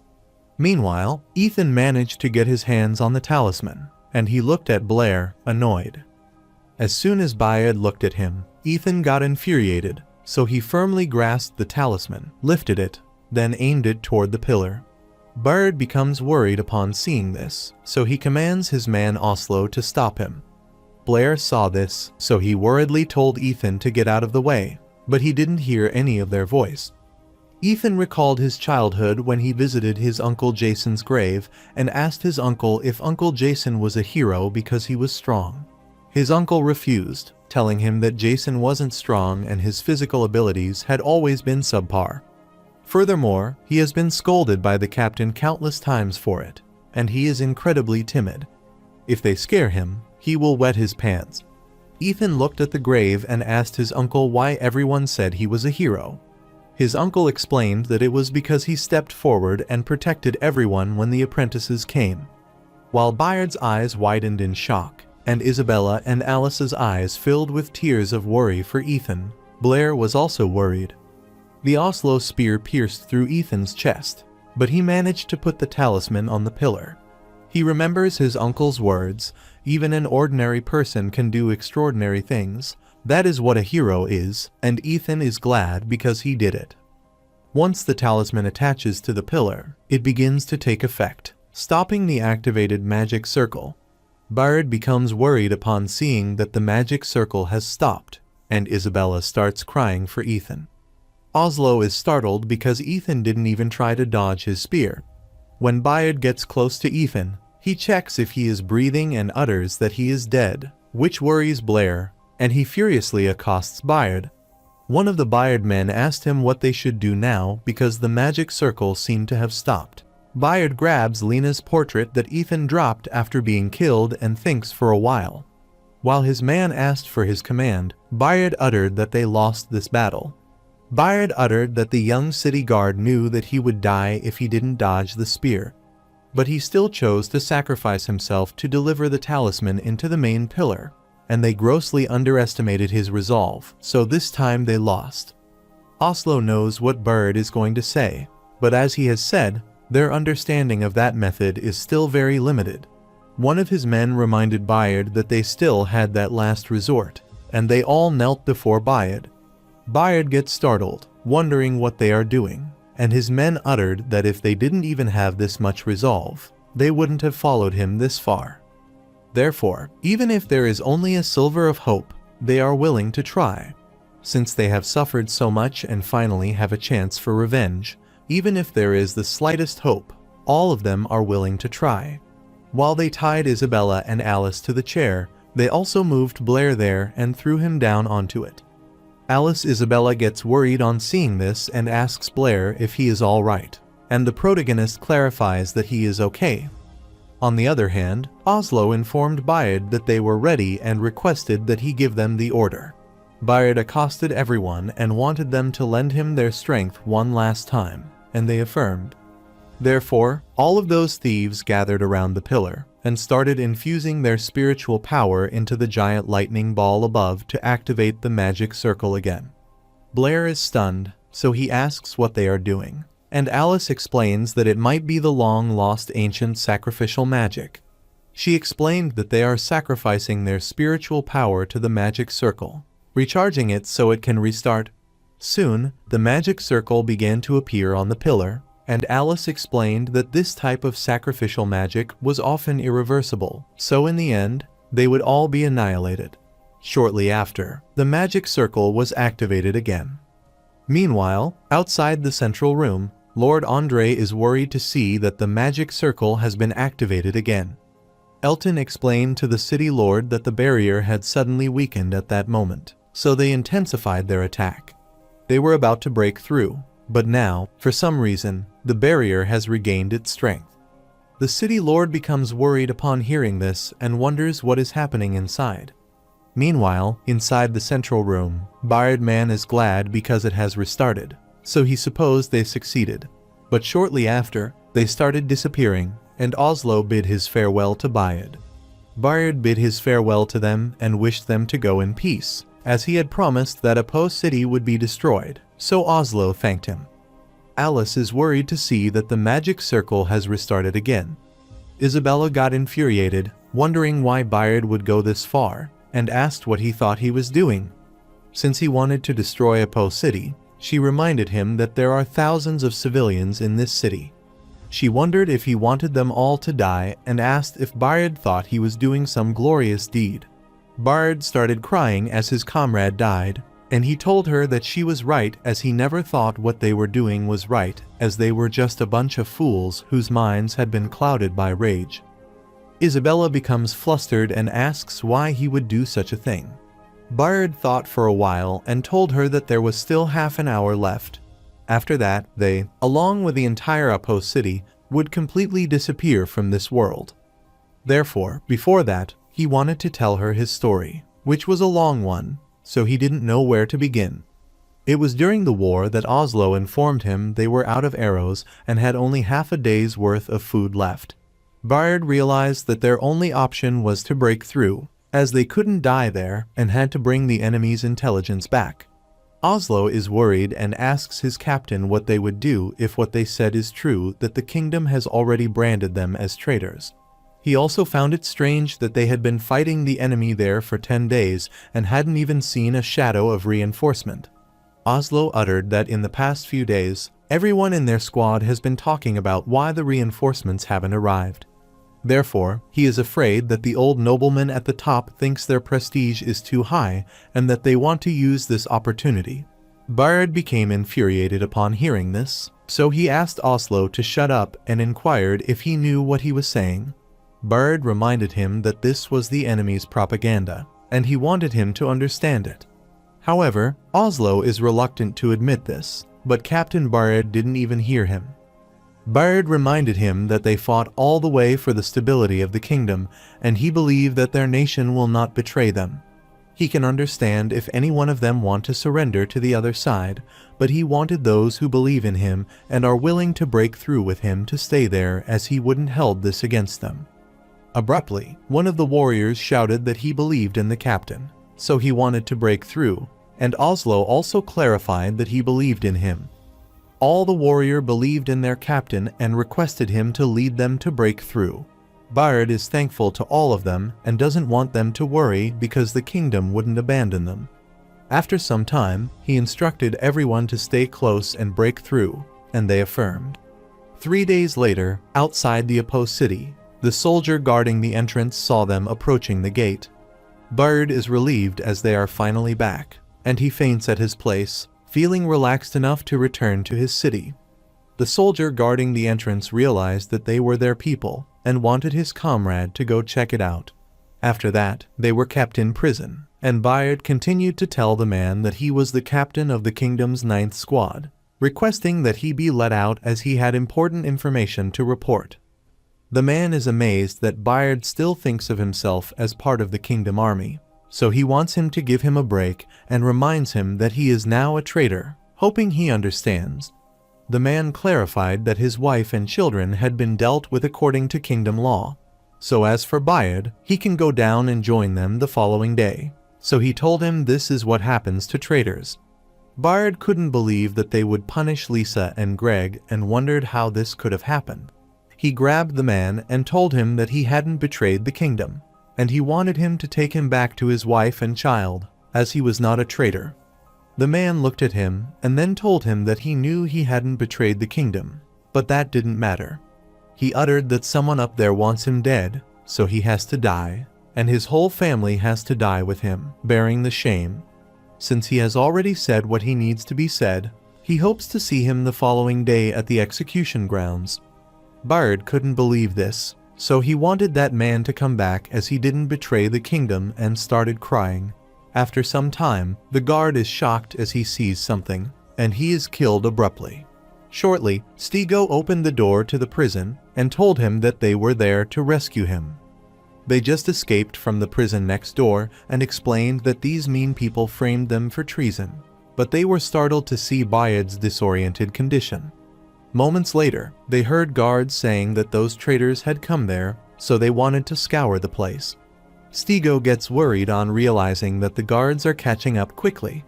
He grabbed Bayard and assured his brother that they would undoubtedly get the captain out safely. Oslo instructed him to take the captain with him, as they would hold the guard off there. The following day, the man explained Bayard was once a war hero and the pride of their Lauren kingdom. However, he betrayed the trust of all their people by colluding with the enemy nation and selling their kingdom's intelligence, causing the needless sacrifice of their loyal soldiers. The man explained that just the previous day, the traitor Bayard and his gang tried to infiltrate a post city to cause trouble and destruction. Fortunately, they were discovered and captured in time by their brave and intelligent city guard soldiers. However, last night, the imprisoned Bayard and his gang still refused to give up killing their guard and escape. Although their city guard officer reacted swiftly and recaptured 3 of them, the traitor leader Bayard still escaped.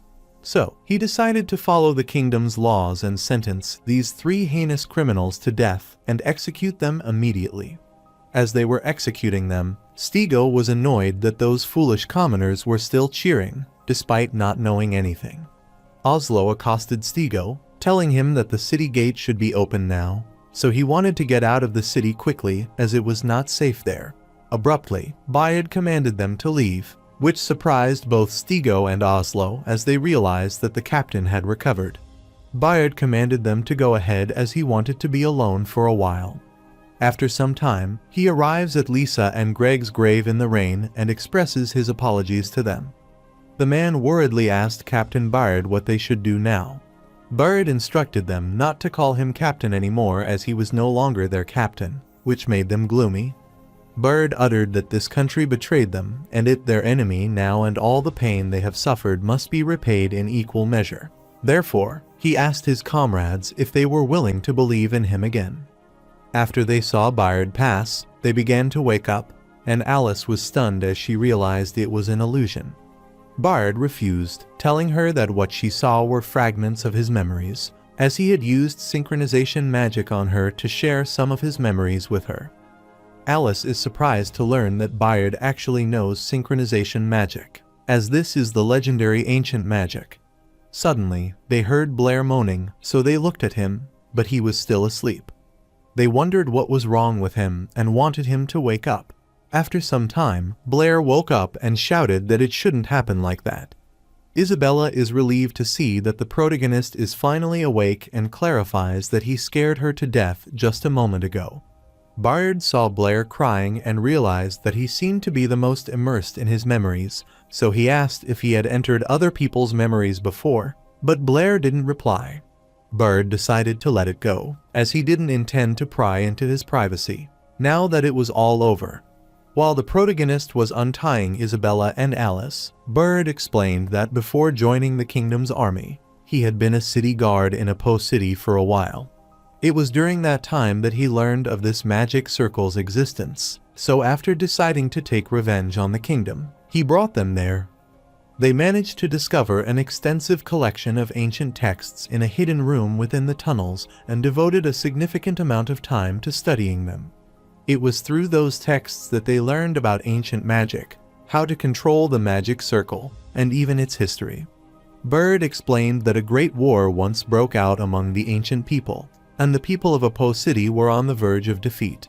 So, they built this considerable self-destruction magic circle, turning their homeland into a trap prepared to perish together with the enemy. The ancient text doesn't record their ultimate fate. Whether they won or were annihilated, it remains unknown. But the only certainty is that this magic circle has never been activated since its construction. Bayard uttered that once activated, this magic circle would generate a considerable amount of magical energy in an instant, thus swiftly vaporizing all living beings within a post city to ash. Furthermore, this will cause no pain, and in an instant, everyone will be liberated.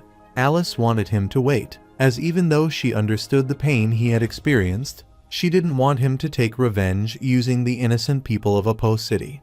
Bard looked at her as she said that she understood and supposed she might be joking, because sometimes he didn't even understand himself.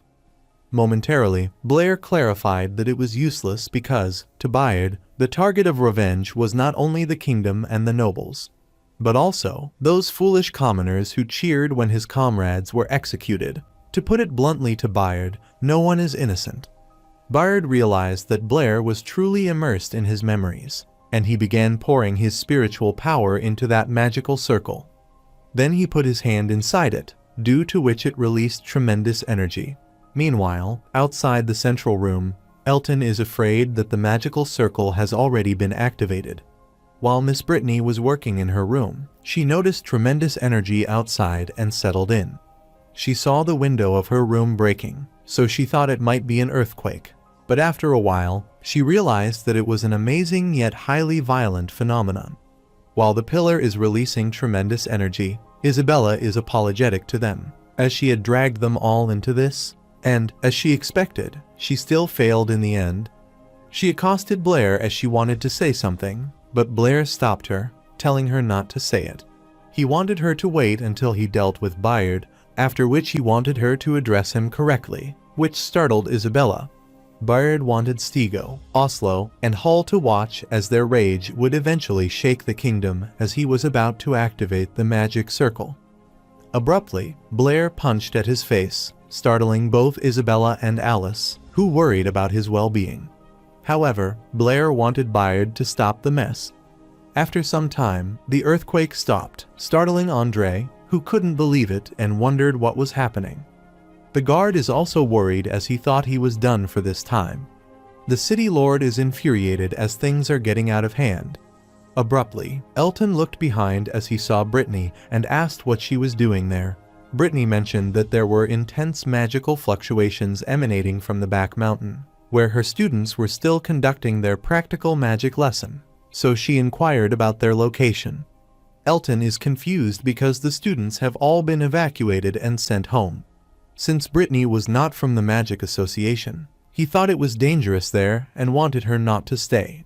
Brittany gets worried as she realizes they sent the students home and explains that Blair and Isabella aren't back. She is confident that there are still 2 students inside, and she is equally sure that Blair and Isabella are among them. Elton is startled to hear Isabella and wonders if she is talking about the city lord's daughter. The city lord is concerned to hear that Isabella is still inside. He recalled the time when Isabella was a child and wanted to join the city guard when she grew up. Austin Calvis wondered why she wanted to be the city guard instead of any other profession. Isabella's eyes sparkled as she told her father that it was because she was from the Calvis family, and she wanted to protect Apo City and her father in the future. Austin was pleased to hear her reason that she wanted to protect her father as well and affectionately hugged her. After recalling that time, he wondered if Isabella was fighting for Apo City inside. Meanwhile, in the central room, Bird inquired how he untied the ropes. He is annoyed as he was so focused on activating the magic circle that he didn't notice Blair approaching, and he was too careless. Blair uttered that he should ask the city guard soldier he killed. He recalled that Ethan handed him a dagger, which made him wonder why Ethan was giving it to him. Ethan explained that it was a fine tradition among the city guard to conceal a blade in their clothing for emergencies, so he wanted Blair to do the same. Since Ethan gave him the blade, the protagonist wonders what he would do. Ethan looked at him, smiled, and wanted him not to worry, as he was a fast runner so that it would be more beneficial to him. Bayard looked at Ethan's corpse and remarked that he had forgotten about the city guard's old tradition, noting that Ethan was indeed an outstanding junior. Bayard supposed that even though Blair had entered his memories, he still decided to stop him. The protagonist affirmed that Bayard supposed they both had their own belief, so he took back what he said and uttered that he had a fighting spirit. Since words were useless, he wanted to settle this on the battlefield, and he started summoning his fire element to strike. Alice gets worried, so she wants Blair to be careful as Bayard is casting a large-scale spell. Blair didn't want her to worry as he had already figured out how to deal with him. As Bayard threw several fireballs at Blair, he created a barrier around himself and extinguished the fire, which astounded his comrades. The protagonist is pleased because he is right. Even magical flames need oxygen to burn. So he is confident that if he removes all the oxygen from the surrounding area except for his head, then he can nullify the fire magic around him. Bayard is dumbfounded to see that his magic has disappeared directly and wonders if it could be that the kid took control of the element. But he doesn't believe that because Blair's spiritual power isn't that strong, so he wonders what is going on. While he is indulging in his thoughts, he notices that he is being attacked and hardly manages to evade it. Bayard realized that he wasn't mistaken this time, as Blair could use magic without spells or hand gestures. The protagonist rushed toward Bayard, astounded him, and supposed that he might not be prepared for close combat either, and punched him in the face. Due to the impact of the punch, Bayard is pushed back, but the protagonist doesn't want to give him the time to counterattack, so he immediately grabs the staff that he dropped. He is startled to see that there is residual magic on the staff and wonders what it is.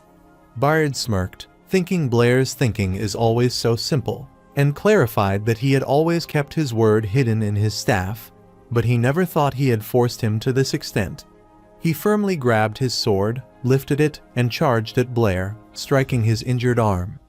Blair collapsed from the excruciating pain due to re-injury, and Bayard stepped on his wound. Bayard uttered that he had truly surprised him because not only did he possess abilities he couldn't comprehend, but he also learned quickly. But he still lacked decisiveness as he had the chance to kill him, yet he failed. Bayard lifted his sword as he was about to kill him and wanted him to remember that killing his opponent on the battlefield is the most tremendous respect he can show them. Blair is astounded as he sees the edge of the sword close to his head and wonders if this is the end. Before Bayard could deliver the final strike, he was struck by the fireballs, resulting in an explosion. Isabella clarified that the members of the Calvis family would never flee from battle. The protagonist appreciated Isabella and Alice, as he wanted them to give it their all, so he started extracting oxygen near Bayard's head. Bayard is startled to see this, wondering what he is doing, but suddenly, he drops his sword and grabs his neck. He can't make a sound and can't breathe, so he wonders what Blair did. As Bayard knelt, the protagonist approached him and apologized, acknowledging that he was right, since killing the enemy is the greatest act of respect. Bayard is having difficulty grabbing his sword with his trembling hand, and he realizes that he has failed so soon that he collapses. After seeing this, both Alice and Isabella rush toward the protagonist and ask about his injuries. Blair clarified that he is all right, which is all thanks to both of them. They saw that the magical circle was shrinking, and Alice supposed that if this magic circle did not receive an activation command within a specific time after charging, it would automatically shut down. Isabella is thrilled to know that and supposed they succeeded. She excitedly grabbed Blair and started shaking him in excitement as they finally managed to save Apo City. The protagonist felt excruciating pain, so he requested her to stop shaking him. Suddenly, the roof began to collapse, and Alice grew worried, as she had forgotten to mention that many ancient magic circles self-destruct when they are shut down, preventing enemies from using them. Isabella is confused, wondering what the meaning of self-destruct is, and wants her to elaborate on it. Alice explained that it should be a magic circle self-destructing along with this entire tunnel. Abruptly, the vast rock fell, which worried Blair, so he grabbed both of their hands and started running out. He wondered what the point of analyzing it was when this situation clearly meant they needed to get out of there. Shortly, he saw the pillar was broken and was falling, so he looked at Ethan and bid his final farewell to both him and Bayard. Meanwhile, outside the tunnel, the barrier started disappearing, which thrilled Elton and all the magicians. Abruptly, Brittany rushed there in the blink of an eye, and Elton realized that she was really impatient. Since the barrier had been lifted, Austin instructed all the units to move into the back mountain of Holy Donna's Academy to apprehend the thieves and rescue the students and civilians. All the soldiers affirmed their loyalty on his command, and Austin requested that his daughter, Isabella, be safe. Meanwhile, the three of them rush out of the tunnel at a rapid speed as it collapses. Isabella looked ahead and realized it was collapsing, so she wanted them to fall back. She looked around but couldn't find Blair and wondered where he was. She saw him coming out of the dust and worriedly asked if he was hurt. Blair refused, telling her that it was just that his shoulder hurt a little. Alice looked ahead and realized this place had collapsed as well, which meant they were completely trapped. The protagonist looked at the blocked area and realized that the amount of collapsing there was much less compared to the previous passage, so he supposed they could blast it open with magic. Isabella thought it was no use as their spiritual power couldn't handle it and wondered how many fireballs it would take. The protagonist looks at the blocked path and clarifies that he has an idea, so he asked if they had learned the fire shield and wanted them to activate it fully in a moment, and they affirmed. Abruptly, the protagonist began extracting hydrogen, knowing that it has a volume concentration of 4% to 75% in the air, so when exposed to fire, it would explode. After extracting the hydrogen, he reacted it with fire, then threw it to the blocked path while maintaining the barrier around himself.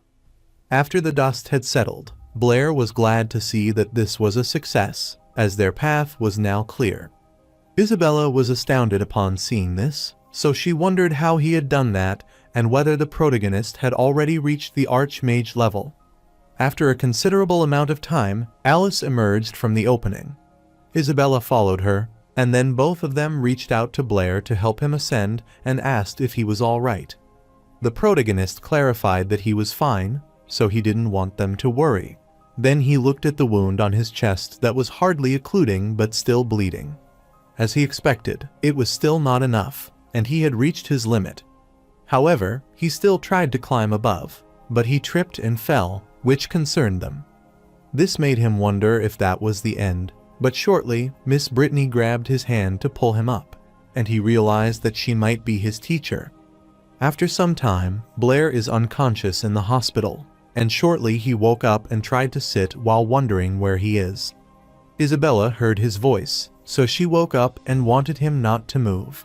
She excitedly grabbed him as he finally woke up and started shaking him with joy. The protagonist felt excruciating pain and requested her to stop shaking him, otherwise he would really die. Miss Brittany told him that fortunately his injuries weren't fatal, but it was just that he lost a lot of blood. So, she instructed him to rest well over the next few days and clarified that she had already taken care of his absence from the academy. He worriedly accosted his teacher as he wanted to tell her the truth about Bayard.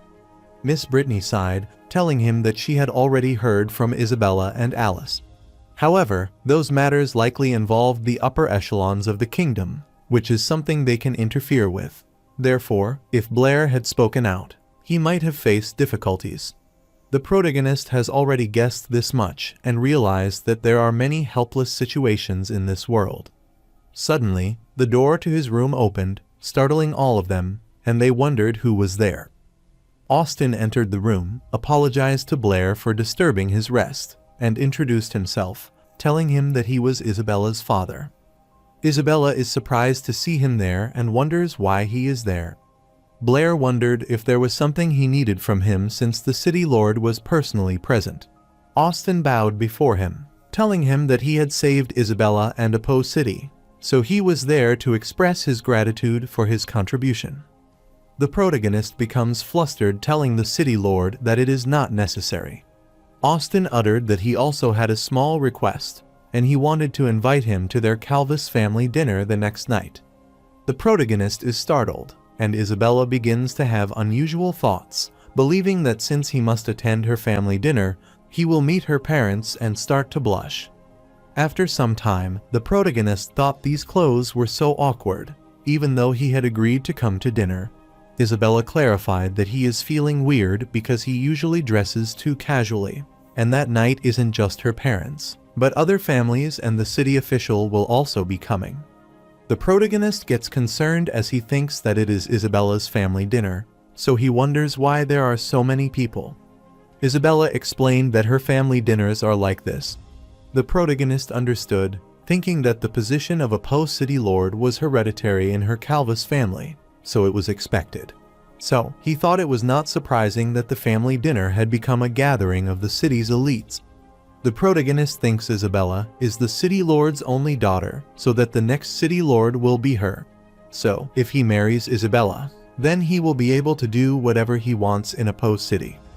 His imagination ran wild as he thought that, in that case, their child would be the next city lord of a Po city. But except to inherit the position of city lord, he must have the surname Calvis. Although Blair is not stubborn, and he can accept the child taking the mother's surname, it would be better if it were Chen. However, he believed that the problem would be solved if they had two children, one with the surname Calvis and one with the surname Chen. Then it would be perfect. While he was daydreaming, Isabella pulled his ear, and he wondered why she was pinching his ear again. Isabella is infuriated as she is sure that he must be thinking of something bad again and wants him to tell her what he is just thinking. The protagonist doesn't want her to be silly as he was thinking about the two of them. He blushed as he almost spilled the truth and clarified that he had a friend who had asked him to help him think of names for his children. Isabella understood that but clarified that she didn't think anything of it, so she wondered if he had any thoughts on the children's names. She clarified that he is aware that she is helping his friend come up with names for their children. Blair clarified that he hadn't thought of a name yet, but they want one child to inherit the father's surname and the other child to take the mother's surname, but they haven't decided yet. Isabella is surprised to hear this, so she asks him if he can accept his child taking the mother's surname. Blair uttered that if they have two, then he thinks he can accept it. Isabella understood, so she thought that was good and wanted him to keep thinking of his friend's children's names. Shortly, they arrived at the entrance of the mansion, and Isabella was pleased to see her mother. Her mother is also delighted to see her daughter after a while, and supposed the boy beside her might be student Blair. The protagonist bowed before her and wished her a good evening. Mrs. Calvis happily thanked Blair for saving her daughter, and mentioned that she often spoke about him to her. Isabella got infuriated, and she wanted her mother not to talk nonsense. All the ladies gathered around Blair as they realized it was him who saved Isabella and the young lady from Herman's family from Bird. They are amazed, as it is rare to see young people like him with courage and ability these days, and realize that Isabella has good taste since he is handsome. However, they want to know if he holds Isabella's hand. Isabella knew that he was uncomfortable, so she grabbed his hand and informed her mother that she would take him to see her father first. The ladies wondered what Isabella was afraid of, as they wouldn't steal Blair from her, but they rushed away. Meanwhile, Austin asks Abel if he is saying that Walter is plotting something. Abel affirmed, telling the city lord that was why he had come to inform him. Austin doesn't believe him because Apo City is the Calvis family's home base, and they have been running things there for hundreds of years, so he wonders if Abel thinks that a mere finance minister like Walter has the power to shake them. Abel clarified that would have been true before, but in recent years, the royal capital has been tightening its grip on the power of city lords.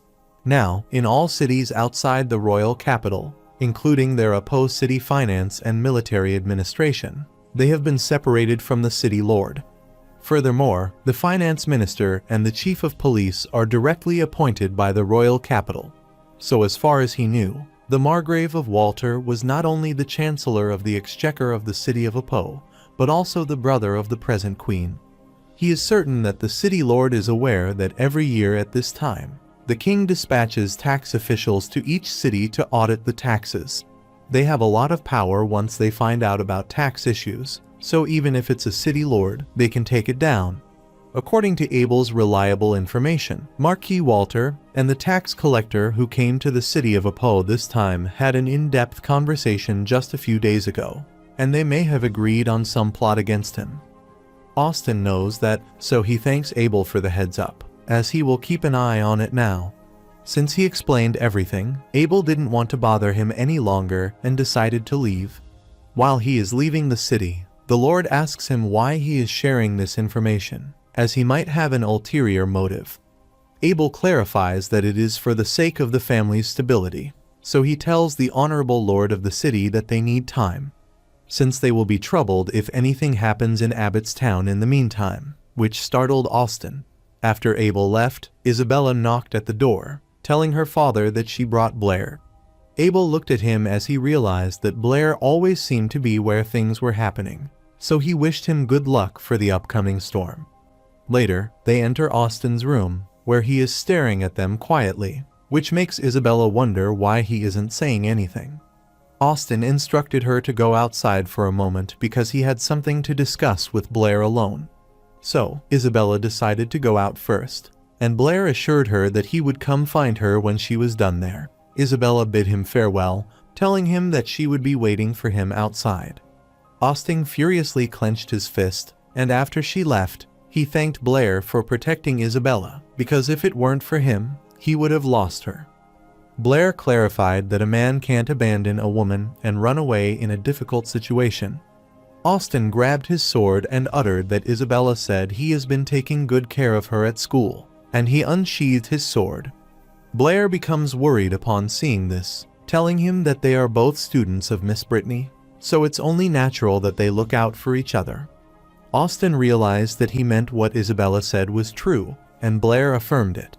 So Austin quickly pulled out the sword, telling him that Isabella had said in her dream that he kissed her, hugged her, and even bullied her. The protagonist is concerned on hearing this and wonders when he kissed her. Austin gets annoyed, asking him if he means that he hugged her and bullied her.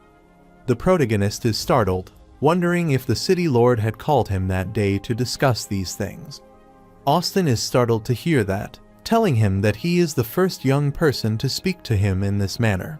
So he clarified that he was kidding and requested him not to mind him since Isabella is his only child. He wanted Blair to take good care of his daughter from that moment onward, and the protagonist affirmed, so he shook hands with him. After that, Austin whispered in his ear and wanted him not to talk to Isabella about their conversation, and the protagonist assured him that he would certainly never let her find it out. Later, at the dining table, Isabella asked Blair what her father had discussed with him. The protagonist clarified that he couldn't tell her, as it was a secret between men. Isabella becomes infuriated upon hearing this, so she starts beating him, and her father is pleased to see their friendly bond restored. Abruptly, the man informed him that the finance minister and the tax collector had arrived together. Abruptly, the finance minister arrived and accosted Austin, telling him that he had prepared such a grand banquet, but still, he hadn't been invited. Austin apologized to the minister, explaining that this was their family dinner, so he was concerned it would be a disturbance to him and the tax collector. Walter uttered that he was catching up on the point and clarified that the tax collector was discussing his matter with him. Abruptly, the tax collector arrived, informing him that it was indeed true, having had a thorough conversation with Marquis Walter. Therefore, he now suspects Austin of violating kingdom law regarding tax matters and has requested that he submit to their investigation. Austin gets infuriated but requests that the tax collector allow him to finish his family dinner. The tax collector told Austin that he didn't want to say this again and reminded him that he represented the royal capital. Everyone is surprised to learn about a tax collector from the royal capital. When Isabella grabbed Blair out of fear and started trembling, he noticed that, so he worriedly looked at her. This situation filled the entire place with silence, and Walter requested that Austin advise him, for the sake of their shared experiences, not to make trouble in front of so many people, but to cooperate with the investigation obediently. Austin becomes infuriated upon hearing this, and his wife apologizes to everyone, telling them that the banquet will end there for the night. She clarifies that Austin has some urgent matters to attend to, so she hopes they will gather again next time. The protagonist worriedly looked at Isabella and wanted to leave this place with her first. Abruptly, he is startled to see that Calvin and Barty are also there, so he wonders why they are there as well. After some time, Isabella took him away, and Blair asked if she was all right. He is aware that he is a direct tax collector from the royal capital, so the city lord is in danger this time, and he might be directly dismissed, investigated, and thrown into jail. Abruptly, they heard some guests conversing that Walter is relying on being the queen's younger brother, so he is doing whatever he wants in a Po city, arbitrarily increasing taxes. The guests knew that the city lord had fallen out with him many times over this issue, yet this time he was slandering the city lord. The lady is annoyed as it turns out to frame the victim because the entire Apo city knows Walter has never listened to the city lord regarding tax matters, as it is evident that the tax collector was bribed to frame the city lord. The black-haired lady stated that she never thought the Calvis family, which had been operating in Apo city for so many years, would decline in this manner. Isabella gets worried, so she grasps Blair's hand. He looked at her and was startled to see her crying, so he asked her what was wrong. She hugged him and asked what she should do, as her father had been framed. Blair wanted her not to worry because he would never let anything happen to her father. After some time, he rushed out and called Chairman Calvin and Barty. Calvin is surprised to see Blair there and inquires what he is doing there. Blair is out of breath due to haste, and after catching his breath, he clarified that the city lord is the father of his friend. Calvin almost forgot that Isabella was his friend, and Barty was amazed to learn that he was Blair, who had saved Apo City, so he was honored to meet him. The protagonist asked them why they were there and who they were following. Calvin explained that the tax collector is a vice chairman from the headquarters of their mathematical association, and the branches in various regions must cooperate with them to complete the tax audit. As for Chairman Barty, the safety of the tax collector has always been the responsibility of the Magic Association in various regions, so he naturally has to come. The protagonist thought that if there is a problem with taxes, then they should be looking to the finance minister, so they wondered why they were investigating the city lord. Calvin explained that even though the finance minister is in charge of finance, he is also a subordinate of the city lord. Therefore, all tax-related decrees in Apo City are issued by the city lord, Austin, so naturally, they need to investigate him. Blair asked him if he even believed these words himself. Calvin worriedly scratched his face, telling him that he was just a scholar, not a tax collector, so it was not convenient for them to interfere with the kingdom's political affairs. The protagonist could understand his difficulties, and he recalled that recently, a person named Chen Luo solved all the problems of the Mathematical Association. That person even certified a new magic in the Magic Association, so he asked if Calvin still remembered. Calvin affirmed, telling him that he remembered Chen Luo was now a globally recognized god of mathematics, so he asked Blair if he had also heard of his deed. Barty was startled to hear that, as he was sure the new magic Chen Luo had certified for their association shouldn't be on the shelves yet, so he wondered how Blair knew about it. The protagonist clarified that he is Chen Luo, which shocked both Calvin and Barty. Calvin worried that Blair might be joking, as that couldn't be true. Blair clarified that he had solved a total of 23 problems, so the reward should be 535 gold coins. But he figured since it was their first collaboration, he rounded down the amount and only took 530 gold coins. He further explained that mixed magic is simply a fusion of water ball and fireball, so he clarified that he could demonstrate it there if they needed proof. Calvin gets worried, telling him that he was so presumptuous just now to question his identity. Barty is astounded to know that Blair is Chen Luo, so he finally realizes how he can defeat Bayard and thinks that it might not be a coincidence. Calvin requests that Blair command him even if it costs his life. Blair clarified that his life wouldn't be necessary, as it was just that this tax collector and finance minister displeased him, so he doesn't wish to see them in Apo City anymore. Calvin requested that he rest assured because these two would completely disappear that night. Barty enthusiastically uttered that even though the Magic Association is responsible for their protection, they can make mistakes like that night as well. The protagonist is worried to see them because these two are usually well-mannered, so he wonders why they have suddenly become so rough. At the same time, both Calvin and Barty are pleased to see Chen Luo, the god of Lauren and the god of mathematics, so they believe him. Therefore, for their lord, Chen Luo, they wanted Walter and Sizer to die that day. While they were indulging in their thoughts, Blair put his hand on their shoulder, telling them that the point is Walter is the root of the tax problem, and asked if they understand. Calvin and Barty understood what he meant, so they wanted to kill his whole family. The protagonist becomes worried upon hearing this, so he clarifies that he doesn't want his life, but he doesn't want him to be an eyesore in a post city anymore. Since their lord Chen Luo wanted to do this, they both understood their task. Before leaving, he requested that they not disclose his identity to anyone else, as he didn't want any unnecessary complications. After some time, Barty and Calvin arrived at the location where Walter and tax collector Sizer were. Calvin accosted Vice Chairman Sizer and requested that he come with him, as he had something important to discuss. Sizer instructed Austin to stay there as he had some matter to attend to. After Sizer left with Calvin, he informed him that Walter was no longer suitable to be the finance minister of a post city. Vice Chairman Sizer gets annoyed, telling him this isn't something he can decide. Abruptly, Barty came in asking if the rumors about him were true, which worried Sizer. Barty put his hand on Sizer's shoulder, telling him that there were rumors he was involved with Walter, and asked if he was tired of it.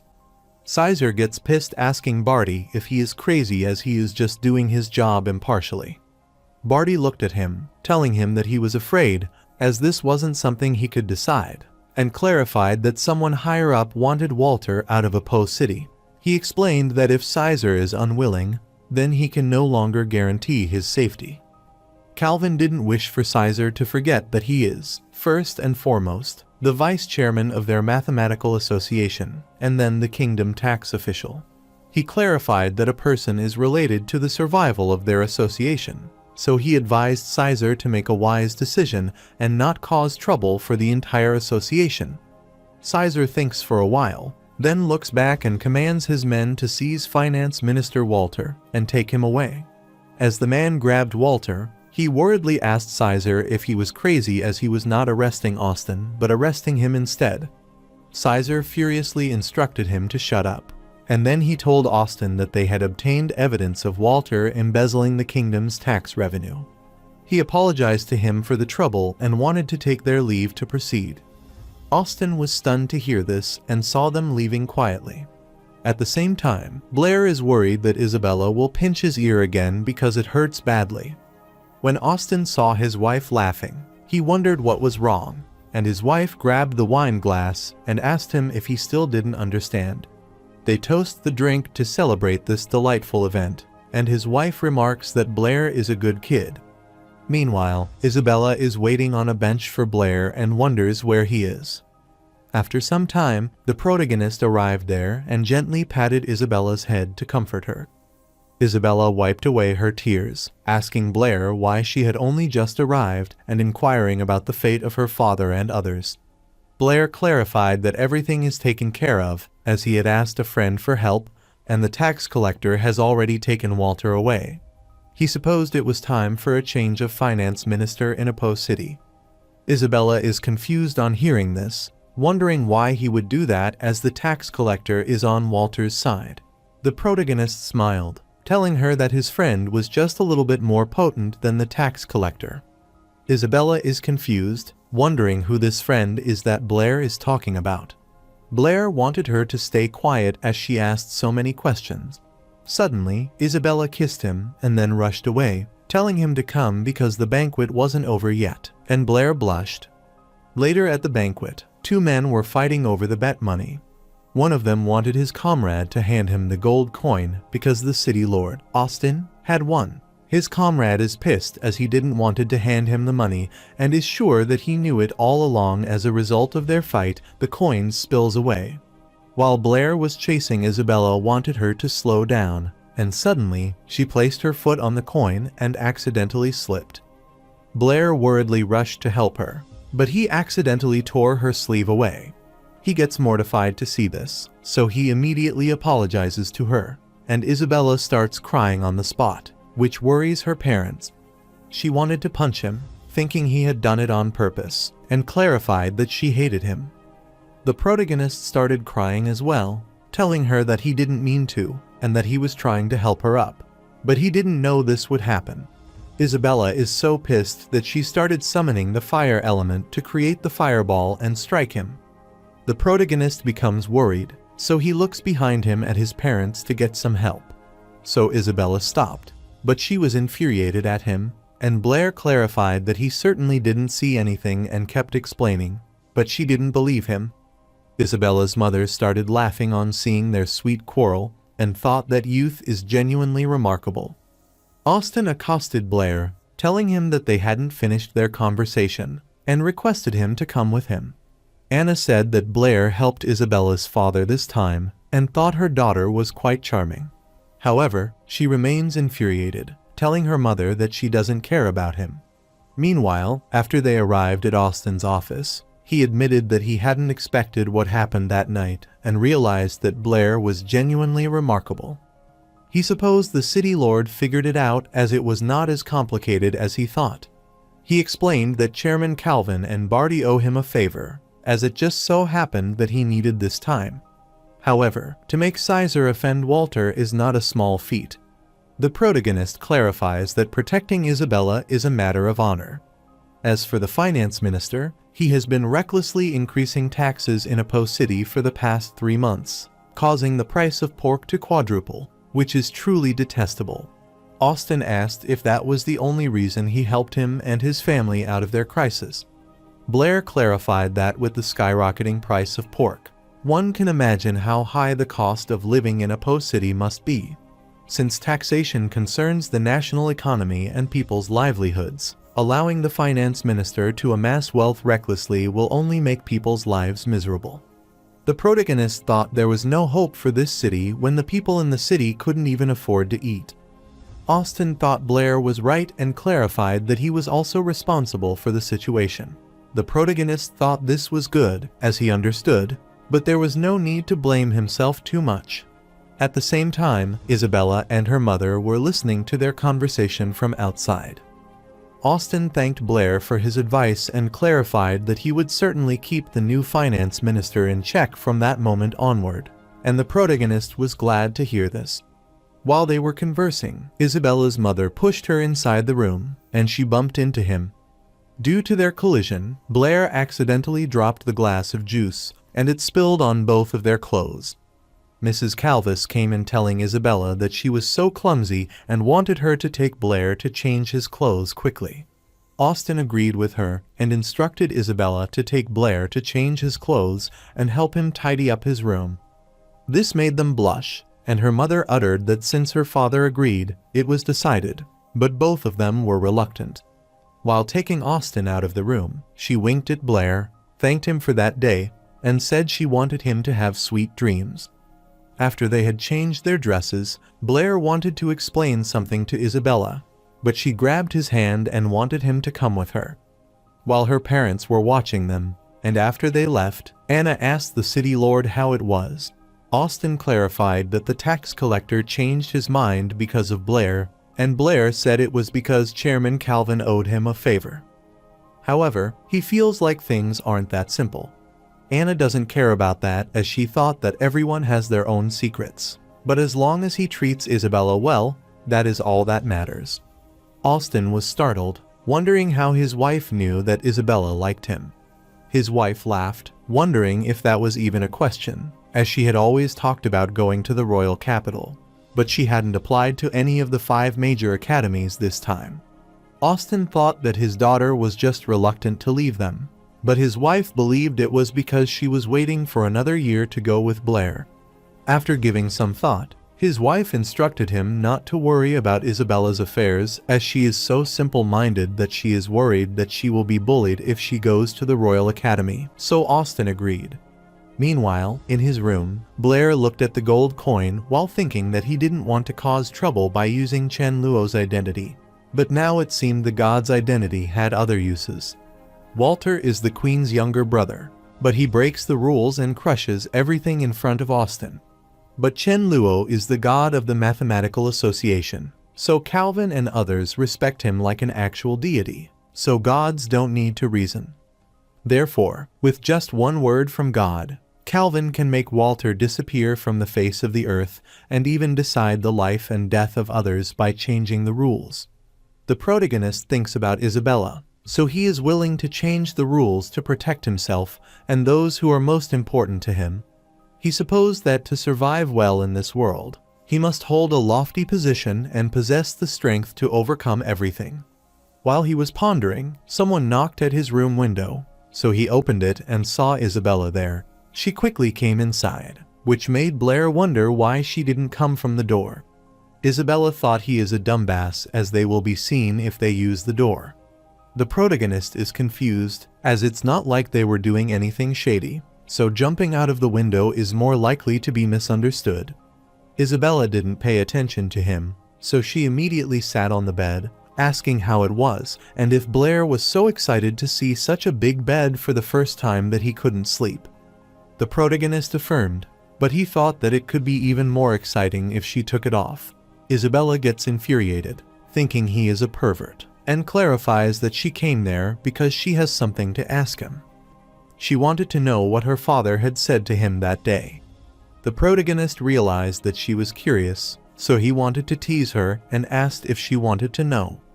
Isabella affirmed that she wanted him to tell her quickly, and Blair clarified that she was still young. As the city lord, if he was worried about her, he asked him to take care of her more. Isabella is confused to learn this, wondering why she is small, but she becomes infuriated and thinks Blair is worthless. The protagonist gets worried and wants her to listen to his explanation. But she is enraged, so she started stomping on his face, telling him that she is not listening as there is no point in talking to a person like him. She decided to leave and wanted to forget it, knowing she shouldn't have come and that she was asking for trouble. While she is going, Blair stops her and wants her to listen to him because he has something to say. Blair knew why she had come to find him, so she didn't want her to worry as he had taken care of everything, so her father would be fine. Isabella blushed, but she looked back, telling him that it was not what she had meant as she had come there to say something. Blair doesn't want her to say it, as he understands and clarified that, as he told her earlier, it wasn't like that, which makes her cry. Isabella decided to calm down, so she sighed and clarified that she had come to thank him, adding that she trusted him. After saying that, she left the room, and Blair was surprised to learn that she trusted him. Meanwhile, Austin had been listening from behind the wall without them knowing. The following day, the city lord and his wife were seeing him off, and Anna asked him if he had slept well the night before and if the breakfast was to his liking. Blair assured her that he slept very well and that breakfast was delicious, so he wanted to thank her for her hospitality and take his leave. Anna wiped away a fake tear as Blair was leaving so early in the morning, not even staying for lunch with Isabella, so she wondered if her hospitality was lacking. The protagonist gets flustered upon hearing this, but wants to ensure her that she has misunderstood it, as that is not the case. Austin thinks for a while, then stops Anna as Blair doesn't want to stay. She lets him leave and asks him if he saw anyone last night. The protagonist gets worried, so he laughs while asking the city lord what he is talking about, as he doesn't understand. He clarified that he didn't see anyone, so he wanted to take his leave and bid his farewell to them, and then he ran away.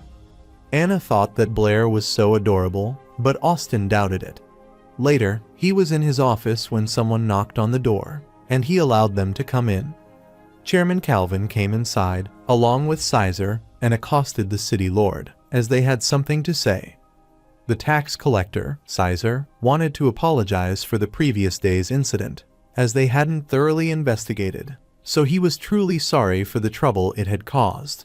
Austin laughed, telling him that was no trouble at all as he was the city lord of Apo City, so he was also responsible for tax matters.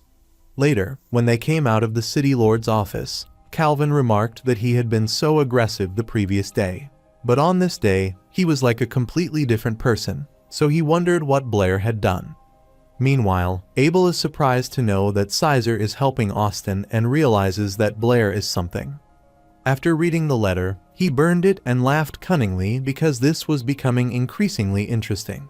After some time at the royal capital, a lady told her son that it was the headquarters of the Mathematical Association, which was home to the kingdom's finest mathematicians. The kid arrogantly told his mother that he was certainly going to get into the Magic Academy, one of the 5 great academies in the royal capital. So, he thought there was nothing great about the Mathematical Association because magicians were more powerful. Calvin is pissed on hearing this, so he remarked these are such big words for such a young person, as he wanted to defeat math with magic. He told the kid that to defeat mathematics is to defeat the foundation of all research, whether it's alchemy, divination, or scientific research, and none can be separated from math. So, he furiously asked the kid if he thought he could defeat math with magic, which infuriated the kid.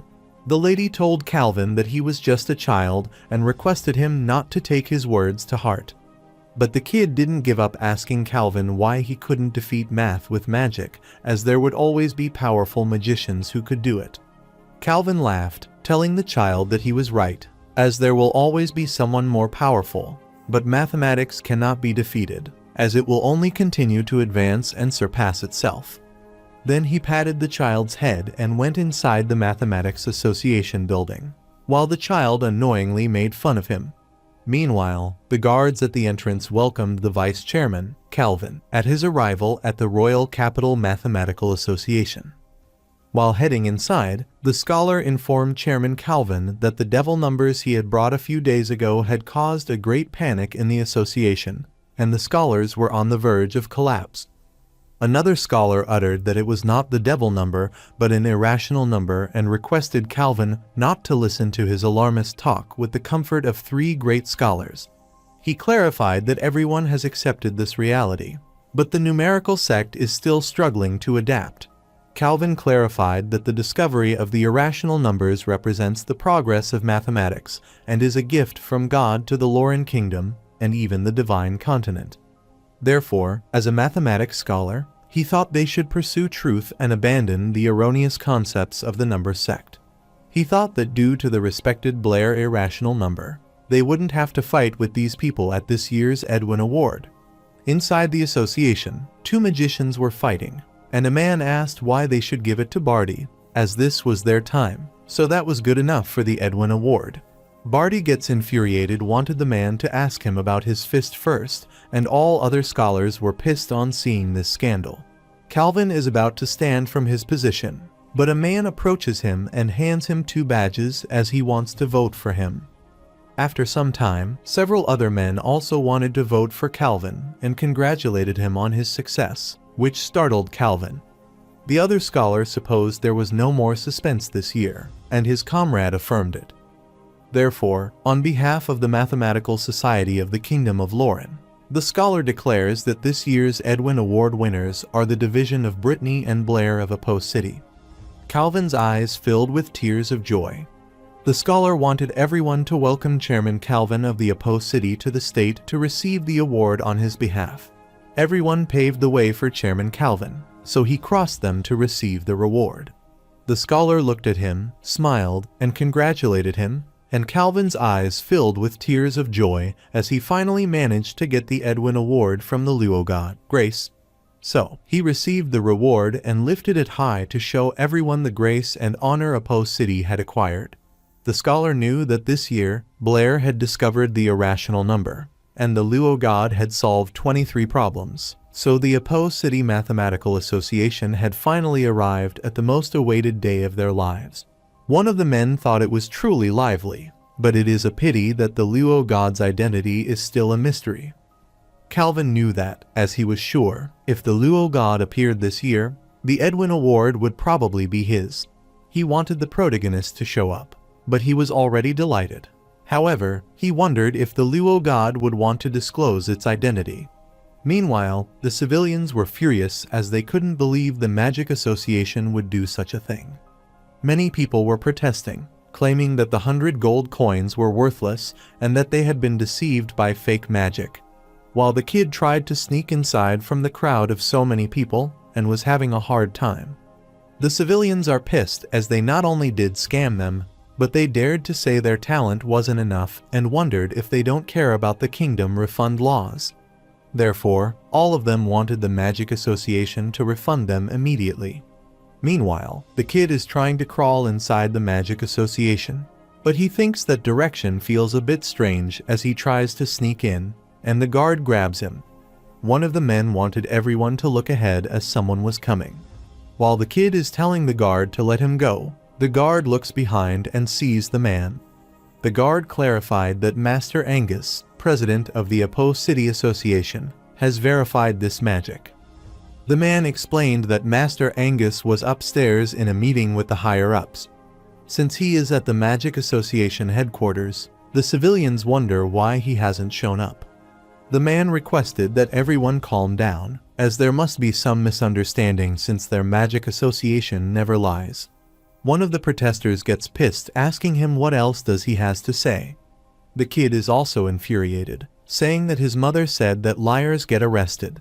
The kid thought that no improvement in magic greatly increased the power of water magic and believed it was all a lie. The guard furiously threw the kid away, telling him that he knew nothing, so he wanted him to leave. Then the guard told the man that he must be joking because their magic associations had enhanced the magic, which was all certified so that it couldn't be fake. However, it was just that this magic had certain talent requirements. The protester becomes further infuriated, asking the guard if he means that he is not talented, as he couldn't fulfill the new magic talent requirement, and if he is worthless. The guard refused to tell him that is not what they meant at all. The man furiously asked him if he was saying that everyone gathered there is trash. The brown-haired man uttered that he understood everyone's feelings but clarified that this magic had indeed been certified. The protester asked him if that meant someone must be able to cast it successfully and clarified that if he could find someone that day who could cast this magic, then he would admit that he was talentless, worthless, and a piece of trash. The protesters wanted the Magic Association to refund them and apologize if they couldn't find someone who could demonstrate this magic. Suddenly, their attention is diverted when the princess arrives, asking what is happening. She wondered why all of them were gathered at the entrance of the association. The protester is glad to see the princess there, as she has arrived just in time, and tells her that the Magic Association has violated kingdom law by selling them ineffective magic at a high price. The princess doesn't think the Magic Association would do such a thing, so she thought there might be some misunderstanding. The protester clarified that the Magic Association had refused to refund their gold coins or apologize, so he requested her help in getting justice. The brown-haired man was annoyed as they still dared to mention it, and told the princess that the magic did have a high requirement for the magician's talent, so not all magicians could cast it. But the protester gets infuriated, thinking that is just his excuse for the fraud. The princess clarified that they could easily verify if what the Magic Association said was true by testing it on the spot, so if it were their fault, then she would punish them. The protester cursed Chen Luo, thinking he might have colluded with the Magic Association to scam them. The brown-haired man assured the princess that this was the improved magic and requested her to verify this. He handed her the scroll, telling the princess that improved magic required casting both water and fire magic simultaneously. The princess asked if there was anyone in the Magic Association who could cast dual-element magic simultaneously. The man clarified that beside Chen Luo, who proposed this improved magic, Archmage Angus has also personally verified it. The protesters requested that the princess not believe their lies as they were not true. Abruptly, the princess began casting water and fire magic simultaneously, which left the mouths of the protesters agape in shock. All of them can't believe their eyes that someone can achieve dual-element resonance. The princess supposed that magicians could indeed cast dual-element magic simultaneously since water and fire could be combined. Therefore, she believed that combinations of water, wind, and earth should also be possible. The brown-haired man remarked that the princess's intelligence was admirable, but what she was thinking had already been proposed by Chen Luo, and it was called combination magic. He explained that the association is discussing the feasibility of a new type of magic, and the improved magic that caused the day's misunderstanding is one such example. The princess is startled as she feels like she has heard that name somewhere before. The kid is infuriated at the protester because he broke his promise because the lady on the other side cast it, so he wonders why he hasn't apologized yet. He reminded the protester that he had said it himself: if someone could cast that magic in the present day, he would admit he was worthless and apologize. The protester became infuriated upon hearing this and thought the kid might be looking for a beating, which scared the kid. But before he could slap the kid, the princess lifted him with her magic. The protester requested that she spare him, as he was wrong. As soon as she released him, he knelt before her, apologized, and clarified that he was worthless, begging her to forgive him. The princess instructed him to go back and reflect on his actions, rather than blaming others simply because he couldn't do it, and to stop causing trouble. She wanted the protester to remember that there wouldn't be the next time, and he affirmed. Abruptly, the kid's mother pulled his ear, asking him what he was doing there as she went to buy groceries for a moment, and he was already running around and thought he would be the cause of her death one day. The kid told his mother that he had just seen dual element magic and had also heard about a great magician from a Po city named Chen Luo, but his mother reminded him not to run around anymore. Meanwhile, the protagonist started sneezing and wondered who was talking bad about him behind his back. Miss Brittany saw this, so she asked Blair if he was all right and wondered if there was something wrong and if he had something he wanted to tell her. The protagonist clenched his fist and clarified that there was something important that he tried to tell her. Isabella gets worried upon hearing that he wants to tell Miss Brittany something important and wonders if he is confessing to her. She saw him talking to Miss Brittany at the corner and became worried, knowing it was not appropriate to ask directly. After some time, Blair went onto the roof with Miss Brittany, which made her wonder what was so secretive that he had to come out there to talk and wanted him to tell her now.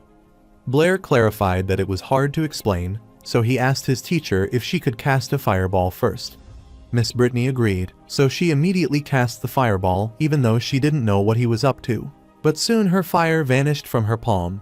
She gets startled, wondering if Blair is doing it, and the protagonist confirms that he did. He asked his teacher if she remembered the elemental impurities that she had mentioned to her. Miss Brittany, remember that Blair told her that he accidentally discovered that fire elementals require an impurity to burn, and he named it oxygen. Miss Brittany remembers that without oxygen, combustion ceases, and fire magic naturally disappears. She felt that her soul departed her body, as it means that he just controlled the so-called oxygen impurity. The protagonist affirmed, telling her that not only that, but without oxygen, people can't survive either. Miss Brittany finally understood that was how he extinguished her fireball. The protagonist explained that he defeated Bayard by removing the oxygen around him. Miss Brittany was astounded to know that he could control elemental impurities directly. The magic elements can be controlled through spells and gestures, but this is the biggest difference between them and elemental impurities.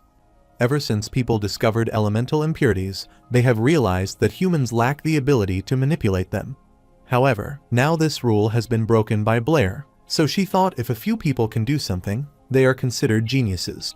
But if only one person can do it, then she supposed that person is an anomaly, and people are usually cruel to those who are different. So, she worriedly asked Blair if anyone else knew about his ability to control elemental impurities. The protagonist refused to tell Miss Brittany that he only told her about this. So, she worriedly instructed him to promise her that he wouldn't tell a third person about this, not even Isabella and Alice, unless they were going to be his wife. The protagonist blushed on hearing about his future wife and assured his teacher not to worry as he wouldn't tell anyone besides her. Miss Brittany doesn't believe him, so wanted him to swear, and the protagonist agrees to promise to keep it a secret. She wanted him to remember her words that he shouldn't reveal this matter because it concerned his life, and she thought he shouldn't have even told her. Blair clarified that he trusts Miss Brittany, which makes her wonder why he trusts her so much. Blair explained that his intuition told him that Miss Brittany wouldn't harm him. He saw his teacher in a strange mood, so he accosted her worriedly and wondered if he had said something wrong. After a while, Miss Brittany hugged him and thanked him for trusting her. Abruptly, he recalled something else, so he told Miss Brittany that there was one more thing and uttered that he had given the theory of combination magic to the Magic Association. He exchanged it for quite a few variant spells to increase his mental power. Miss Brittany gets worried on hearing about the Magic Association and thought he should have discussed this with her first. Since Blair's current power is too weak, she is concerned that contacting them too soon will bring him unnecessary trouble. The protagonist excitedly told her not to worry as he used the name of Chen Luo at the Magic Association, so they don't know his real identity. Miss Brittany thought that was good, but as soon as she realized his fake name, she asked him what he said. She worriedly pushed him back, asking if he was that Chen Luo who solved 23 problems in one go. The protagonist affirmed, telling her it's him, and explained the variant spells at the Magic Association are too expensive, so he doesn't have any other way to make money. Miss Brittany was shocked because he claimed that, due to his financial struggles, he had solved all the problems that had accumulated in the Lauren Kingdom's mathematical world for many years. Since he solved 23 problems and 11 new theorems, that mysterious scholar is called the God of Lauren, and she couldn't believe that he was her student. She saw Miss Brittany's pale face and worriedly asked what was wrong, realizing that her eyes had suddenly become sharp. Miss Brittany started crying, telling him that whether it was magic or mathematics, she was no longer qualified to be his teacher. Although Brittany's mathematical teacher is one of the great scholars in the Lauren Kingdom's mathematical world, she probably can't teach him anything about mathematics either. Her eyes sparkled as she could certainly help him in magic because, besides being a great scholar, she was also an Archmage, so she wanted to ask her to accept Blair as her student. The protagonist agreed with her and blushed as he wondered if he studies with Miss Brittany, the teacher, then he would become her junior. Furthermore, that teacher is an Archmage, and the president of the Lauren Kingdom Magic Association is at the same level. This makes him wonder why Miss Brittany came to St. Donna's Academy when she is an Archmage student. Miss Brittany didn't want him to worry because she would slowly tell him about her matters later. After that, he came down, and Isabella grabbed his hand and then pulled him away. The protagonist is surprised by this sudden attack, so he wants her to wait. After taking him away, Isabella asked him what he and Miss Brittany had been talking about just now. The protagonist thinks for a while and then recalls that he made a promise to Miss Brittany that he would tell a third person, even Isabella and Alice, about this, unless they were going to be his wives. The protagonist made a weird face and clarified that they hadn't discussed anything. Isabella becomes infuriated as he continues to deceive her. It was the first time he had seen Miss Brittany so distracted like she was just now, so she thought he might have confessed to her. The protagonist worriedly covered her mouth, instructing her to stay quiet. Isabella wondered what he was trying to say and started protesting for him to let her go. The protagonist worriedly looked behind him, then asked Isabella if she wanted to know what he and Miss Brittany had talked about, and supposed this was the only way to go. Isabella annoyingly pouted, wanting him to tell her and wanting to see him explain. The protagonist says that Miss Brittany asked him if he liked Isabella or Alice. Isabella becomes flustered upon hearing this and thinks it's a strange thing to say. She worriedly asked the protagonist who he likes, but then corrected her question and asked what he said. The protagonist clarified that he told Miss Brittany that he was ready to dedicate everything to magic. Isabella got irritated upon hearing this and asked if that was the case. She started pinching his cheeks, sure that he was spouting nonsense again, and wondered if he could be serious. Blair started crying and wanted her to go easy on him as he was kidding. Isabella immediately summoned the fireball, wanting to give him one last chance so that he could tell her properly. The protagonist got worried and tried to calm her down, assuring her that he would tell her the truth, so he wanted to talk it out. Blair clarified that he has made it clear to Miss Brittany that Alice is just a senior to him and Isabella is his favorite friend. The protagonist couldn't see any way out of this, so he wanted to praise her a bit as he thought that was the right thing to do. Isabella thinks for a while, since Alice is a senior and she is her friend.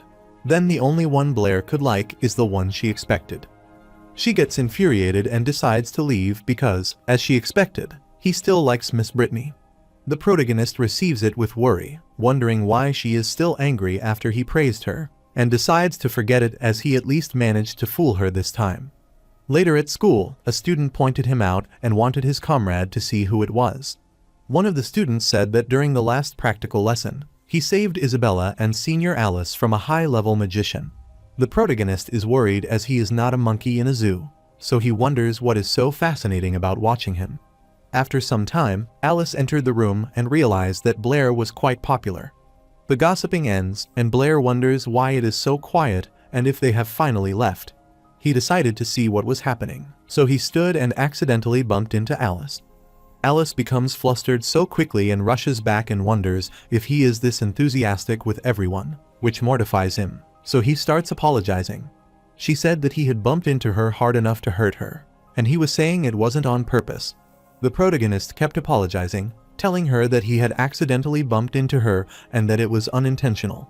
Alice started mocking him, telling him that she was kidding, but she still had a question for him. She showed him the problem, telling him there are 2 math problems that she can't solve, so she needs his help again.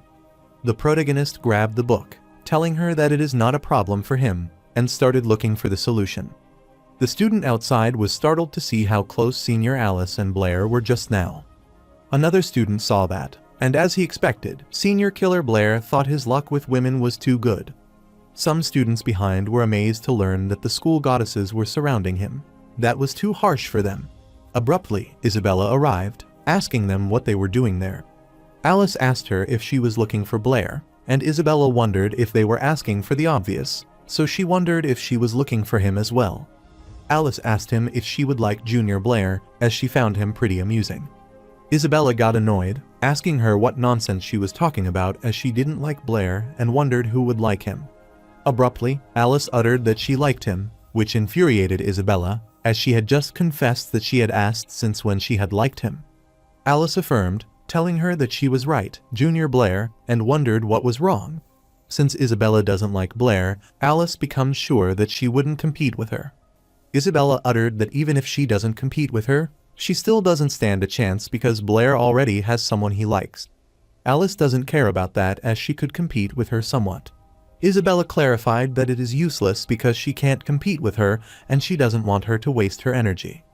Alice smirked, telling Isabella that even if she wanted to compete with her for Junior Blair, these kinds of tricks would be useless against her as she wouldn't give up to these petty tricks. Isabella rushed away, telling her that she didn't want to compete with her because if she liked Blair, then she should go ahead. That had nothing to do with her.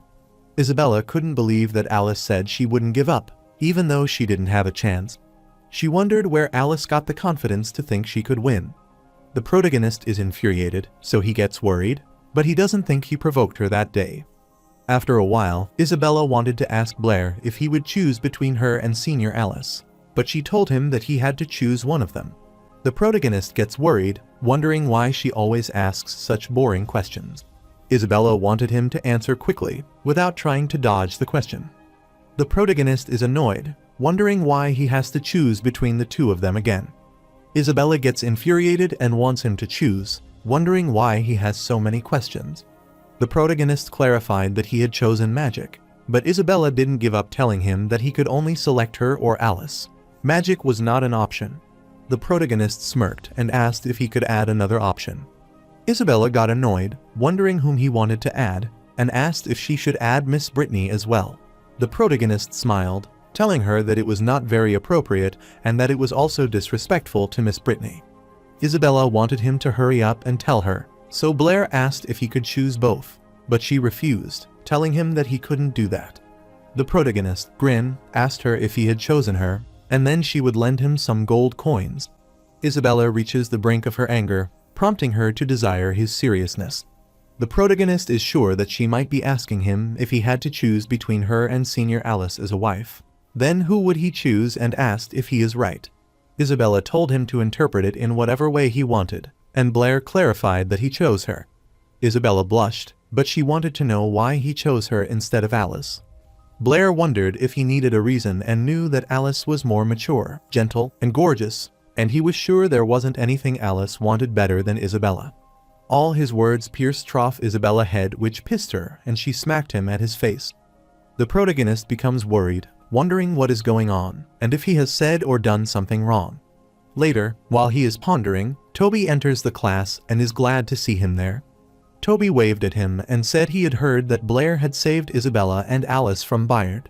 The protagonist affirmed that it had happened somehow. Toby wondered what he meant by kind of, as Bayard is a high-level magician, so he wondered how Blair had done it. The protagonist thinks for a while and decides to explain it to him, which makes Toby attentive, but he clarifies that he doesn't remember. Toby gets startled upon hearing this, so he requests him to try to remember how he defeated Bayard. Since Bayard is a high-level magician who can kill with a snap of his finger, Toby is sure that Blair can't possibly forget such an incredible moment. The protagonist agreed and asked him to let him think about it. uttering that he remembered Bayard had used a fireball to try and kill them. Then, suddenly, he felt that if he could absorb all his magic and energy, it would help. Therefore, he focused all his strength and willpower to suck it in. Then Bayard magic disappeared, and he passed out. Toby's eyes were filled with admiration as he realized that his friend was terrific, but he wanted to know the name of this absorption magic and wanted him to teach it to him as well, so he could learn it. The protagonist states that, unfortunately, he can't use it after waking up, so he can't teach Toby. However, he gives his spell a name, which is called a Great Oxygen Absorption Technique. Suddenly, he realized that he had already told him the stops, so he thought that if Toby practiced hard, maybe one day he could also use this mysterious magic. However, Toby didn't have Blair's courage, so he thought that even if he learned the excellent oxygen absorption technique, he would still be too scared to face a magician like Bayard. The protagonist wanted Toby to remember that no matter how intense the enemy is, as long as he has the determination to die, anything is possible, so he believes in him. Toby thanked the protagonist for his encouragement and assured him that he would undoubtedly practice the Great Oxygen Absorption Technique. Suddenly, he remembered something, so he told Blair that, due to the Bayard incident in the last practical lesson, the place he had told him about, where they would climb over the wall, was being blocked off by the school. He stated that the authority said it was for the student's safety. The protagonist thinks about it and then decides to leave, which makes Toby wonder what he is doing. The protagonist is about to tell him the truth that he is going to the Magic Association, but then stops in the middle and clarifies that he is going grocery shopping. Toby is startled by this and wonders if Blair is as dedicated to grocery shopping. Later, the protagonist entered the Magic Association and informed the receptionist that he was seeking Deacon Jasmine. The receptionist instructed him to accompany her, as she would take him to Deacon Jasmine's office. The receptionist realized that he is an honorary member of the Magic Association. It seems he is a valued guest who has made a significant contribution to the association, so she doesn't want to neglect him. After arriving at the room, the receptionist told him that this was Deacon Jasmine's office, so she wanted to take her leave now and hoped he would make himself comfortable. The protagonist understood, so he wanted her to go. After that, he opened the room door and accidentally hit Jasmine and made her fall. The protagonist gets worried on seeing this, so he approaches her and reaches out to help her get up. Jasmine was surprised to see Chen Luo there and wondered what brought him there. The protagonist clarified that he was there to see her, remarked that her outfit looked great on her, and congratulated her on her promotion. Jasmine thanked the protagonist for his heartfelt congratulations and clarified that she was still getting used to these high heels. Abruptly, the protagonist grabbed her hand, looked at her injury, and asked if that was why she tripped.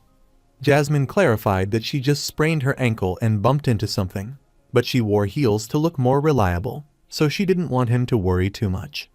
The protagonist is pleased to see such dedication, and as he expected from the girl, he has his eyes on Jasmine, which makes her blush. She clarifies that it is nothing. Since that was the case, the protagonist inquired if he could ask her modest and reliable treasurer, but he wondered how much profit they had made from the improved magic the last time. Jasmine handed him a document stating that this was the list of profits from Chen Luo's improved water magic, which had just been sent from the royal capital, and clarified that the total was 800 gold coins. The protagonist's eyes sparkled with greed as he didn't expect a trial improved magic to sell for so much, but he thought it was a pity as they could only earn this kind of money once. He is sure that once everyone knows they can't learn the combination magic without talent, no one will be willing to buy it anymore. After reviewing the details, he asked Jasmine about the gold, as he wanted to take it all back that day. Jasmine clarified that it was in the office, so she wanted to activate the magic circle for storing gold coins for him. Later, the protagonist is surprised to see the pile of gold coins and can't believe that there is this much. He is sure that if he takes this back, Isabella will certainly find out, and then it will cause problems. Jasmine noticed that he was worried, so she wondered what was wrong and if there was a problem with the gold. The protagonist coughs, telling her it is nothing, and utters that it is just that there is so much gold at home that there is no place to put it. Jasmine asked him if he didn't mind if she could keep it for him and the gold could stay there so he could use it directly when he spent at the association. The protagonist agrees to do that since he is going to spend it at the Magic Association anyway, so he wants Jasmine to hold on to it for him, and she agrees to do that. After that, the protagonist decided to take his leave since he had finished his business. Jasmine decided to see him off downstairs, but the protagonist told her that she didn't need to do it as they would see each other again soon since he still had his most precious treasure there. He is thrilled to think that his beloved magic and gold are still at the Magic Association, so he is sure that he will come back when it is fattened up. Jasmine misunderstood his words, blushed, and wondered what treasure he was talking about. At night, Blair is pouting in his bed because he is sure that the combination of magic can't get him more gold coins. He annoyingly hugged his blanket, as he had already taken the bounty for the 23 problems, so he wondered what other ways there were to make money. This was so worrying that he couldn't even sleep and wanted to think of another way to make money. After some time, he fell asleep, and in his dream, he met the receptionist, telling her that he had killed Bayard, so he asked her to give him the bounty. The receptionist told him that the bounty was quite large, so she wondered if he was certain he wanted to accept it all. The protagonist excitedly told her to give it all to him, as there is no amount of gold he can't handle. Abruptly, gold coins started falling from the sky, startling him, and he wondered if they were falling from the sky. While he is sleeping on the pile of gold, it starts to get wet, and he realizes it is very cold, so he wants to find Isabella to help him. He picked one of the gold coins, looked at it, and realized it was so cold. Abruptly, he opened his eyes, saw Isabella before himself, and worriedly called out for his gold coins, which startled Isabella. The protagonist becomes gloomy as he has such a huge mountain of gold in his dream and asks Isabella what she is doing there. Isabella clarified that if she woke him up, then there would certainly be a guest waiting for him outside. Blair, on the other hand, was mumbling about gold, so she supposed he must be having another bad dream. The protagonist abruptly gets out of bed, worried that a guest might be visiting this early in the morning. Isabella was flustered on seeing him in shorts and inquired why he wasn't dressed properly.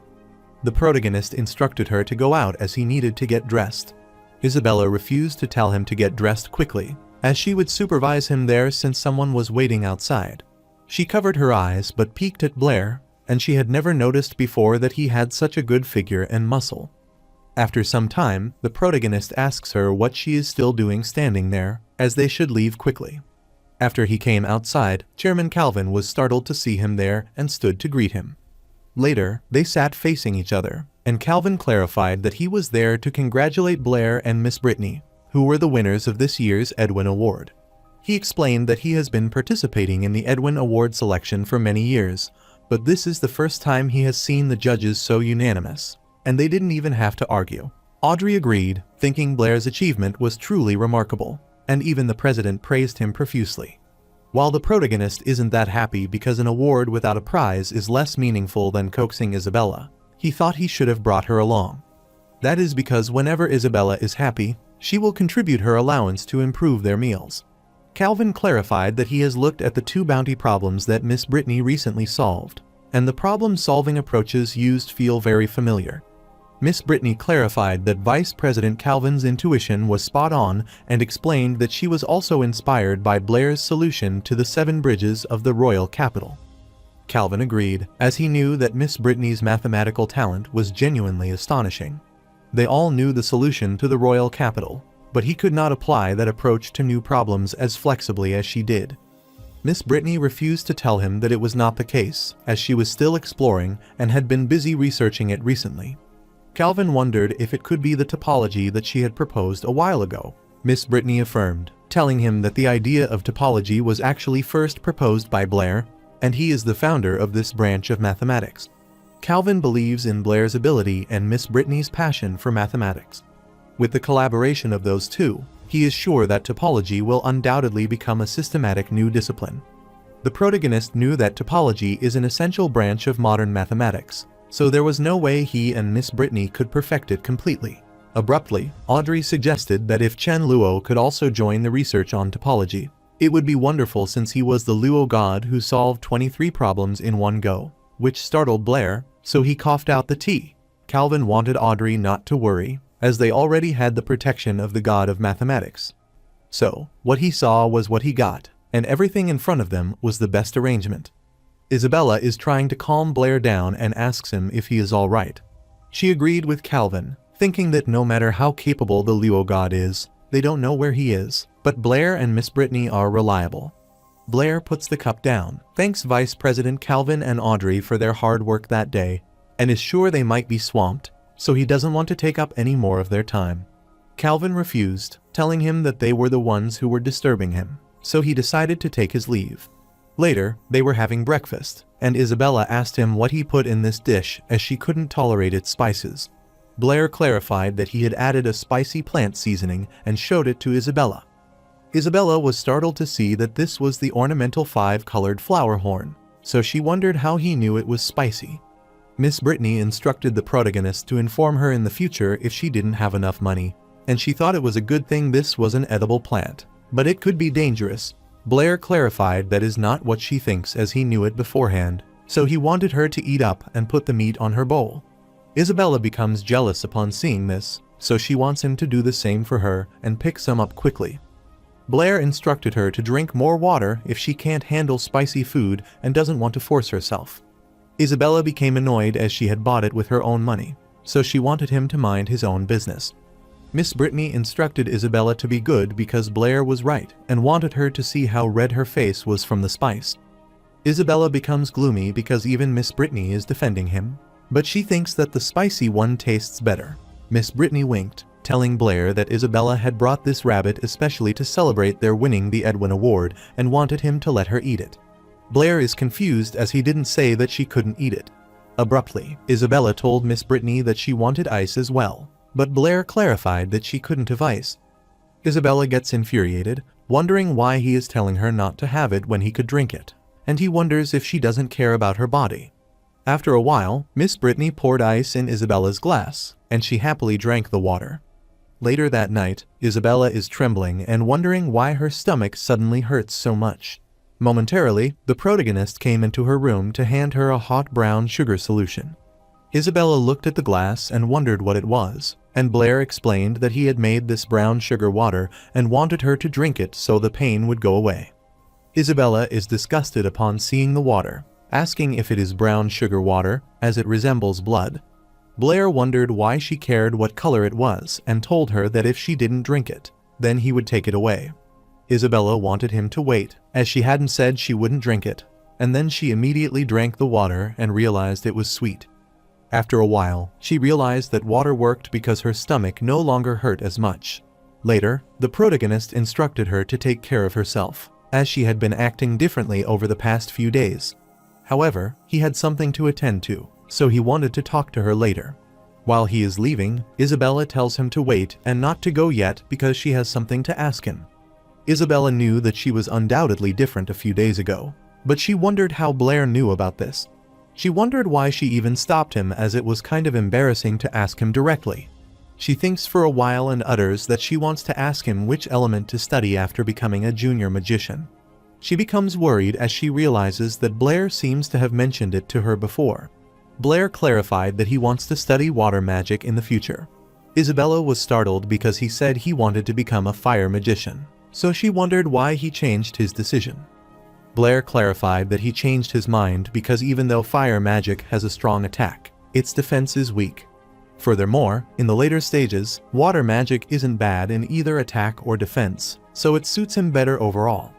But the true reason is that water magic is not highly regarded, so he can wear a water magic robe that has an underestimation effect built in.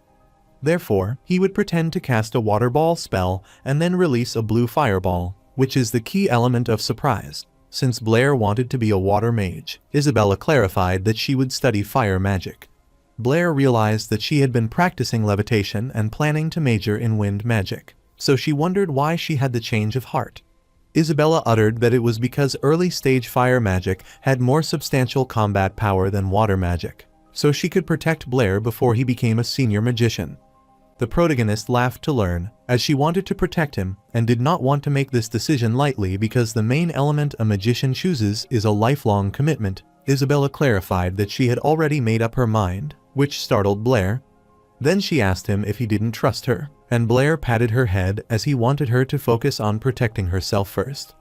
Later, Miss Brittany asked Blair if he could help her with these math problems as she had been working on them for days with no progress. The protagonist agrees to help his teacher and wants to give it a try, so he grabs the papers.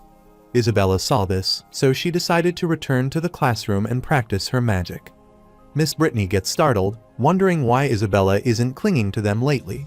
She is sure that if it were before Isabella, she certainly would be studying math problems with them, instead of practicing magic alone. Blair clarified that it is because she has gotten serious, so now she spends almost all her energy practicing magic. While Isabella looked back at them, she wanted to become stronger quickly so she could stand. Blair sided with her, as she was still lacking. Meanwhile, in the training room, Isabella was practicing her magic when Alice entered the room and asked if Blair was there. Alice is startled to see that Isabella is training alone, so she wonders where Blair is. Isabella clarified that Blair is in Miss Brittany's office and they are discussing math problems, so told her to go ahead if she want to join in. Since that is the case, Alice don't want to disturb them as well and uttered that she has some good news to share with Blair, but it seems like she can only talk to Isabella now. Alice gets worried, wondering what's wrong with Isabella lately, as she deliberately mentioned Blair and didn't even get angry. Then she approached Isabella and asked her to review the document, as she was the first student in St. Donna's Academy to reach the junior magician level at the general level. So she asked about Isabella and when she will get her certification. Isabella didn't care about that and thought this was perfect because now she could test the power of her fireball. Alice gets annoyed, telling her that she is so boring as she practices fireball every day and wonders if she burns away all of her emotions as well.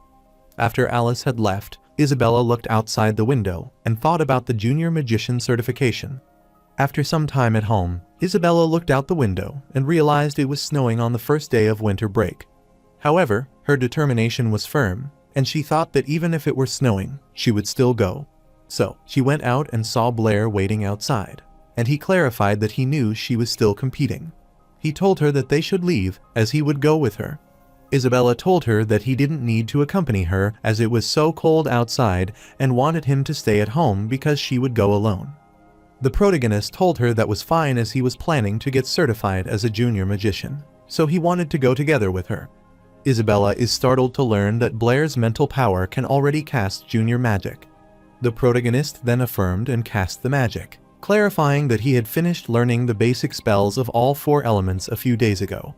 The protagonist thought that the junior magician certification wasn't beneficial, but it at least provided identification so he could get a water-type magic robe. Later, Isabella quietly followed Blair from a distance, and after some time, she accosted him.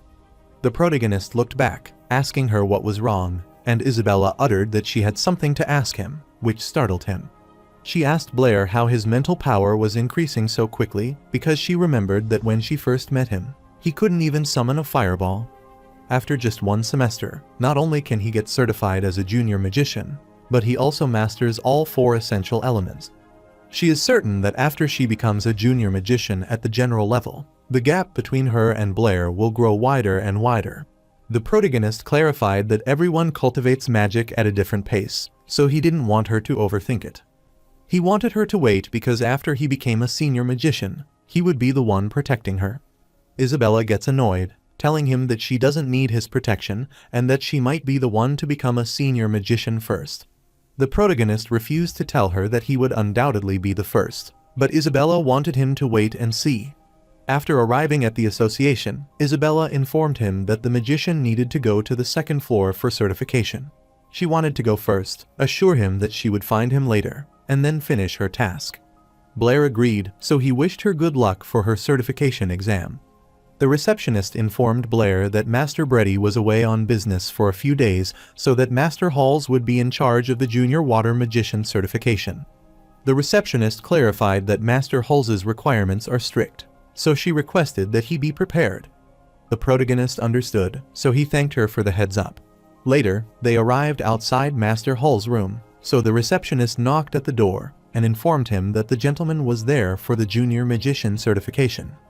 Master Halls commanded the receptionist to let him in, and Blair entered the water magic certification point. Master Halls didn't even look at him and instructed him to use his fastest speed to cast a basic water spell. After some time, the protagonist told him that it was done, which startled Master Halls as he couldn't believe he had done it so quickly, and he looked at him. Blair has created an alien face with his water spell and asked Master Halls what he thinks about it and if it is all right. Master Halls was surprised to see that he could precisely control the shape of these water curtains, which is not an easy task. He praised Blair, telling him that he was not bad as his casting speed was very fast and his mental power was quite refined.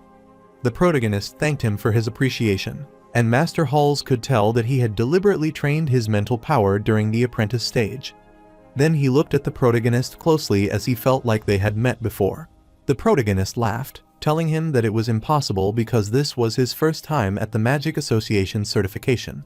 Master Halls was surprised to learn that it was his first time, and Blair cursed his fortune because he recognized him. Master Halls is surprised to know that is Blair's first time at the Magic Association, and he has already been certified as a junior magician. Master Halls supposed that he might not even be a magic apprentice, so he wondered why he was skipping a level for certification. The protagonist gets worried, thinking it is over as he used the name Chen Luo for the Fire Magic Apprentice certification. But since Blair's name is still blank, he wondered to whom he should explain this. The protagonist clarified that he had been busy cultivating and had forgotten to get certified as a magic apprentice. Master Halls gazed at him, telling him that in the Lauren Kingdom, every child undergoes the Magic Apprentice certification test at the age of 8. Furthermore, Blair is not even a magic apprentice yet, which means he has had no talent for magic since childhood. But without talent, one can only rely on hard work to slowly improve their strength. Master Halls wondered if that was the case, and then he asked how he could possess the strength of a junior magician before the age of 20. He is confident that for someone without talent, this is impossible, no matter how hard they try. Abruptly, Master Halls understood that he might have either consumed forbidden magic potions or practiced forbidden magic. The protagonist becomes worried upon hearing this, wondering what he is talking about, as he is just an ordinary student. Master Halls instructed him to save his excuses for the tribunal and wanted him to shut his lying mouth. The protagonist becomes worried as he hadn't even said anything, and he supposed he needed to calm him down first so he could listen to him properly.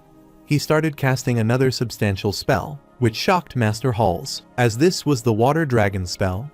Master Halls was dumbfounded because Blair could summon the Water Dragon spell, a required spell for intermediate water magicians, so easily, and realized that he was truly abnormal. Master Halls supposed that he could only use the advanced water magic, Water Burial, to deal with him. However, the protagonist dragon loses his magic, which spills water on Master Halls' face. Blair supposed he might have finally calmed down enough to listen to him and clarified that the reason he didn't pass the Magic Apprentice certification was that he was going in the wrong direction. He explained that when he was little, he was determined to become a fire magician, but the fire element didn't favor him, so no matter how much he studied, he made no progress. Later, he accidentally discovered that he had a high aptitude for water magic, so he started learning water magic from scratch, which is why he missed the apprentice certification. He clarified that he is not as amazing as Master Halls thinks because he cannot control the water dragon skillfully yet, as it will dissipate after holding on for only a while at most. Master Halls becomes annoyed, asking Blair if he thinks he could fool him with such talk. Abruptly, the protagonist mentioned that he had forgotten to mention he was a student at St. Donna's Academy. He further added that his mentor is Brittany and that he is sure the Magic Association should be able to look up his records. So, he requested that Master Halls check his record and asked if he wanted him to accompany him. While leaving, Master Halls clarified that he was already thinking of investigating his record, but it's just that he suddenly used the Water Dragon spell, which made him forget about that for a moment. So, he wanted him to stay put, as he would contact St. Donna's Academy immediately. He is aware that the students who can enter St. Donna's Academy are either nobles or geniuses, which makes him wonder if he could have been mistaken. But to be safe, he still wanted to find someone to investigate Blair's records. The protagonist heard how shocked Master Halls was and remarked that he is also a tsundere. After some time, Jasmine entered the room with the pile of files and informed Master Halls that she had the list of those who had passed the basic water magic certification the previous day. The protagonist tells her that Halls just went out on business and assures her that he should be back soon. Jasmine is startled because that voice is Chen Luo's, so she asks him why he is there and looks up. Blair clarified that he was not Chen Luo, and Jasmine was surprised to see Blair there, so she dropped the documents.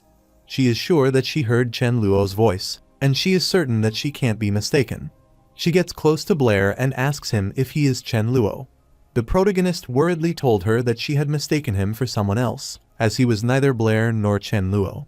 When Isabella saw Jasmine getting lost to him, she furiously asked what they were doing, surprising them. The protagonist is surprised to see Isabella there and asks what she is doing there. Isabella furiously asked Blair what he meant by her presence there and inquired if she could not be there. Jasmine clarified that she would let him off the hook for that day, but she wanted him to promise her that the next time they met, he would tell her the truth. The protagonist is trying to say something, but Isabella asks why the two of them are hugging, which surprises them as that isn't the case. Isabella became furious, so she summoned her fireball to attack him while asking him how he dared to hide from her and flirt with the deaconess of the Magic Association. The protagonist worriedly instructed Jasmine to let him go because if this continued, Isabella would burn him alive for being a pervert and wanted her to say something. Jasmine greeted Isabella, telling her that Blair wasn't flirting with her but was following orders to monitor him, and she apologized for the misunderstanding she had caused. Isabella calms down after hearing this but inquires why she is monitoring Blair. Jasmine clarified that she was following orders, so she didn't know anything else and suggested that Blair ask her directly. She gathered all the documents, telling her that she still had to deliver some documents, so she wanted to leave first. While Jasmine is leaving, Isabella instructs her to wait as she thinks she knows her and is sure that they have met at the academy. After she left, Isabella asked the protagonist what was going on as he was there for the junior magician certification. Therefore, she wondered why someone was still monitoring him and uttered that this deaconess looked familiar. Blair clarified that it was a long story and started explaining it. Isabella laughed after hearing that Master Halls thought he was secretly using potions and practicing forbidden magic and couldn't believe that he thought of something hilarious. Blair confirmed that Master Halls asked Deaconess to watch him in case he ran away and asked her to get it. After some time, Master Halls entered the room, and the protagonist asked him how his investigation was going. Master Halls respectfully approaches the protagonist and sincerely apologizes, explaining that he misunderstood earlier and assures him that there is no problem with his identity. He apologized to Blair for his rudeness and informed him that their president also wanted to speak with him. Shortly, he introduced Blair to his president, Angus, and Angus greeted Blair, telling him that he was truly gifted, as he had even scared Halls and caused a misunderstanding. It turns out that Blair isn't only a talented magician, but also a famous mathematician. The protagonist is flattered by President Angus's praise and tells him that he is, in fact, an ordinary person. President Angus is surprised to see Isabella there and asks her what she is doing there. Isabella wondered if President Angus had already forgotten that she was also a student at St. Dona's Academy and wondered if he was trying to persuade her to join the Magic Association. She uttered that his memory was terrible and wondered how he could forget about her entirely after turning around. President Angus smiled, telling her that he wouldn't dare, so he requested that she not joke with him and asked why she was there. He wondered if Isabella and Blair were really in that kind of relationship. The protagonist asks Isabella in astonishment if she is already a member of the Magic Association. Isabella proudly affirmed, telling him that President Angus said her magic talent was exceptional. The protagonist assures her that she will undoubtedly become a grand sorcerer in the future, so he asks her how she feels about that and if she is feeling the pressure now. President Angus realized that those two really know each other, which makes sense because there is no way that someone who is friends with Isabella could be ordinary. He wanted to invite Blair to join their magic association as well, so he asked for his opinion. The protagonist thanked him for the invitation and clarified that he was willing, and then inquired if his junior magician certification had been approved. Master Halos uttered that was his oversight, so he handed Blair his junior mage robe and honorary member badge and told him that he was now a qualified junior water magician. After touching the magic robe, the protagonist feels as though he is truly living in this world. President Angus felt that Blair was familiar, so he asked Master Halls if he felt the same. Master Halls wanted him to know that he felt like he had seen him somewhere before, but he couldn't quite place it. Later, while returning, the protagonist thought that even though Junior Magician is a level above Magic Apprentice, the junior magic sold by the Magic Association is even more expensive than apprentice magic. He estimates that he will have to spend all of Bard's bounty he has saved up to afford upgrading to an intermediate magician barely, since junior magicians are already like this. He supposed that intermediate, advanced, and even super order magic would cost him an astronomical amount of money. The protagonist realized that learning magic was too expensive, so he sought a new way to prepare. While he is indulging in his thoughts, Isabella throws the snowball at his head, which makes him furious. Isabella thought this served him right for daydreaming, and she got him good. The protagonist created a huge snowball and wanted her to wait as he would let her taste what it was like to anger a water magician. Isabella also started creating a huge fireball, telling him that she wasn't afraid of him, as she was a fire magician, and wanted him to be prepared to be defeated by her. The protagonist becomes thrilled and wants her not to regret it, as she had said it. Later, while Blair is taking a bath, and realizes that Isabella is ruthless as it's burnt. After coming out, he asked Miss Brittany where Isabella was, and she clarified that school was out for break, so Isabella had just gone home. Now that she recalled it, she wondered when Blair was planning to go home. The protagonist uttered that ever since his father passed away, his mother has been constantly sad, and she cries whenever she sees him. Since he didn't want to make her even sadder, he asked Miss Brittany if he could continue to stay there. The protagonist has relatives in this world, but he is not the Blair of this world, so he knew that returning would be risky and very awkward. Miss Brittany affirmed that she thought Blair was a miserable kid and wanted him to stay with her comfortably. She doesn't want to dream of kicking him out and told him that she would go grocery shopping with him the following day. The protagonist is startled, wondering why he had said he was going grocery shopping the following day. Miss Brittany laughed cunningly, telling him that she said it because school was out and they couldn't eat at the canteen, so Blair was in charge of her 3 meals a day. The following day, they were on their way to buy groceries, and Miss Brittany told him that she had a paper to submit, so she wanted him to wait there as she would be back soon. The protagonist affirms this and requests her to go ahead. After Miss Brittany left, he sat down and heard a kid saying that God Luo had solved all the bounty problems last time, so it had been hard to wait for a new one, but now someone had solved it first. His comrade affirmed that the bounty for the new problem was increased to 100 gold coins, so he just found a clue the previous day. The golden-haired boy wondered what his friend was regretting as he had already proven it, and he just needed to take the solution process to collect the money. The protagonist suddenly got a way to make money after hearing their conversation. He shouted it so loudly that it captured the kid's attention, and Blair realized he had gotten a little too excited. Later, Miss Brittany came out, so she picked up the tomato and wondered why the vegetables were scattered all over the floor. She almost stepped on them. The protagonist worriedly clarified that he accidentally knocked them over. Miss Brittany handed him the tomato and instructed him to pick them up quickly before they got stepped on. The protagonist excitedly threw the tomatoes in the air and didn't want to miss Brittany, worrying that he would pick them up right away. He confidently walked forward, but Miss Brittany stopped him, and he accidentally smashed a tomato and broke an egg. He gets worried as he messes up Miss Brittany's favorite scrambled eggs with tomatoes. Miss Brittany furiously smashed the tomato in her hand, telling him it was alright to come there because she was not angry at all. The protagonist is worried, so he wants to make some more money. Later, Miss Brittany happily told Blair that he was amazing. The protagonist wipes the sweat and is glad that Miss Brittany likes it. Miss Brittany uttered that the taste was so good that she wanted to have another bite. The protagonist becomes worried and tells her that there is no way out, as she has already eaten 3 servings of chicken and potatoes for lunch. For dinner, Miss Brittany ate a plate of shredded potatoes with green peppers and 2 bowls of rice with chicken soup, so he told her that she really couldn't eat anymore. Miss Brittany understood, so she wanted him to hurry up and wash the dishes because she was about to start working on math problems. The protagonist gets worried, wondering if she is angry and if he hasn't fed Miss Brittany enough, so he wants to make a little more for her the following day. While he was washing dishes, Miss Brittany stopped him and handed him a pouch of coins, instructing him to use it to buy groceries the following day. The protagonist gets thrilled, telling her that he will make 5 servings of chicken and potatoes the following day. The protagonist is pleased because his money-making plan is coming together. After some time, he went to his room, threw the coins from the pouch, and got excited as that was perfect timing because at the math association, he thought of a brilliant way to make money. He was just worried about not having any startup funds, but he also has it. Therefore, the following day, he wanted to offer a bounty for a math problem, using 1 gold coin. As long as no one could solve it, he would add money to the bounty. When the bounty accumulates to 10 gold coins, he will solve it and earn a net profit of 9 gold coins.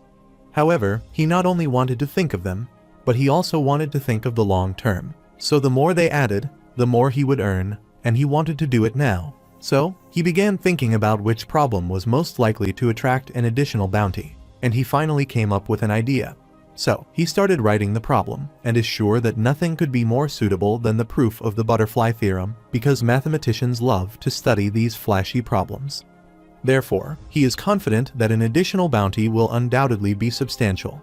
Later, the protagonist worriedly asked the man what he meant and why he wouldn't take his money. The man clarified that this was because their math association has a rule that the minimum bounty for a math problem is 10 gold coins, so he requested that he keep this gold coin. The protagonist understood and wanted him to take 10 gold coins. This worried the man, so he agreed to take the money and wanted him to let go. Abruptly, Miss Brittany saw this, so she worriedly asked what he was doing and scared the man. The protagonist takes her away, telling her it is nothing. So he wants to go home and cook and inquires if she still wants to eat chicken and potatoes. He looked at the material and realized they could only eat minimized potatoes that day. After some time, they arrived at the market, and the protagonist asked Miss Brittany if they could have scrambled eggs with tomatoes that day, since he had given 10 gold coins to the math association the day before, and now he only had 1 silver coin left. He wanted to grit his teeth and appease Miss Brittany. He decided to sneak back to the math association later and solve the problem. Then, he could use the bounty to buy chicken. He looked around but couldn't see Miss Brittany as she was just picking vegetables with him, so he wondered where she had gone. The protagonist gets thrilled as he thinks that the heaven is helping him. Since she isn't there, he wanted to go to the math association now. Abruptly, Miss Brittany accosted him, telling him that she had visited the math association earlier and seen a new math problem on the bounty wall, so she had solved it. She handed him the 10 gold coins so he could use them to buy groceries and was sure he might be surprised.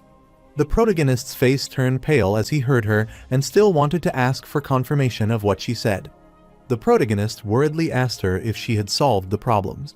Miss Brittany affirmed, but she wondered why Blair didn't seem happy when she won the bounty. The protagonist grabbed his money with teary eyes and told her that it was nothing as he was crying with joy. He never thought he had been betrayed by someone so close and his plan would go to waste. Miss Brittany felt that is good, so she wanted to buy some chicken as she hadn't had chicken and potatoes in ages. While looking at the pouch, the protagonist supposed he had to keep Miss Brittany away to continue making money. The following day, the protagonist leaves 2 hours early.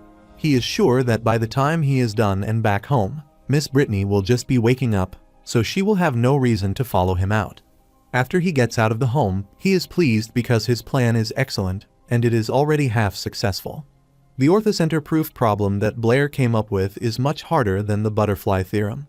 So, after drawing the auxiliary lines, there are not only several triangles and circles nested within each other, but also countless dotted and solid lines intersecting. Therefore, he is sure that Miss Brittany wouldn't be able to solve this. After arriving at the Mathematics Association, he handed the man his 50 gold coins. Since this was the last of his savings scraped together from every pocket, he wanted to gamble big this time. The man asked him if he was sure that he wanted to offer 50 gold coins for this math problem. The protagonist affirmed that he wanted the man to take it quickly as he was in a hurry to buy groceries. After handing the man the money, he rushed away, which made him wonder if the man had stolen the gold coins and was now suspicious of him. 3 days later, the protagonist is glad because his hard work pays off, and the bounty for the orthocenter problem has increased to 200 gold coins. So this is the time for him to reel in the big fish, and he was sneaking out to solve the problem. However, Miss Brittany saw him sneaking out, so she accosted him and asked where he was going so early. The protagonist worriedly clarified that he was going grocery shopping and had to leave early to get the freshest vegetables, so he couldn't talk to her now, as they would all be sold out by then. After he left, Miss Brittany found it strange, wondering why Blair was being so secretive about grocery shopping, and he wasn't even carrying a basket. Meanwhile, the protagonist is heading toward the Mathematics Association to get his 200 gold coins. After he arrived at the association, he was startled to see that the notice of his problem was already removed and shouted in pain. The man saw him and congratulated him on the fact that the orthocenter problem he had posted the previous day had been solved. He wonders if he is there to ask for the proof, and the protagonist furiously asks him who solved it. The man utters that Abel solved it. Blair couldn't believe that the Howard family was pressured by the irrational number he proposed. But now Abel has turned the tables on him and taken all of his savings. He was surprised because, on the continent of divine grace, without a foundation in modern mathematics, Abel had solved such a complex orthodox proof using only ancient geometry. Thus, he thought he was a true genius. While he is leaving, the man wants to stop him, telling him it's pouring outside. So he wonders where he is going, as he should come in and take shelter.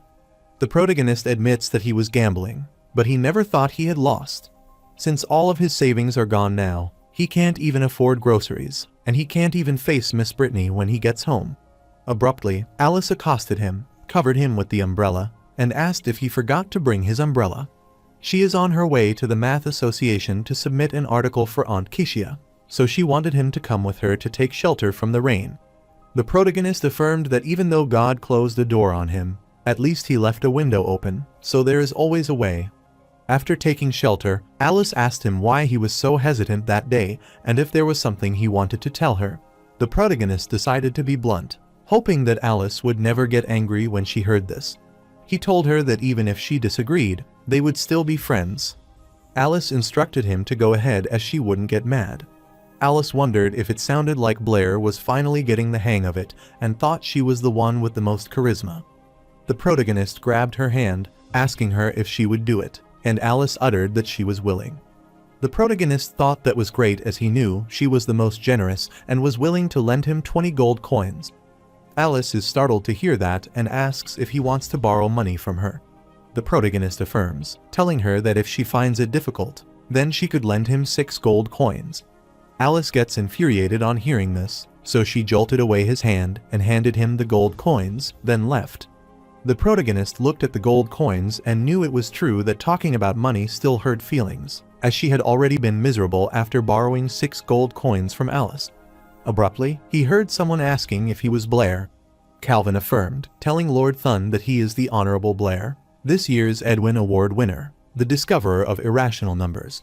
Thun laughed as he realized that the Edwin Award winner in the Kingdom of Lauren had to borrow money from people to get by on a regular basis, and found it a real eye-opener for him. Calvin refused and wanted to explain that this might be due to a personal reason. The protagonist wonders who that man is to meddle in his affair. Lord Thun ignored him and decided to leave, hoping to find a surprise on the Math Society's bounty wall at the last stop in Loranapo City, and his companion affirmed. Calvin gets annoyed, asking him where he has his manners. The protagonist is also infuriated, wondering if that day is his bad day, and wondering how even a passerby would want to step on him. Calvin grabbed Blair's hand and wanted him to listen, as he was the only one who could save him now, and it wasn't just him but the entire Kingdom of Lauren. Blair clarified that he was in no mood to joke with him, and he wanted Calvin to forget saving the Lauren Kingdom, as he could barely save himself. Calvin clarified that he was not kidding, because if he didn't help, the honor of the entire Lauren Kingdom would be ruined, and he would become the nation's criminal. The protagonist is startled to learn that he will become a criminal and inquires what happened. Calvin knelt before his Luo god and requested him to save him. The protagonist doesn't want him to talk nonsense and get up first. Calvin's eyes filled with tears as he wished Blair to promise to help him first, and then he would get up. The protagonist was startled, wondering since when he had started forcing people to buy and sell. He wanted Calvin to stand up first and tell him the whole story, and then he would know how to help him. Miss Brittany saw this entire scene and, worried, asked Calvin and him what they were doing. Calvin gets mortified, but he realizes it's Miss Brittany and utters that he almost sprained his ankle earlier. He said that he was thankful for Blair passing by and giving him a hand. Otherwise, he couldn't imagine how badly he would have fallen. The protagonist told his teacher that he was right as he was going out to buy groceries, but it suddenly started raining, so he ran to the Math Association to take shelter. During that time, he saw Vice President Calvin slipping, so he reached out to help him. Bridie understood, but she told him that she was there at the Math Association for an important meeting and instructed Blair to come with her. Later, she is worried, wondering how this could happen because even though the visiting Galia scholars were highly skilled, they never imagined solving all the bounty problems of the Lauren Kingdom cities.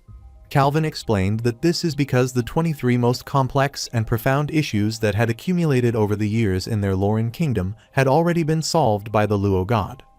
He uttered that even though various places have continued to post bounty problems, the difficulty for these problems is nowhere near that of those 23. That is why the Galia visiting scholars were able to sweep through all their bounty problem unimpeded. He wondered what they should do, as their Apo City math branch was their last stop. If they couldn't come up with bounty problems that could stump them, then the Lauren Kingdom's mathematical community would lose face, since this is not only a matter for the mathematical community, but also a contest between empires. After all, the OS Empire and the Far Empire have always been at odds, and the Lauren Kingdom is a vassal state of the OS Empire. Therefore, if they lose to Galia, which relies on the Far Empire, the consequences will be unimaginable. Calvin looked at the protagonist and inquired if anyone had any good ideas. The protagonist stared at Abel, who was also present, and was certain that his 50 gold coins must be with him. Abruptly, Miss Brittany asked Blair if he had any way of forgetting it and wanted him to pretend that she hadn't said anything. The protagonist looked at her and asked what she wanted to say. Brittany told him that it was nothing and uttered that she said they should hurry home and cook as she was starving. And after that, everyone left the meeting room. Calvin annoyingly slammed at the table, thinking this was a pity about His Majesty's 5,000 gold coin bounty and wondering if there wasn't anyone who could stop the Galia scholars. The protagonist's eyes sparkle upon hearing about 5,000 gold coins. Calvin wonders if he has to give up just like that, but he is startled as Blair tells him that he can help. Brittany is surprised to hear that, and Calvin gladly grabs his hand, knowing Blair has a way. The protagonist affirmed that it was right, but Calvin said that as long as he could stop those Galia scholars, the king would give him 5,000 gold coins. He clarified that gold coins aren't important, but what is important is restoring Lauren's glory, and it is their duty. Calvin explained that the king is very concerned about the situation in Apo City. So if they let the Galia scholars leave Lauren like this, their kingdom would become a laughingstock in the mathematical world. Therefore, he told Blair that Lauren must win with dignity so they can't maliciously make things difficult for the visiting Galia scholars, and asked if he was sure he had a foolproof plan. The protagonist doesn't want him to worry because stopping that arrogant Galia scholar isn't a problem, and he is confident that he can ensure they never leave Apo City. Calvin thought this was so and requested him to tell them quickly. Blair didn't want him to be hasty as he had one more condition. Calvin wanted him to speak up about his condition, and Blair pointed at Abel, wanting him to give him his 50 gold coins. Abel remarked that he is truly worthy of being called the devil as his actions are always extraordinary. Abel suggested that as long as Blair can truly restore the honor of the Lauren Kingdom's Mathematical Association, he is willing to give him 200 gold coins. The protagonist thanked Abel for his kindness, but he only wanted 50 gold coins, which startled him. Blair only wanted to take back the 50 gold coins that belonged to him as he couldn't truly let it go.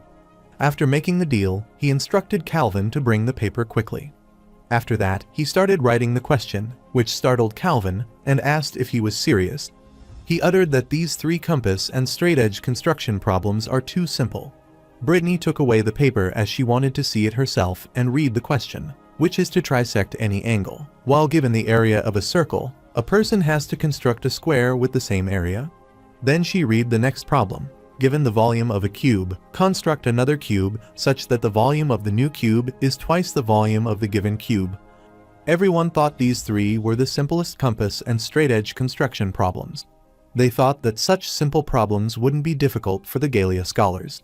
Brittany told Blair that they were right because these 3 problems weren't complex enough, so she wanted him to consider changing them to more complex ones. The protagonist confidently told her that scholars wouldn't be so quick to dismiss these 3 problems, so he requested her to pick up their pens and try them first. Angle trisection, squaring the circle, and doubling the cube are the 3 classical problems of ancient Greece. These 3 problems may seem simple, but when they attempt to solve them, they will discover their horror. Since they were proposed, mathematicians of every era have sought a perfect solution to these 3 problems. But it wasn't until more than 2,000 years later that mathematicians proved that these problems, which seem incredibly simple, cannot be solved with only a straight edge and compass. Later at night, Brittany is trying to solve this problem and wonders how this could be as it should be right, but wonders why it isn't working. The protagonist told her that it was already very late, and he wanted to go back and rest. Since the Galia scholars will be staying there for a few more days, they can continue calculating the following day. Miss Brittany agreed to listen to him this time, but before they could leave, Abel requested Blair to wait. Abel uttered that these 3 questions seem simple, but wondered if they are unsolvable. The protagonist looked at him, smiled, and asked what he had said, wanting him to think again, then left. After he left, Abel furiously scrambled the paper and wondered who Blair was. On their way, Miss Brittany asked Blair if these 3 questions were unsolvable. The protagonist affirmed that those 3 questions couldn't have been solved by ruler diagramming alone. Whether Eberhard or Gaja scholars want to answer them, it's still 2,000 years away. Later at home, Miss Brittany is so full and remarked that Blair's cooking is as good as ever. While taking away the dishes, the protagonist supposed this meant he was being used as the exclusive chef. Abruptly, someone knocked at the door, which startled him. Miss Brittany thought it might be Vice President Calvin as he couldn't wait, so she decided to open the door for him. After Calvin came inside, Blair wanted him to take his time and have another drink to warm him up. Before he even drank the hot water, Calvin requested Blair to tell him honestly what those 3 questions were. The protagonist knows what Calvin is worried about, but he asks if he can trust him, so he tells him that those 3 questions are unsolved. Calvin thought that was good, so he supposed it was true, and he was relieved. He thanked Blair, telling him that he was indeed a well-deserved great benefactor to their kingdom of Lauren. He uttered that when this matter is over, he will personally go to the king's capital to ask for credit for him. Blair uttered that he wouldn't dare as long as the king kept his word. He didn't care about the rest, so he wanted Calvin to do as he saw fit. Calvin wanted him to rest assured because the king of Lauren would never go back on his words. Since it was getting late, Calvin decided to attend the meeting with the scholars, if Galia so wished, and then take his leave. The protagonist affirmed this and requested that he go ahead, as he might be busy. While on his way, a man named Kaio accosted him, asking how things were going, and if they would be using those questions, as he was worried that a Galia scholar might be able to answer them. Calvin instructed him not to panic, as there is no such thing as a what if with those 3 questions, and asked if he had forgotten how Blair got his demonic name. Therefore, he wanted to let those cocky guys feel how dearly their devil Blair is. Later, he arrived at the association and asked Galia where they were going. Lord Thun uttered that they had disturbed his association for far too long. Since they had answered all the bonus questions from the Math Association in Apo City, there was no point for them in staying any longer, so they were leaving for home that day. Calvin was annoyed but clarified that it was not an intrusion, as they had all come this way and solved many problems for Lauren. Therefore, the math community of Lauren couldn't be thankful enough to them. Lord Thun welcomed Calvin, telling him that they would be earning a bounty for the return trip. Calvin thought this was a coincidence because just now, another Apo City scholar offered a few bounty questions with a huge reward. So, he asked the Galia scholars if they didn't mind earning some extra money for the return trip. Lord Thun clarified that would certainly be best, and Calvin handed him the problem, requesting that he solve it. Lord Thun is startled to read the problem and asks Calvin if he is serious, as these 3 questions are simple. He couldn't believe that they needed a reward for such a simple ruler graphing problems. Calvin affirmed that the pen and papers were ready, so he requested him to help them solve these questions. Lord Thun agreed, but before departing, Thun had a small wish, so he hoped Calvin's association can fulfill it. He is certain that with these kinds of problems, it seems like the scholars of Apo City have given up. But that doesn't matter. Besides Calvin, there is no one else worth staying for. Calvin agreed and inquired about Lord Thun's wish. Thun uttered that Luo, an unbeatable god of mathematics, never used existing theorems to solve the problems in his hands. Instead, he proposed a new theorem, proved it first, and then used it to solve the problem, which is a remarkably ingenious method. In one of the bounty problems Chen Luo solved, he proposed and proved 3 completely different theorems. These 3 theorems are universally applicable under any conditions. While he was pondering, Calvin kept calling him, but he didn't respond. After getting back to his senses, Thun clarified that he wanted to meet Lord Chen Luo and hoped Calvin could introduce them.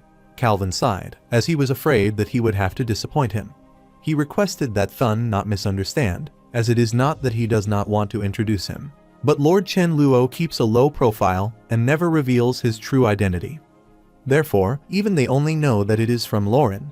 But who he is and where he is, no one knows about, and Thun found it truly regrettable. Later, Gallia's scholar asked his men how it was and if they had solved it. But his companions wanted him to wait a moment, as they had an idea that they would solve it soon. Thun excitedly told them to hurry up as they couldn't delay their departure. After some time, Calvin asked Thun if he was leaving that day. They confidently clarified that they would leave after these 3 math problems were solved, and then he handed Calvin the hotel keys and requested him to help them check out.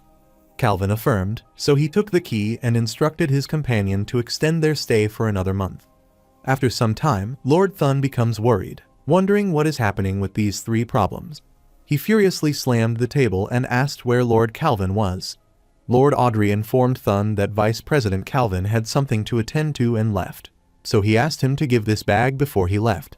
Lord Thun inquired who he was, and Audrey realized that he had forgotten to introduce himself, so he told him his name.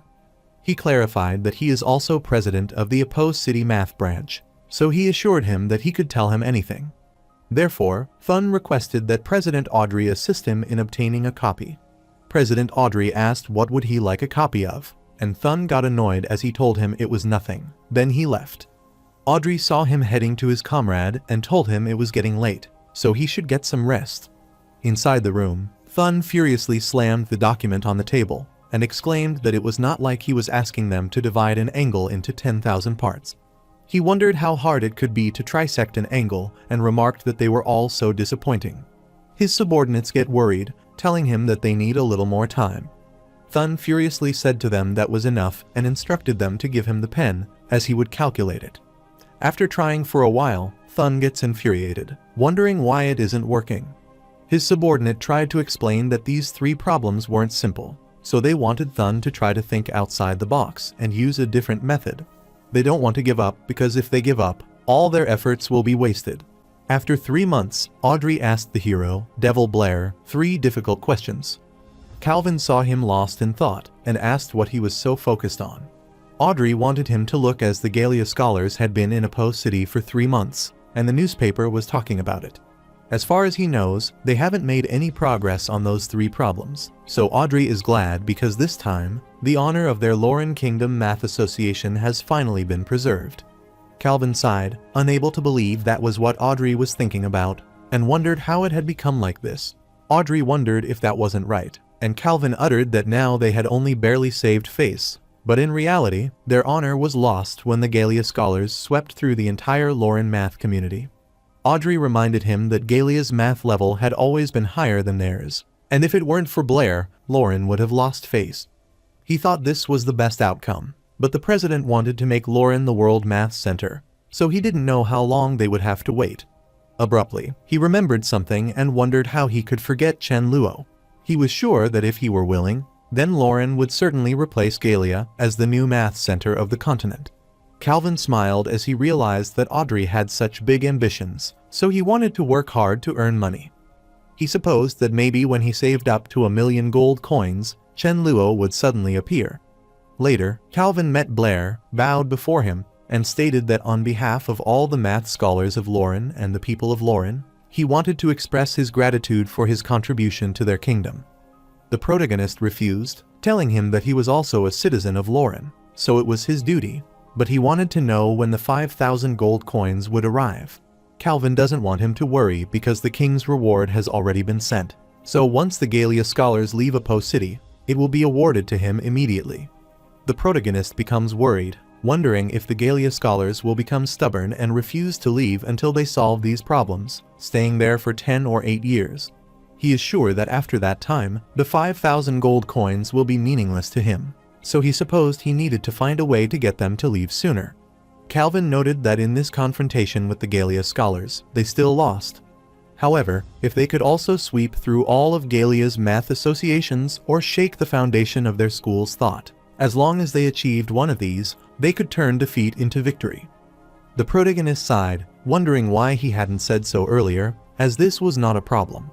Although he doesn't have the time to sweep through the Gallia Math Association, shaking the foundations of their school is his specialty. Calvin excitedly asked Blair if he was serious and wondered if he had heard that right. The protagonist affirmed, telling Calvin that shaking the foundations of the Galia school of thought is no problem. But there is another problem. Calvin wanted him to tell him quickly, and Blair clarified that they needed money. Calvin is dumbfounded upon hearing this, but thinks it is good because Blair saved Apo City and restored Lauren's honor, so he represents the Lauren Math Association. So, he asked Blair what he thought about rewarding him with another 2,000 gold coins, and Blair made the deal with him. Later at night, Calvin found it terrifying because the problem proposed by Lord Chen Luo was no longer just a simple math problem. It also involved philosophy, science, and even the essence of time and space. He's certain that once it's made public, not just Galia but the entire continent's mathematical community will suffer an unprecedented impact, and he recalls the Blair deal. After some time, Audrey enters the room with the letter and tells him it is terrifying. Audrey slammed the letter on the table, telling Calvin this was a letter from the royal capital, and that the kingdom of Galia was publicizing in all the newspapers that their visiting scholars had swept through Lauren mathematics. Therefore, no one is taking the obstacles they encountered in Apo City seriously now. Calvin read the letter, which stated that it was a Galia victory and a Lauren defeat. Audrey was worried that they still lost, and wondered if they had presented these three problems when the Galia visiting group first entered Lauren. Then the newspapers would have been reporting Lauren's victory and Galia's defeat. Calvin asked him who said that they lost, which startled Audrey, wondering what he was saying. Calvin stared at him, telling him that the competition isn't over yet, so they can't give up like this. Since Galia made the first move, he didn't want them to blame him for being rude and wanted them to wait until they went to hell. After some time, Galia's scholar is still trying to solve the problem and finds it annoying because it remains incorrect. His comrade told him that he was wasting his time calculating, so he wanted him to go back, wash up, and sleep. The scholar becomes infuriated, asking him what he knows, as he is just a little bit away, and Vincent reminds him that is what he said the previous day. He becomes annoyed, wondering why he can't solve such a simple problem, and he is growing increasingly frustrated. His comrade saw him going crazy, so he wanted Vincent to take him out for a walk. Otherwise, no one could concentrate on solving the problem. Vincent grabbed him to drag him out, but Ron still wanted to try solving it and wanted him to let him go. On his way, Ron requested that Vincent stop as there was a new problem on the bounty wall. Vincent decided to see the problem, so he stopped, and Ron read it, which says that if there is a tortoise that is ahead of Achilles by a certain distance, then how much does Achilles need to catch up to the tortoise? He is startled, wondering how such a simple problem can be on the bounty wall. Ron thought that as long as the problem provided the tortoise's speed, Achilles' speed, and the distance between them, his 8-year-old nephew could solve it in minutes. He wondered who posted such a fundamental problem, and Vincent saw the signature below, which said it was from Blair of Apo City. This meant the problem was not simple, so he wanted to look carefully. Ron doesn't believe that and wonders what kind of tricks there can be with such a simple problem.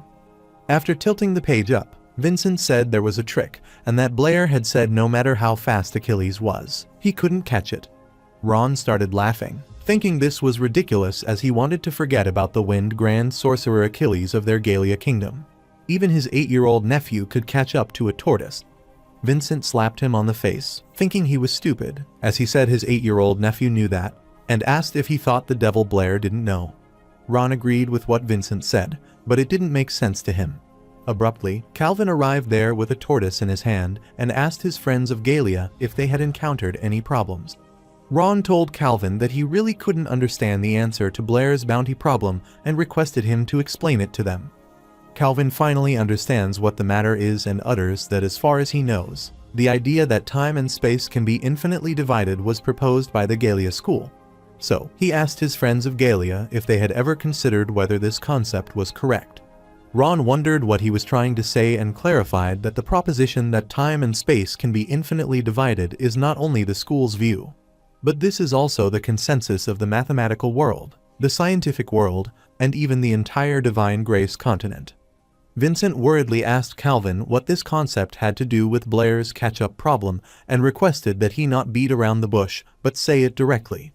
Calvin releases the tortoise, telling his friends of Galia that they are mistaken, as this is not a catch-up problem. He explained that when he chased the tortoise was also moving forward. Every time he reached the tortoise's starting position, the tortoise had crawled a little further. This repeats, and the distance between them decreases steadily.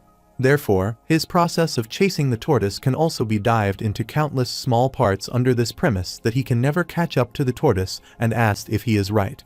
Ron is going crazy as he argues with him that time and space can indeed be infinitely divided. But in that case, the tortoise really can't be caught.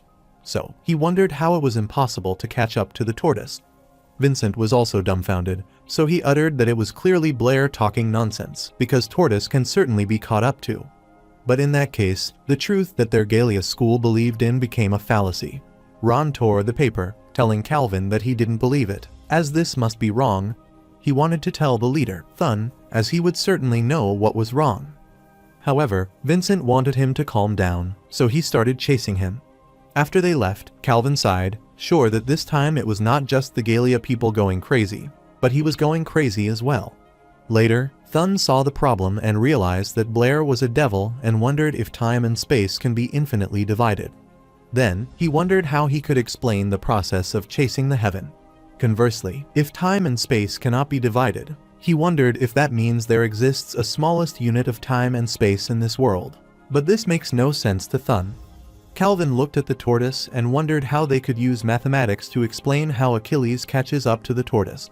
Abruptly, Audrey entered the room and couldn't believe that Vice President Calvin still had time to play with the tortoise there, and asked if he knew that the Galia people had all run away. Calvin is sure that they have no way to solve the problem or explain the tortoise problem of whether they stay there, so if he were in their place, he would run away as well. Since the tortoise problem arose, the Galia scholars have had no way out, as they would only face more questions, and like them, they also can't solve this problem, except for one person, Blair. Audrey wondered what kind of attitude that was and uttered that the royal capital had already sent 3 letters asking about the tortoise problem.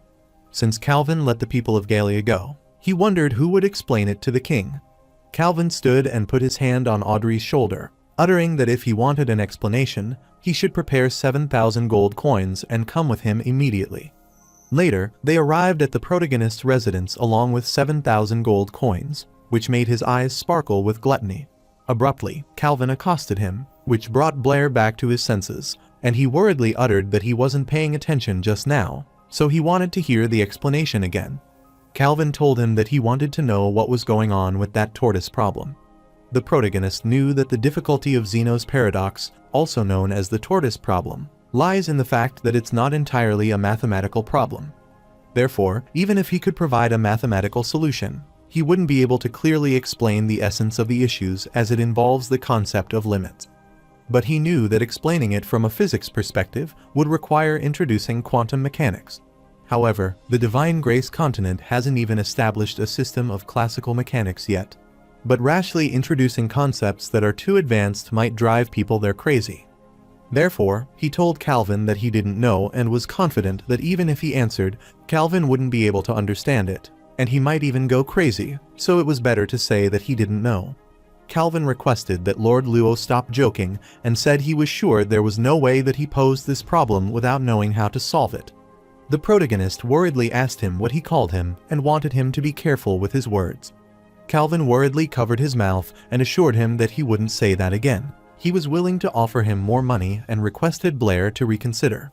The protagonist becomes voracious upon hearing about money, but soon he snaps out of it and can't believe that he almost got dragged down by him again.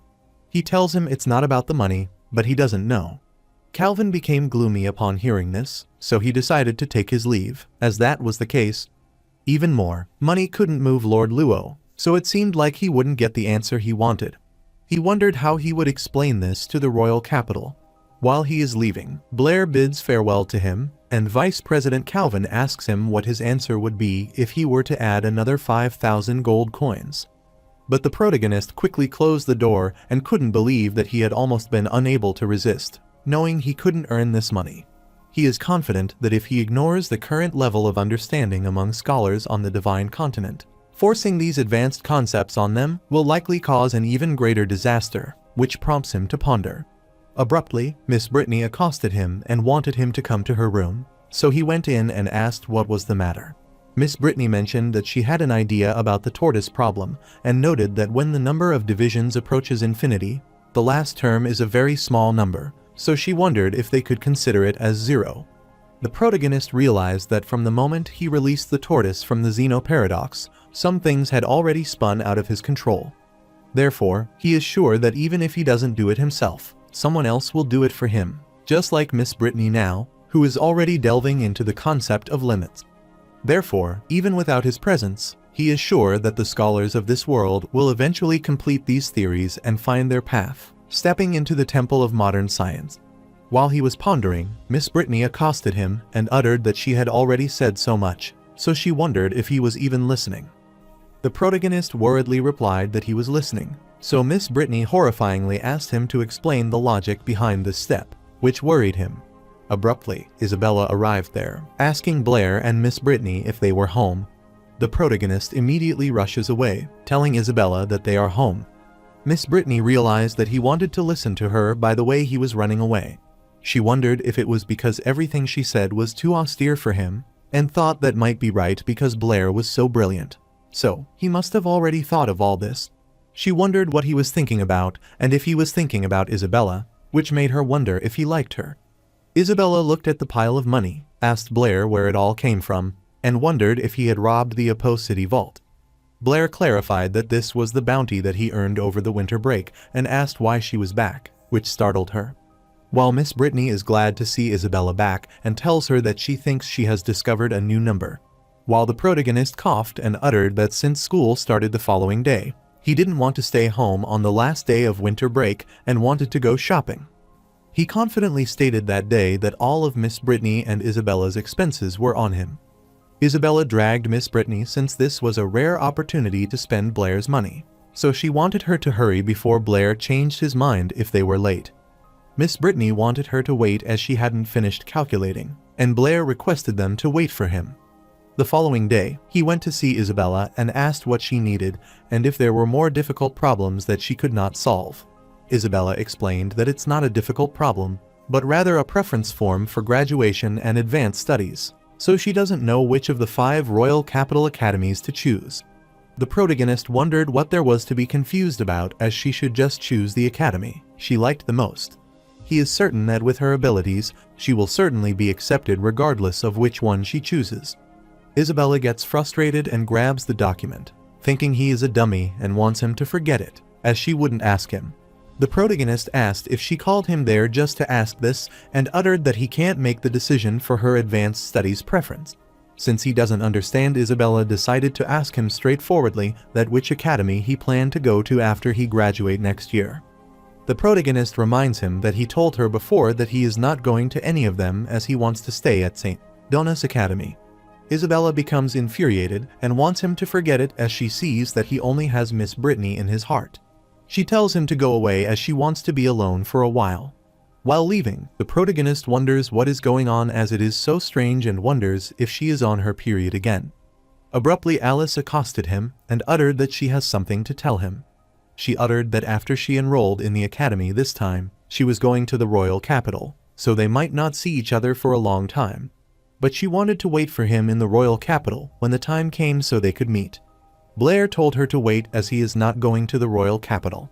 He clarified that after graduating, he will stay in Apo City and has already informed Principal Angus that he will be a teaching assistant at the academy after graduation.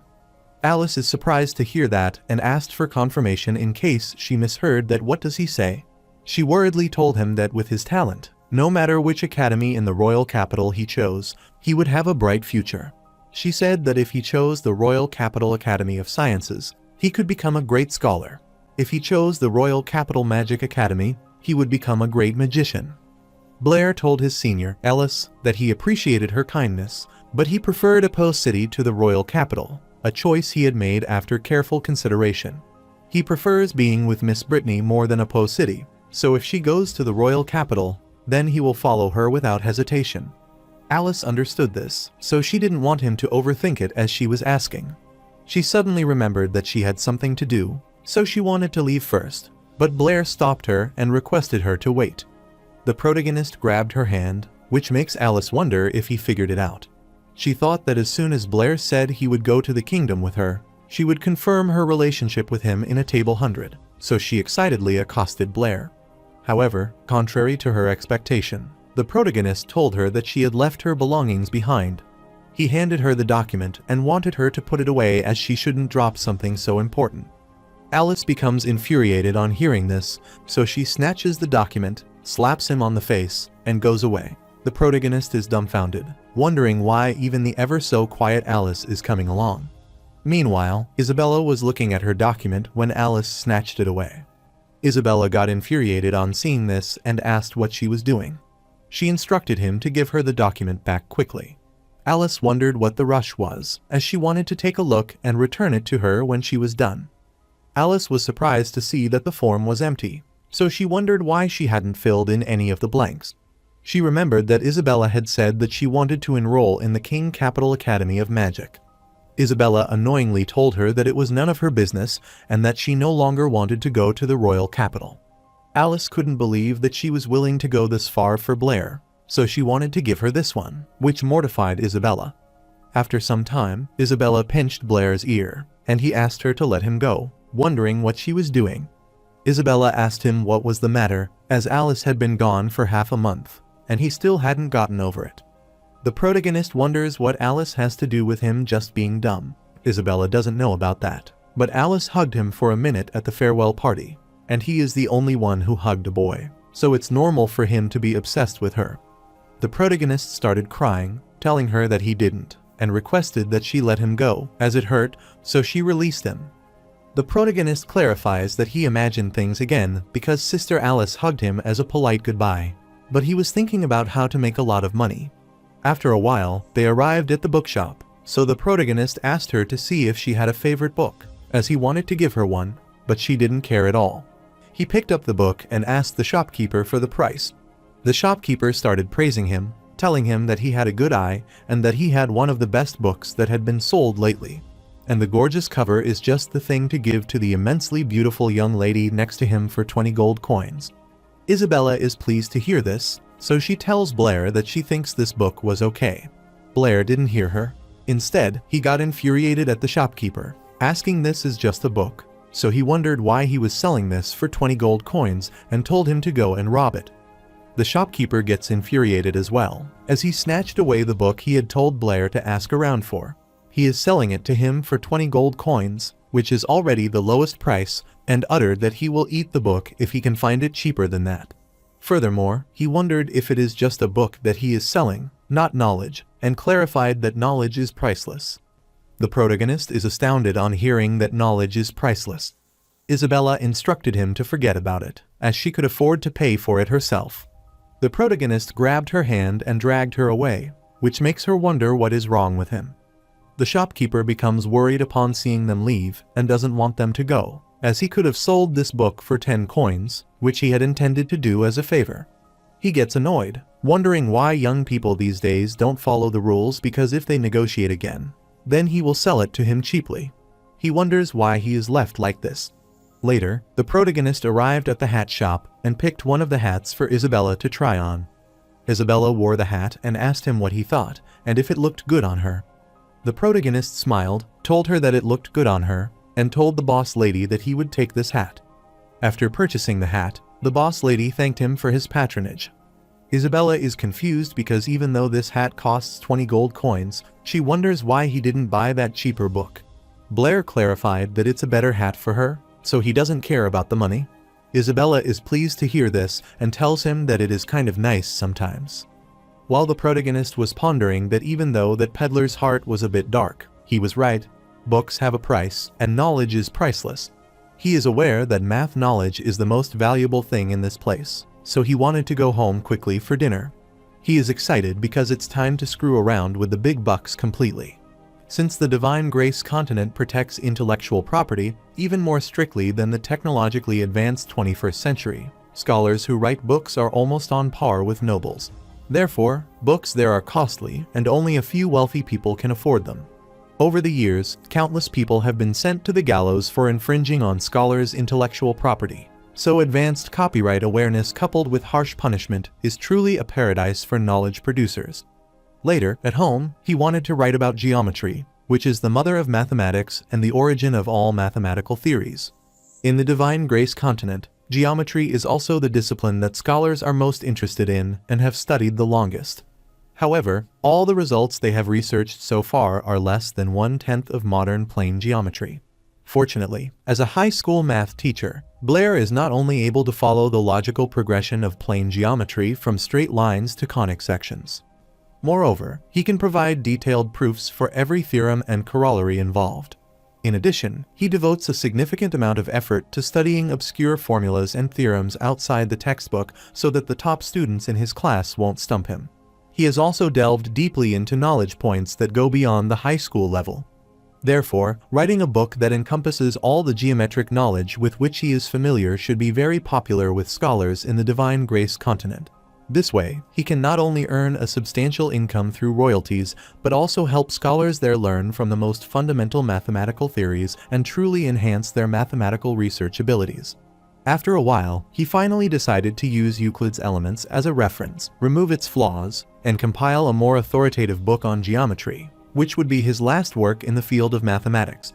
Half a month later, the protagonist is sleeping on his desk while writing the details when Isabella knocks on his door to wake him up, startling him.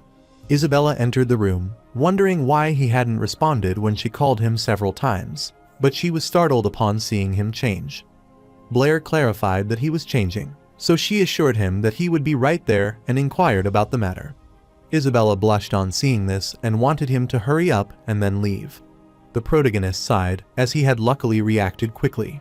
Otherwise, Isabella would certainly have come into the room and nagged again. But he couldn't let her see his treasure. After a half-month of hard work, the result is finally here, and the geometry is complete.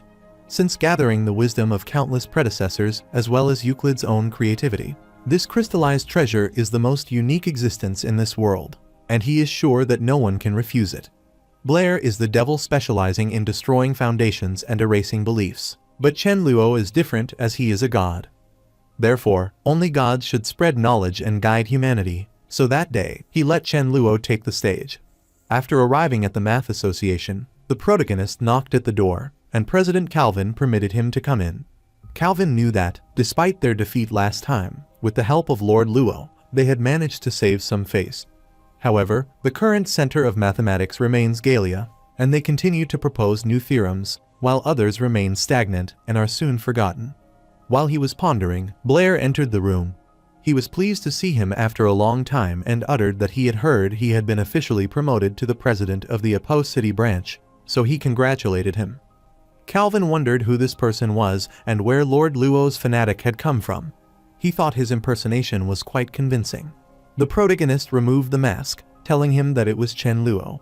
Calvin is surprised to see him and wonders what he is dressed up like this for and wonders if he has forgotten that he knows his identity.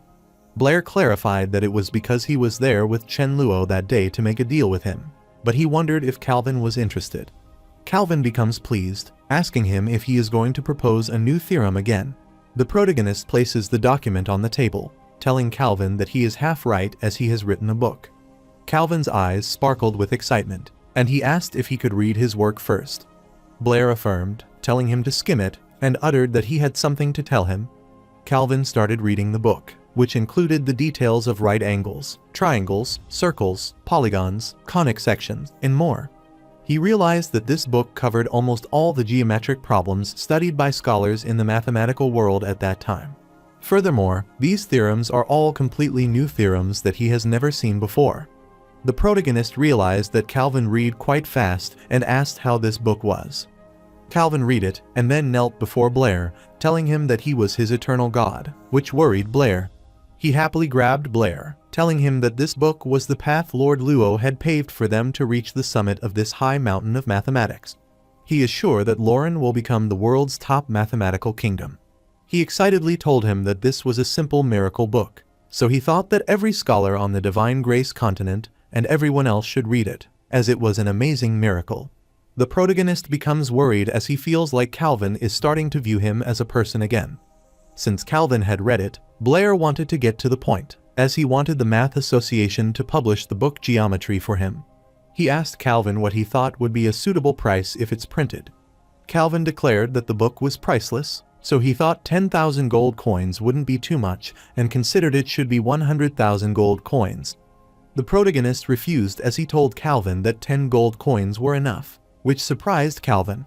The protagonist asked if he thought he liked money that much and clarified that his purpose in writing this book was not to make money, but to let the light of mathematics shine on every corner of the Divine Grace continent so that everyone can appreciate the charm of mathematics. He is sure that if it's priced at 100,000 gold coins as Calvin suggested, then the people couldn't afford it.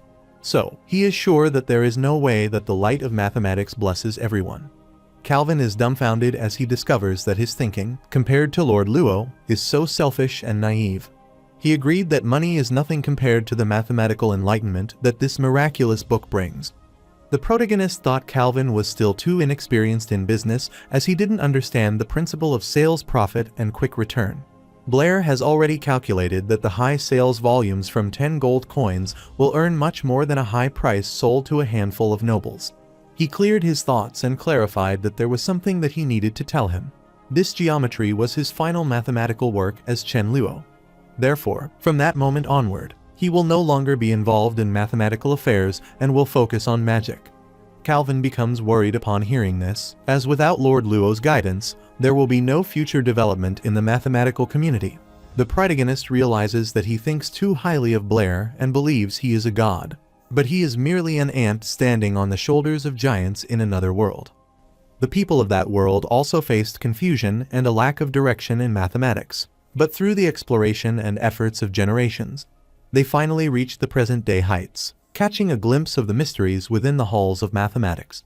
The protagonist places his hand on Calvin's shoulder, telling him that he believes one day the scholars there will also find their path through their efforts.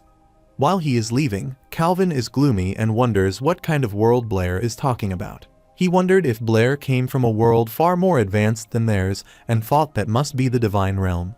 Meanwhile, a few ladies told Her Highness that they had located that person. She explained that he is in the Lauren Kingdom, around the year 1000 of the Divine Grace calendar, using the alias Blair, which infuriated the queen, and she struck them. All the ladies bowed before her, confessing that they were guilty because they had failed to pinpoint the correct time axis during the summoning, and thus they believed they deserved death and requested her to punish them. The queen instructed them to relocate him, as she would see him herself and have her subordinates affirm it. After commanding them, the queen realized that the world could finally start turning again.